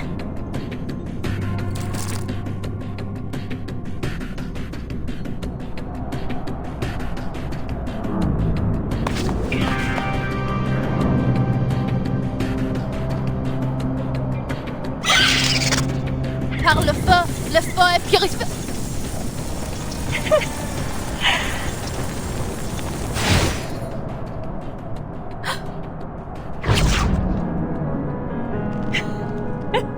You disgusting hypocrites! Don't you dare wag that finger at me! You may fool everyone else, but not me! I know you better than anyone! I know your true colors! Deny it all you want, but our souls are entwined, because deep down, you and I are just alike. Take pride in it, girl. Hosting me will be your greatest achievement. Be honest now. No need to play pretend as you did with Celia. All that time, you let her keep writing those letters, knowing full well that your parents were long dead. How wickedly false indeed.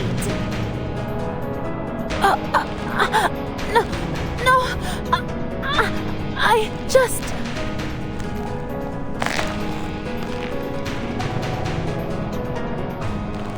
She shared her deepest hopes and dreams with you through those make-believe adventures, but you ignored them. What's there to envy about a cursed bloodline? I suppose you kept her as a salve to your dreary, miserable life. You really thought you could fool the world into thinking taxi driving was your highest ambition? Deep down, you've always craved more. Don't act like you know me.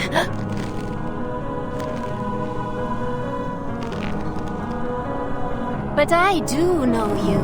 I know each and every one of your wicked thoughts better than you do. She told you to burn the diamond, but you secretly desired it. You craved your place in this adventure. Your death. Who could blame you for triggering the curse? You weren't chasing treasure, not by choice, not like your parents. All of this to pretend you are unwillingly caught up in this adventure. You even get to play the savior.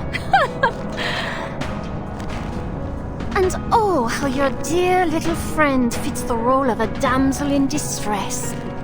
All you need is a villain. And that's where I came in, just as you wished. Of all people in Paris, why did I come to you? Have you given it even the slightest thought?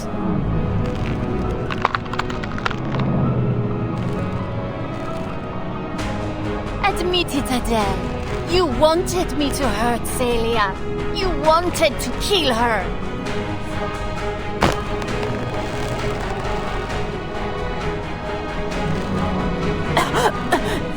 You're lying. Ah, yes, lies. She lied to you too, Adele. You really are a perfect duo. Two little liars keeping secrets from one another. Allow me to reveal another secret. Destroying this diamond will bring an end to more than just me. It will end her as well.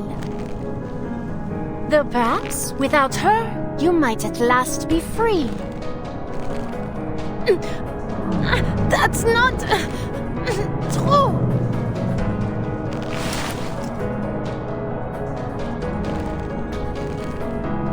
Don't listen to her, Adele. You must destroy the diamond. The depths of myth must not be unleashed. Lose your friends or lose the city. What will it be, Mademoiselle Tavernier? What am I saying? I have no intention of giving you the chance to decide. I am not about to die again.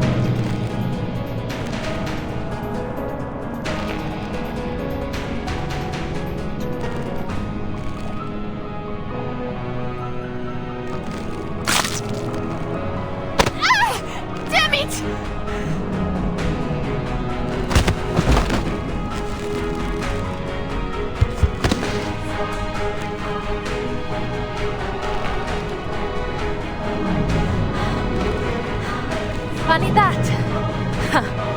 I'm not ready to die, either.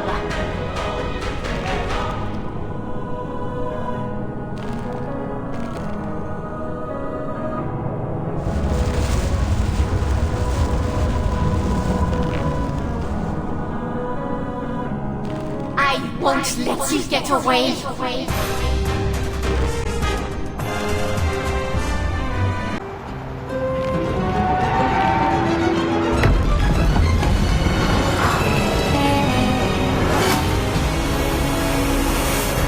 Держись, Алия.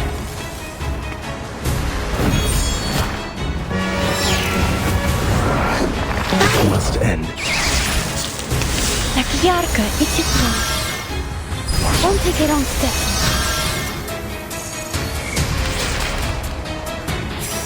Do you really believe you can escape this? Escape me? Soldiers? Shape-shifting? Manus Vindicte! My dear, foolish Adele, you are but a grain of sand before the tides of fate. What good could possibly come from fighting me? The rift is widening. We have to stop her. Those monsters, they're forming some sort of shield. We need to break through. Allez, Adele, think!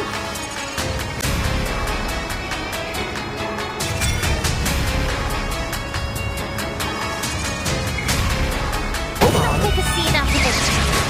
Schmerz betrifft die Toten nicht. I know that. Just a tour guide from Paris can handle her and tell truth from lies.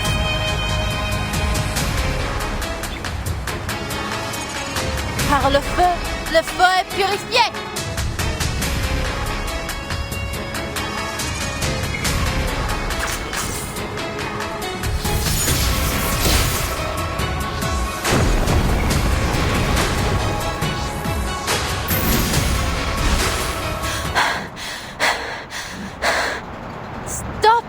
Felicienne, you're no master of this city. You're not even the master of yourself.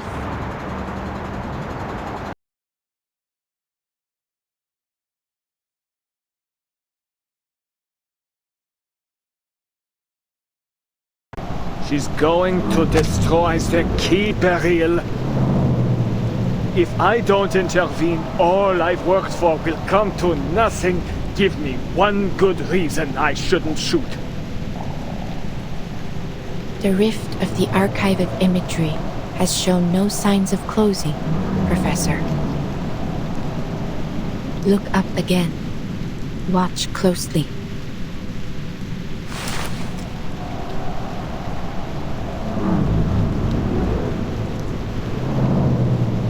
The diamond has already served its purpose. It has torn the rift open. The depths of myth is trickling down over us as we speak. Let's see what more the little gemstone can do in her hands.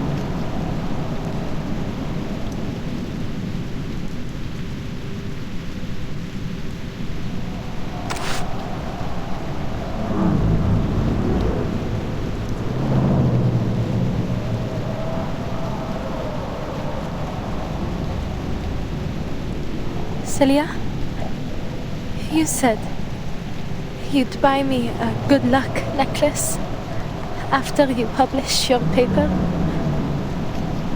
Will you keep that promise?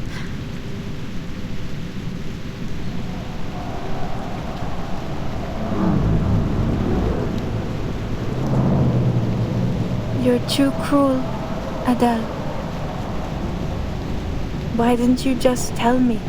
I wouldn't have had to write all those silly letters.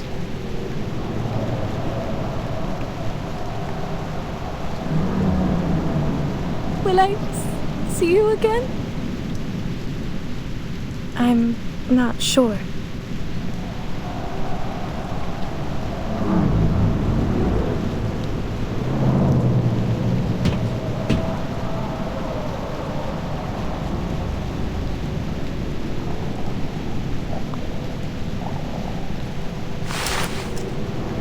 The art of resurrection is elusive and unknown. I don't know what will happen after the diamond is destroyed. What Felicienne said, it was just speculation. There's no more time, Adele. Make your decision, now.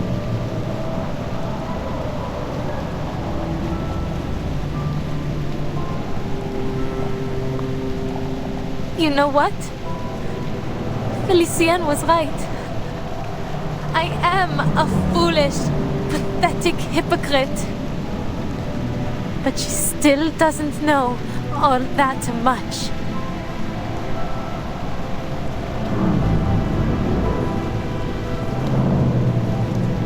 You were never the damsel in distress. No, you're the hero, the adventurer. You were the one who uncovered all the clues. You were the first to embark on this journey. You're more of a tavernier than I'll ever be, Sissi.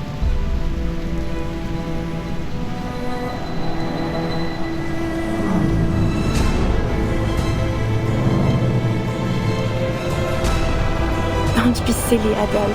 That never mattered to me. It wasn't the tales of gemstones or adventures that drew me to the Tavernier family. It was you.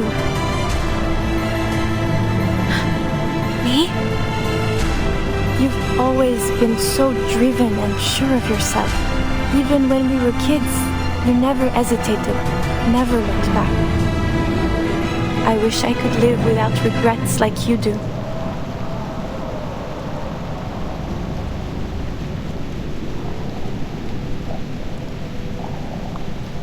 Stay that way, Adele, just as you are.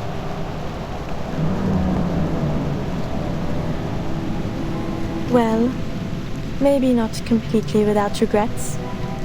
That's asking the impossible. But if you hesitate now, I'll be disappointed. So go on. Follow your art, my dear friend. I believe in you.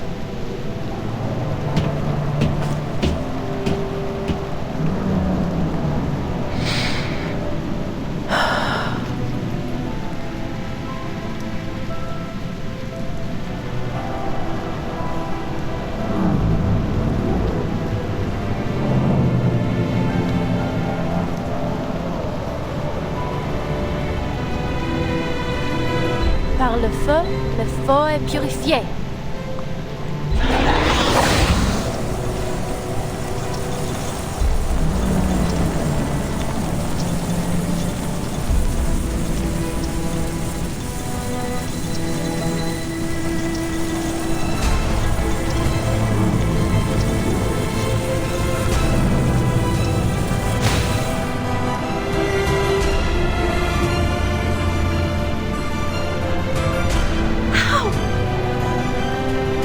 Still be here. Par le feu est purifié.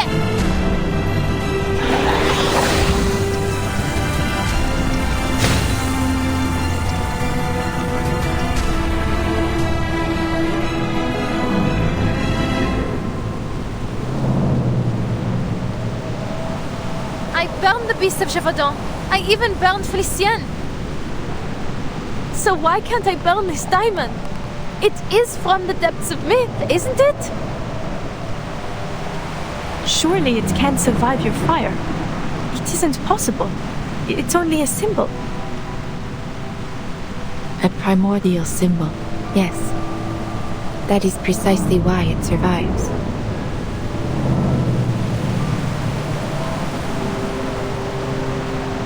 The French blue is both abstract and concrete. An iconic symbol held deep in the collective imagination of our society. No matter how many imitations or counterfeits may exist, none will ever take its place. It is eternally transcendent, unconditionally pure. Its existence can never truly be destroyed. You have done all you can, Adele. Bravo.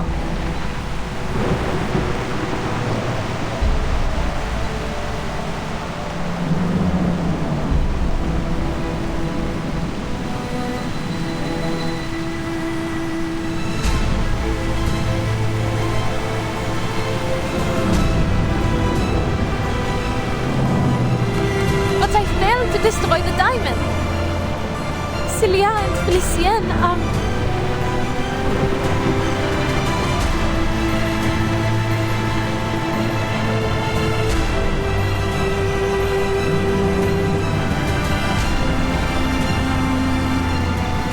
Countless streams converge and intertwine here in this moment. An unstoppable downpour is coming. And in it, you are a remarkably stalwart droplet. Your struggle has at last reached its conclusion. The rain. It is about to fall.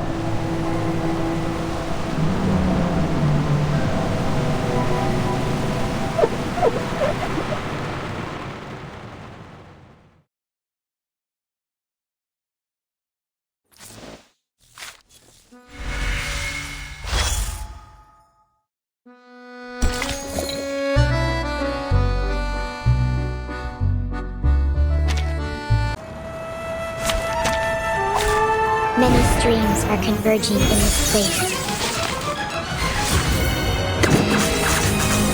Target confirmed. Eliminate Faraday's miracle. Perfect service. Just like...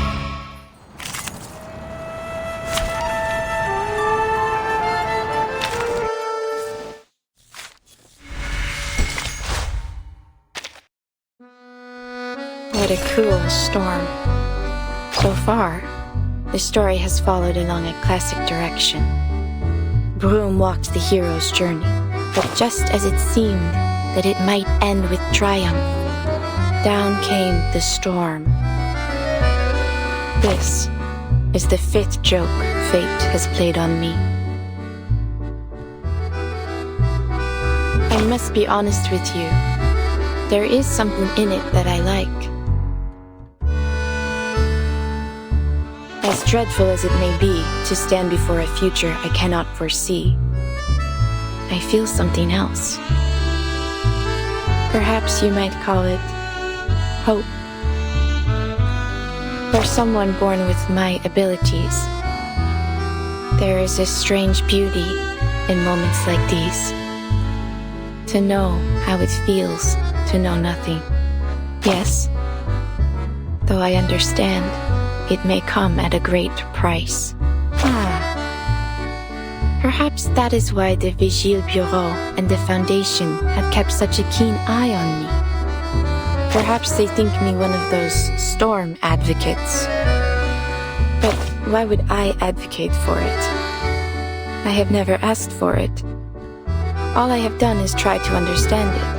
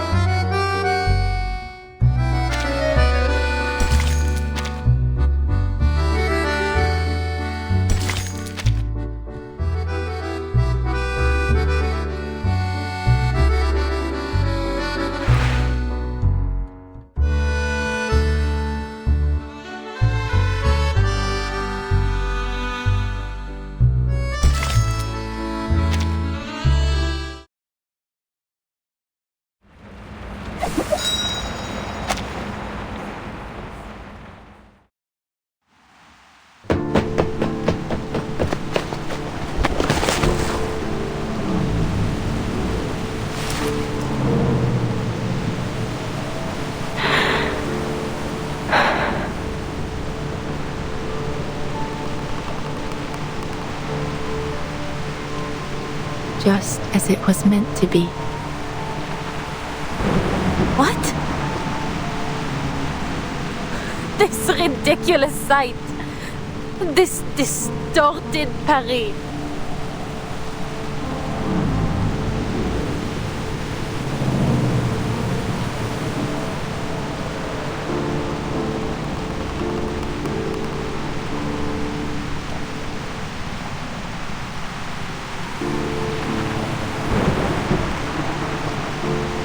The July column just turned into a bilboquet. The Vert Galant statue replaced with some bizarre lobster. And my friend is disappearing before my eyes. And you're telling me that all this was meant to happen? It's all so meaningless. So absurd. Is it?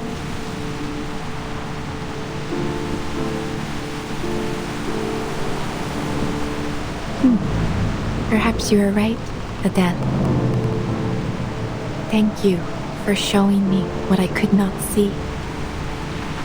Fate, destiny. It has become nothing more than an absurdity, a tangled mess. This storm should never have come to pass. Storm?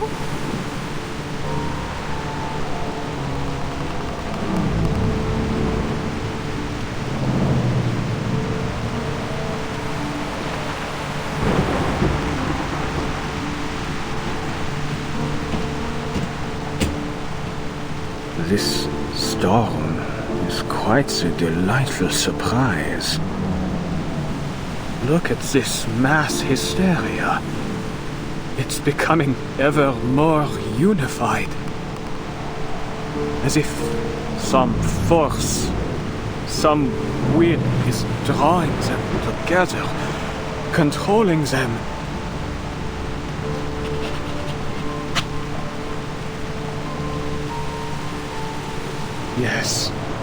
Yes, I see it clearly now. The world is a stage, a performance with no script, And we have arrived at the moment when the curtain must fall and the scene must shift. This upheaval, this shift we've ushered in, has been intensifying the turmoil of the era. What a marvelous device. It's just the spark we need to ignite a cleansing fire. With this power, we can manipulate the appearance of the storm as we please. The changes to the mass hysteria, yes, it's all obvious now. They were born from the collective subconscious. We are mere actors on this stage, for the material world is nothing but a projection of the mind.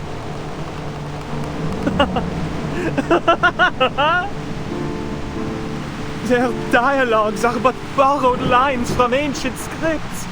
Their passion, their love for life, an oblivious repetition of the same narratives.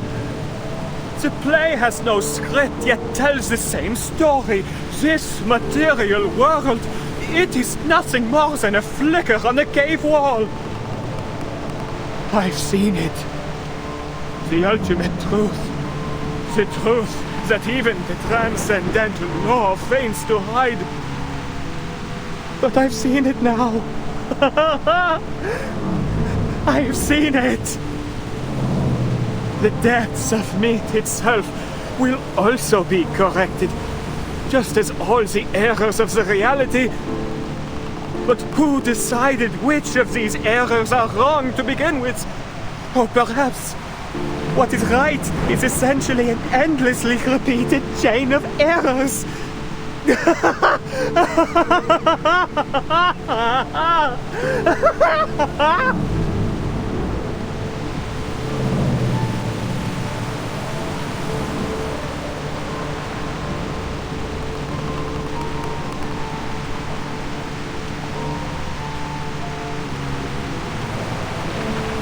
What's wrong with him?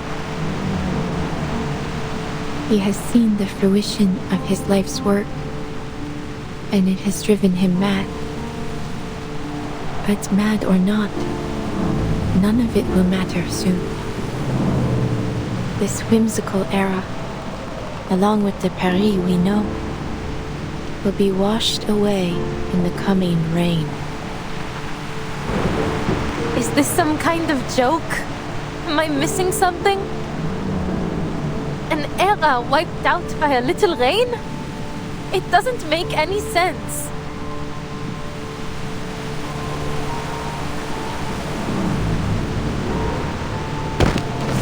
No! Celia!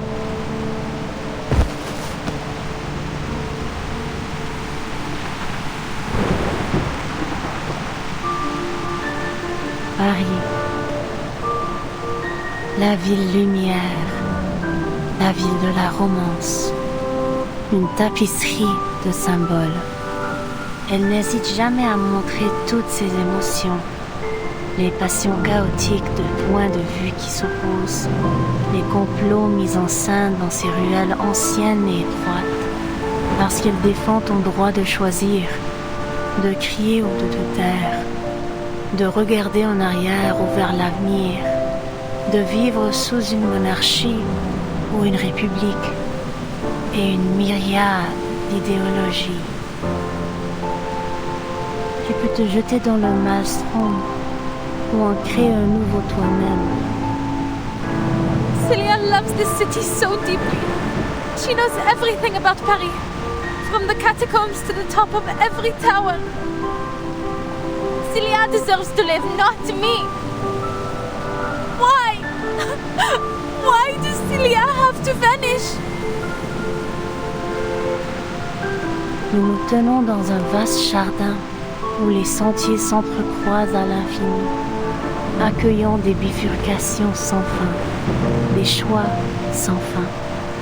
Hernani, Notre-Dame, les montgolfières qui flottent au-dessus du palais Saint-Pierre.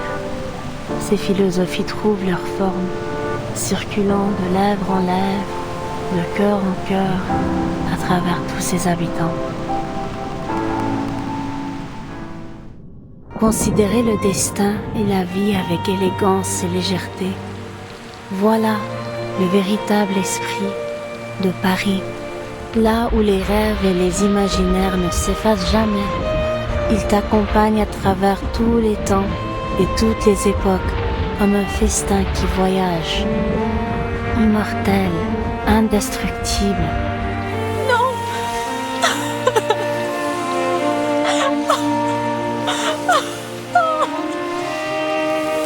What more is there for me to seek in this meaningless, inferior world?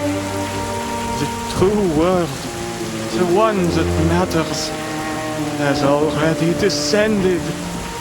Voila! See that? The clearest, most perfect water at the bottom of the archive. Now, so close. Almost within reach. In the deepest, most pristine layer of our joint consciousness. Éternellement vrai, éternellement gravé dans l'esprit.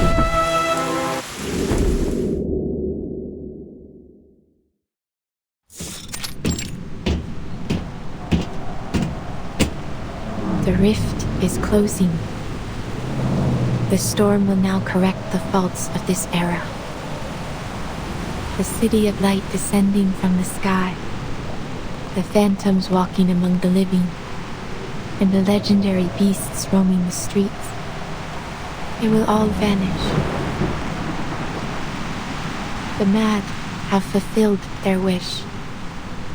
The play has come to an end. Everything once in chaos will be brought back to order. No! Beryl!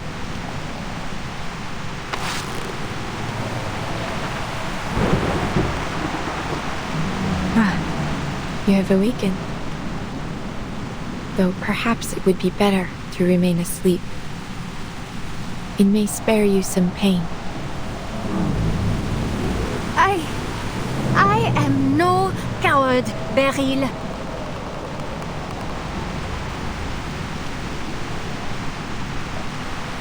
But you have to fix this. You have to do something. Tell me how to change this. Just a hint. I refuse to vanish like this, to disappear after finally clawing my way back.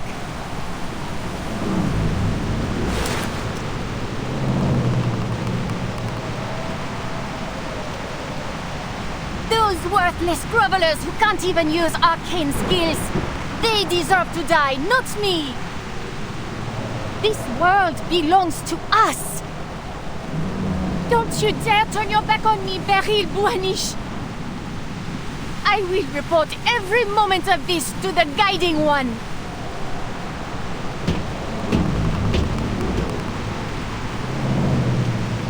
I saw what you did to Laurent Roseau. You drove him to his death. You've never been loyal to anyone. You're nothing but a soulless profiteer. You care for nothing. You never believed in any of the principles of Manus Vindicte. You never wanted to bring back the beautiful world we once had, did you?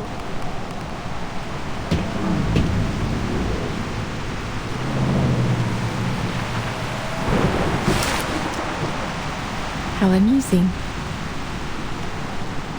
You seek my help, yet accuse and threaten me in the same breath. Do you think you speak to me from a position of strength? What would you do if our positions were reversed, dear Félicien?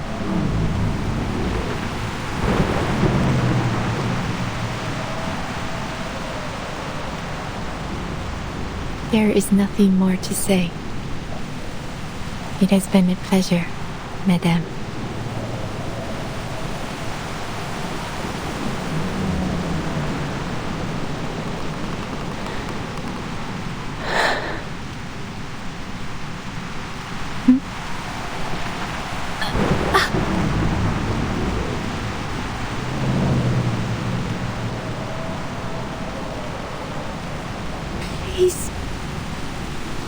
Please, help me, Beryl. I don't want to die. Très bien.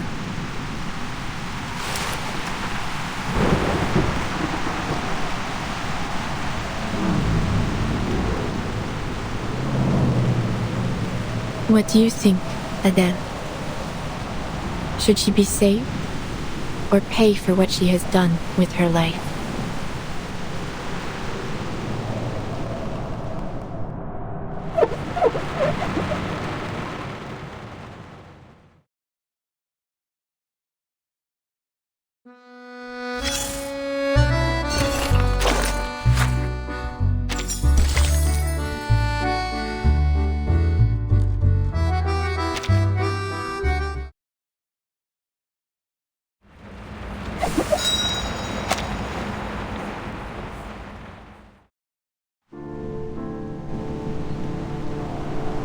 Sounds like you're just trying to pass the burden on to me. Whether she lives or dies, the weight ends up on my shoulders, doesn't it?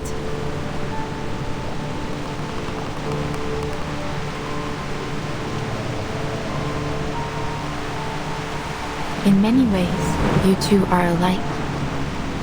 Neither of you can stand by as fate attempts to pull you down its path. You fight. It is no wonder that she could reach into the depths of your mind. Now, her very existence is in your hands.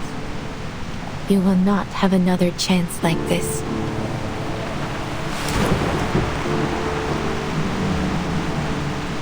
Your friend and the original Felicienne perished in the same way. It is likely, then, that she has returned to the depths of myth. Should Felicienne live, she may become the key to discovering the truth of that realm. And in time, you may even find a way to bring your friend back. Yet, should she die, you will have taken a fitting revenge, and her torment of your body will end at last. Swear it then. Swear that every word you just said is true.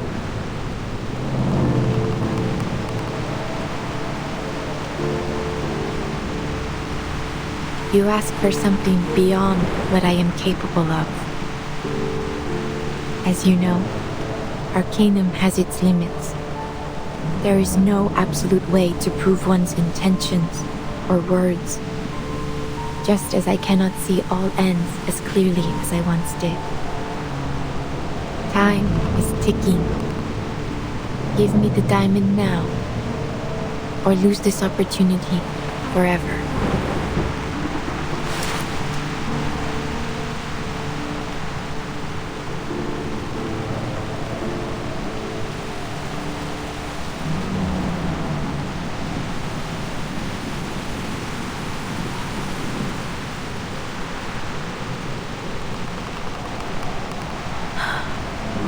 Take it!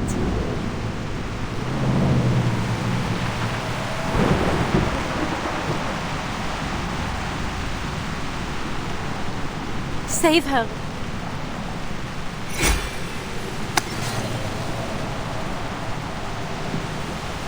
Merci beaucoup.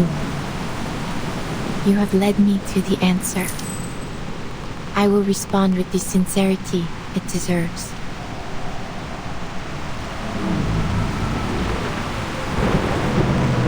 As I have said before, your fates have converged. Felicienne, your journey through the spiritual realm has reached its end. But you still have a place in the crown of the material world. Now, the Pneuma that has reached the edge of one world must begin anew in the next.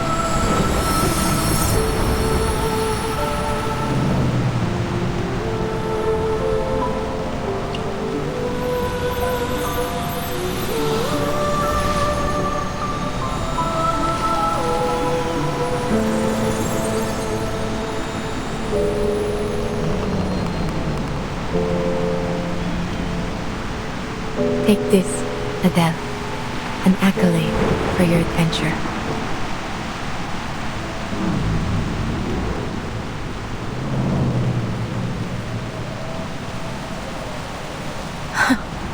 An accolade.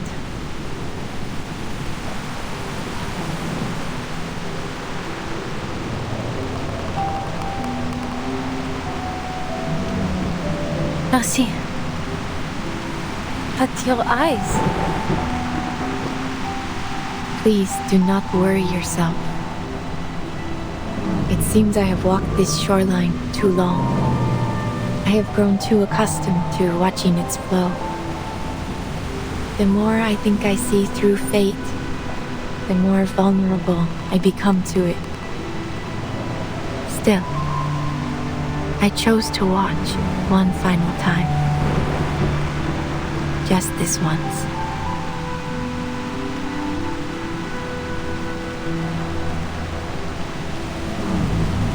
It makes for a fine imitation.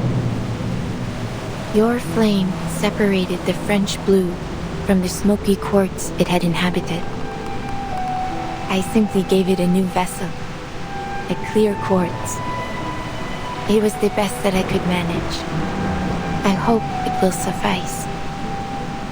And I hope both you and Felicienne will be satisfied with it. Will she wake up soon? And when that happens, will I still see her image in my hallucinations like before? You will suffer no more hallucinations. And she will awaken again, in time. Yet you will be the sole master of your body. She is but a soul quietly bound to it. So long as neither of you strays too far from the other, her soul should remain whole.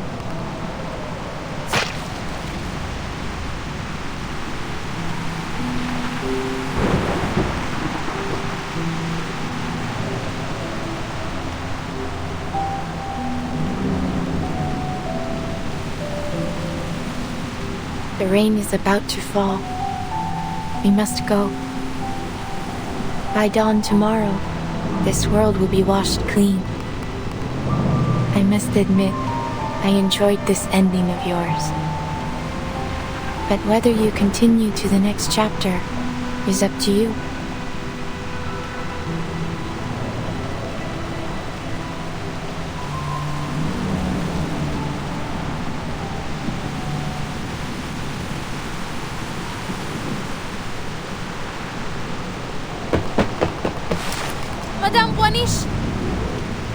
Madame Boiniche, forgive me.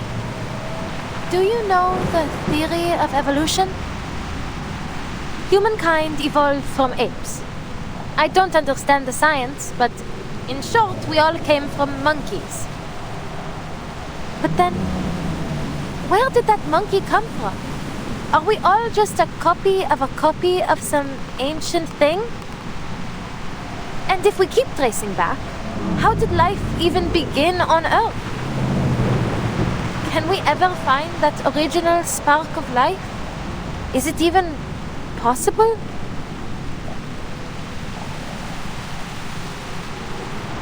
What I'm trying to say is, things rarely have a single clear cause. The birth of life is complex. It can be influenced by all kinds of factors.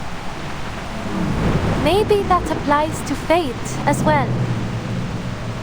So, whatever happens, I don't intend for my story to end anytime soon.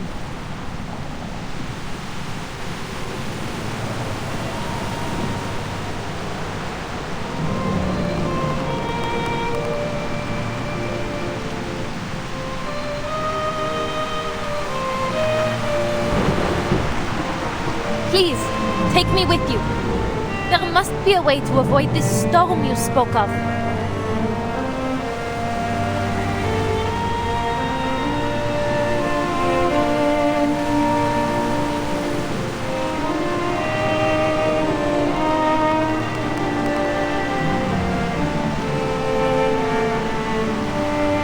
I'll help you find jewels in return. Answers, anything. Whatever it is you seek. A generous offer. To honor your sincerity, I shall give you an answer. What is it you wish to know? The truth about the storm.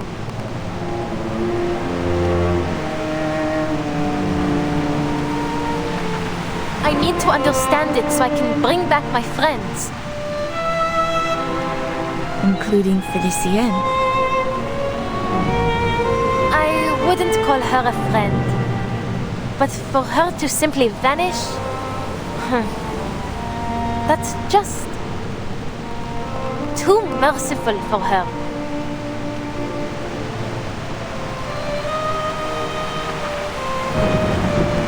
Would you still accompany me, knowing we may gain nothing in the end? I would. You can't just sit around waiting for something terrible to happen, can you?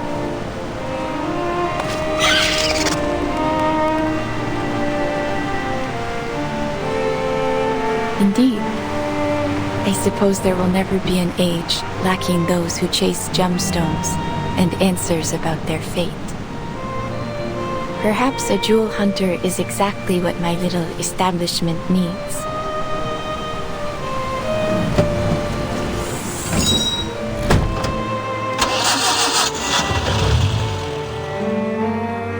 Which way do we go, Madame Boiniche? Forward. Through the crowd. Allow me to guide you. I'm just glad to be of service, Madame. I hope you have a pleasant journey.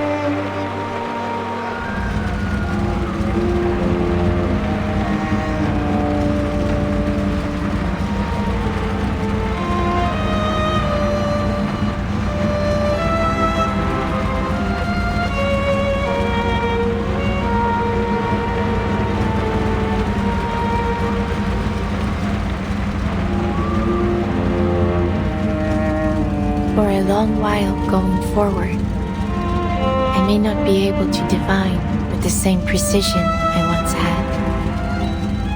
Yet this feeling of not seeing has a comfort of its own. If our fate truly is guided by a higher being, I must imagine they are blind. I hope that when I awake, you will have reached your destination.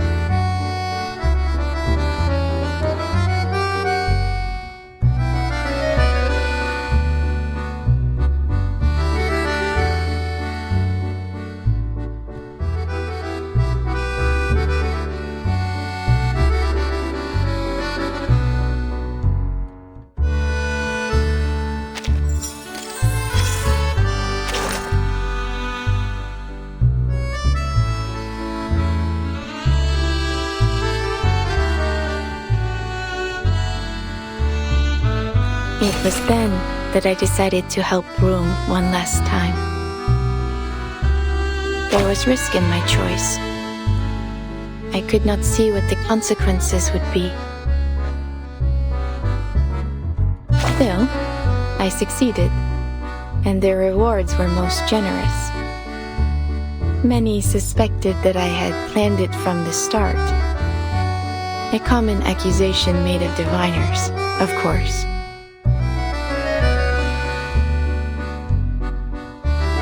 Thank you for your concern. I am doing well, though the future now comes to me through an ever-thickening haze. Though, I should say, I find myself welcoming the lack of clarity. I am now able to watch my daughter grow, to observe her, and feel true surprise in every step she takes. If there is anything to take away from Groom's story, I would suggest this.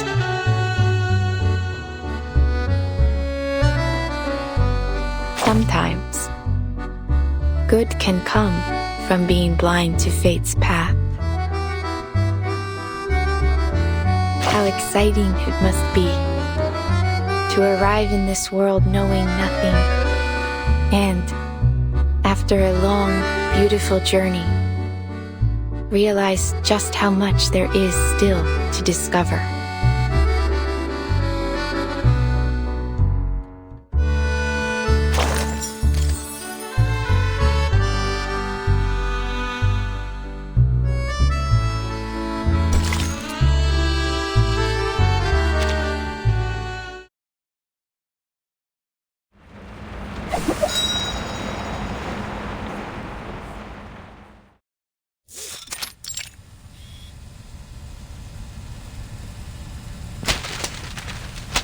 So, let me get this straight. The fifth storm was brought forth by Manus Vindicte, and you witnessed the process firsthand. Based on your testimony, Miss Beryl Baunish wasn't an accomplice of the Manus, and she even saved your life. Yes.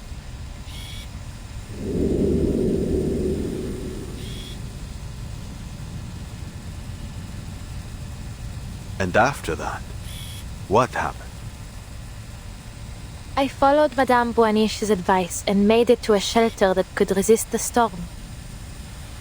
The rain got heavier and heavier along the way, but thankfully we made it there just in time. It's such a shame my little cab didn't have room for anyone else. I know that there's still a Paris out there, but it's no longer my Paris. Everything I loved there was washed away in the rain. Just as the prophecy said.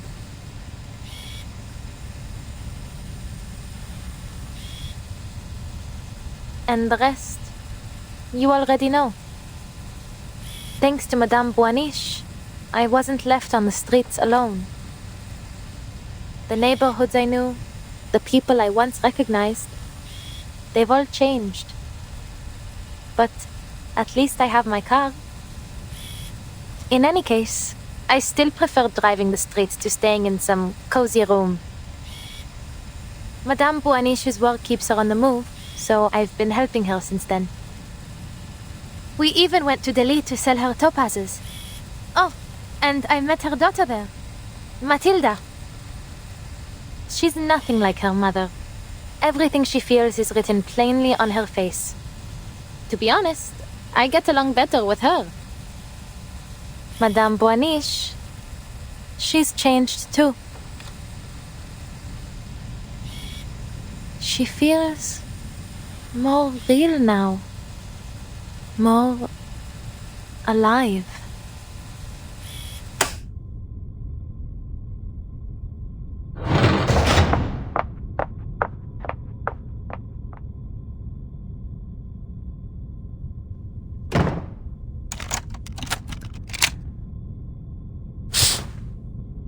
It seems Miss Boanish is in the clear, based on the witness's testimony.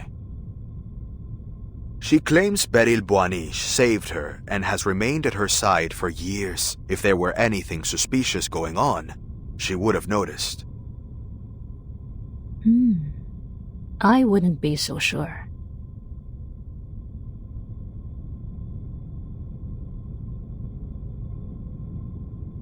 You don't trust the lie detector results? Isn't this the most advanced top-of-the-line model? Advanced or not, machines can fail. I prefer to trust my instincts.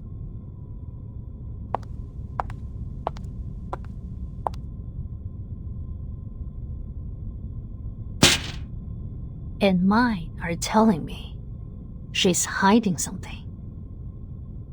About the fifth storm? That, and the fact that Madame Boanish returned so abruptly. After the 9th storm, she vanished without a trace. Who would have thought? She would stroll back in out of nowhere, acting as if nothing happened, with some big revelation in hand.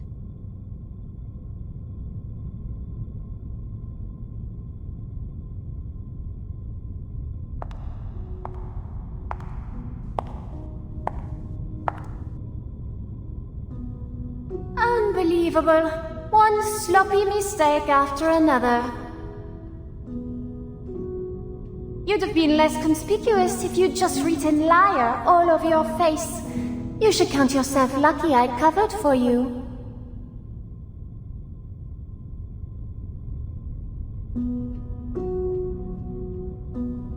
Are you expecting a thank you from me, Felicienne? Don't think I don't know. You just don't want your own secrets exposed. And didn't I tell you to stop talking to me like this while we're on Foundation grounds? Who knows who might be eavesdropping on us? And I told you that I can hear you perfectly well without you mouthing the words. Is that really so hard to understand? And if I slip up subconsciously? I suppose you might have forgotten what it feels like to have a mouth.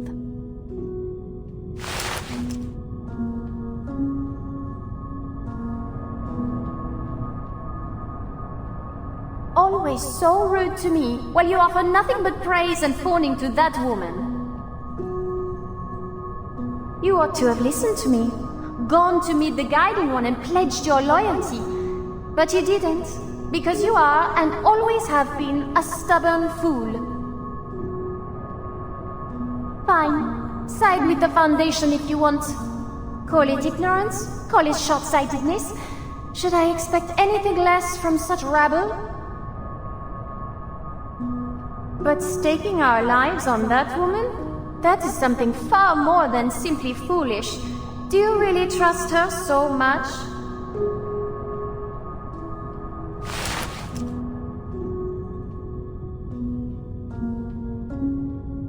I do.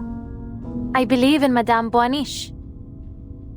She'll prove I made the right choice.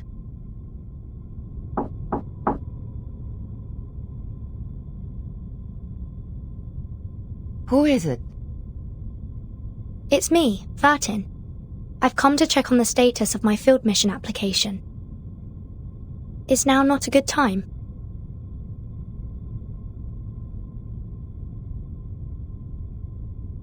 Please, come in, Burton.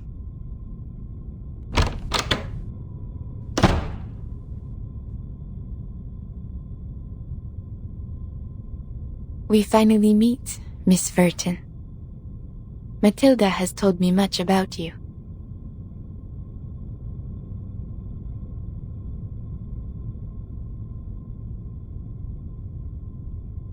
Then you must be Madame Beryl Boanish.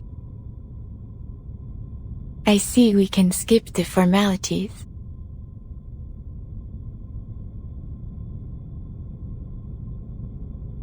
You have seen the golden thread, have you not?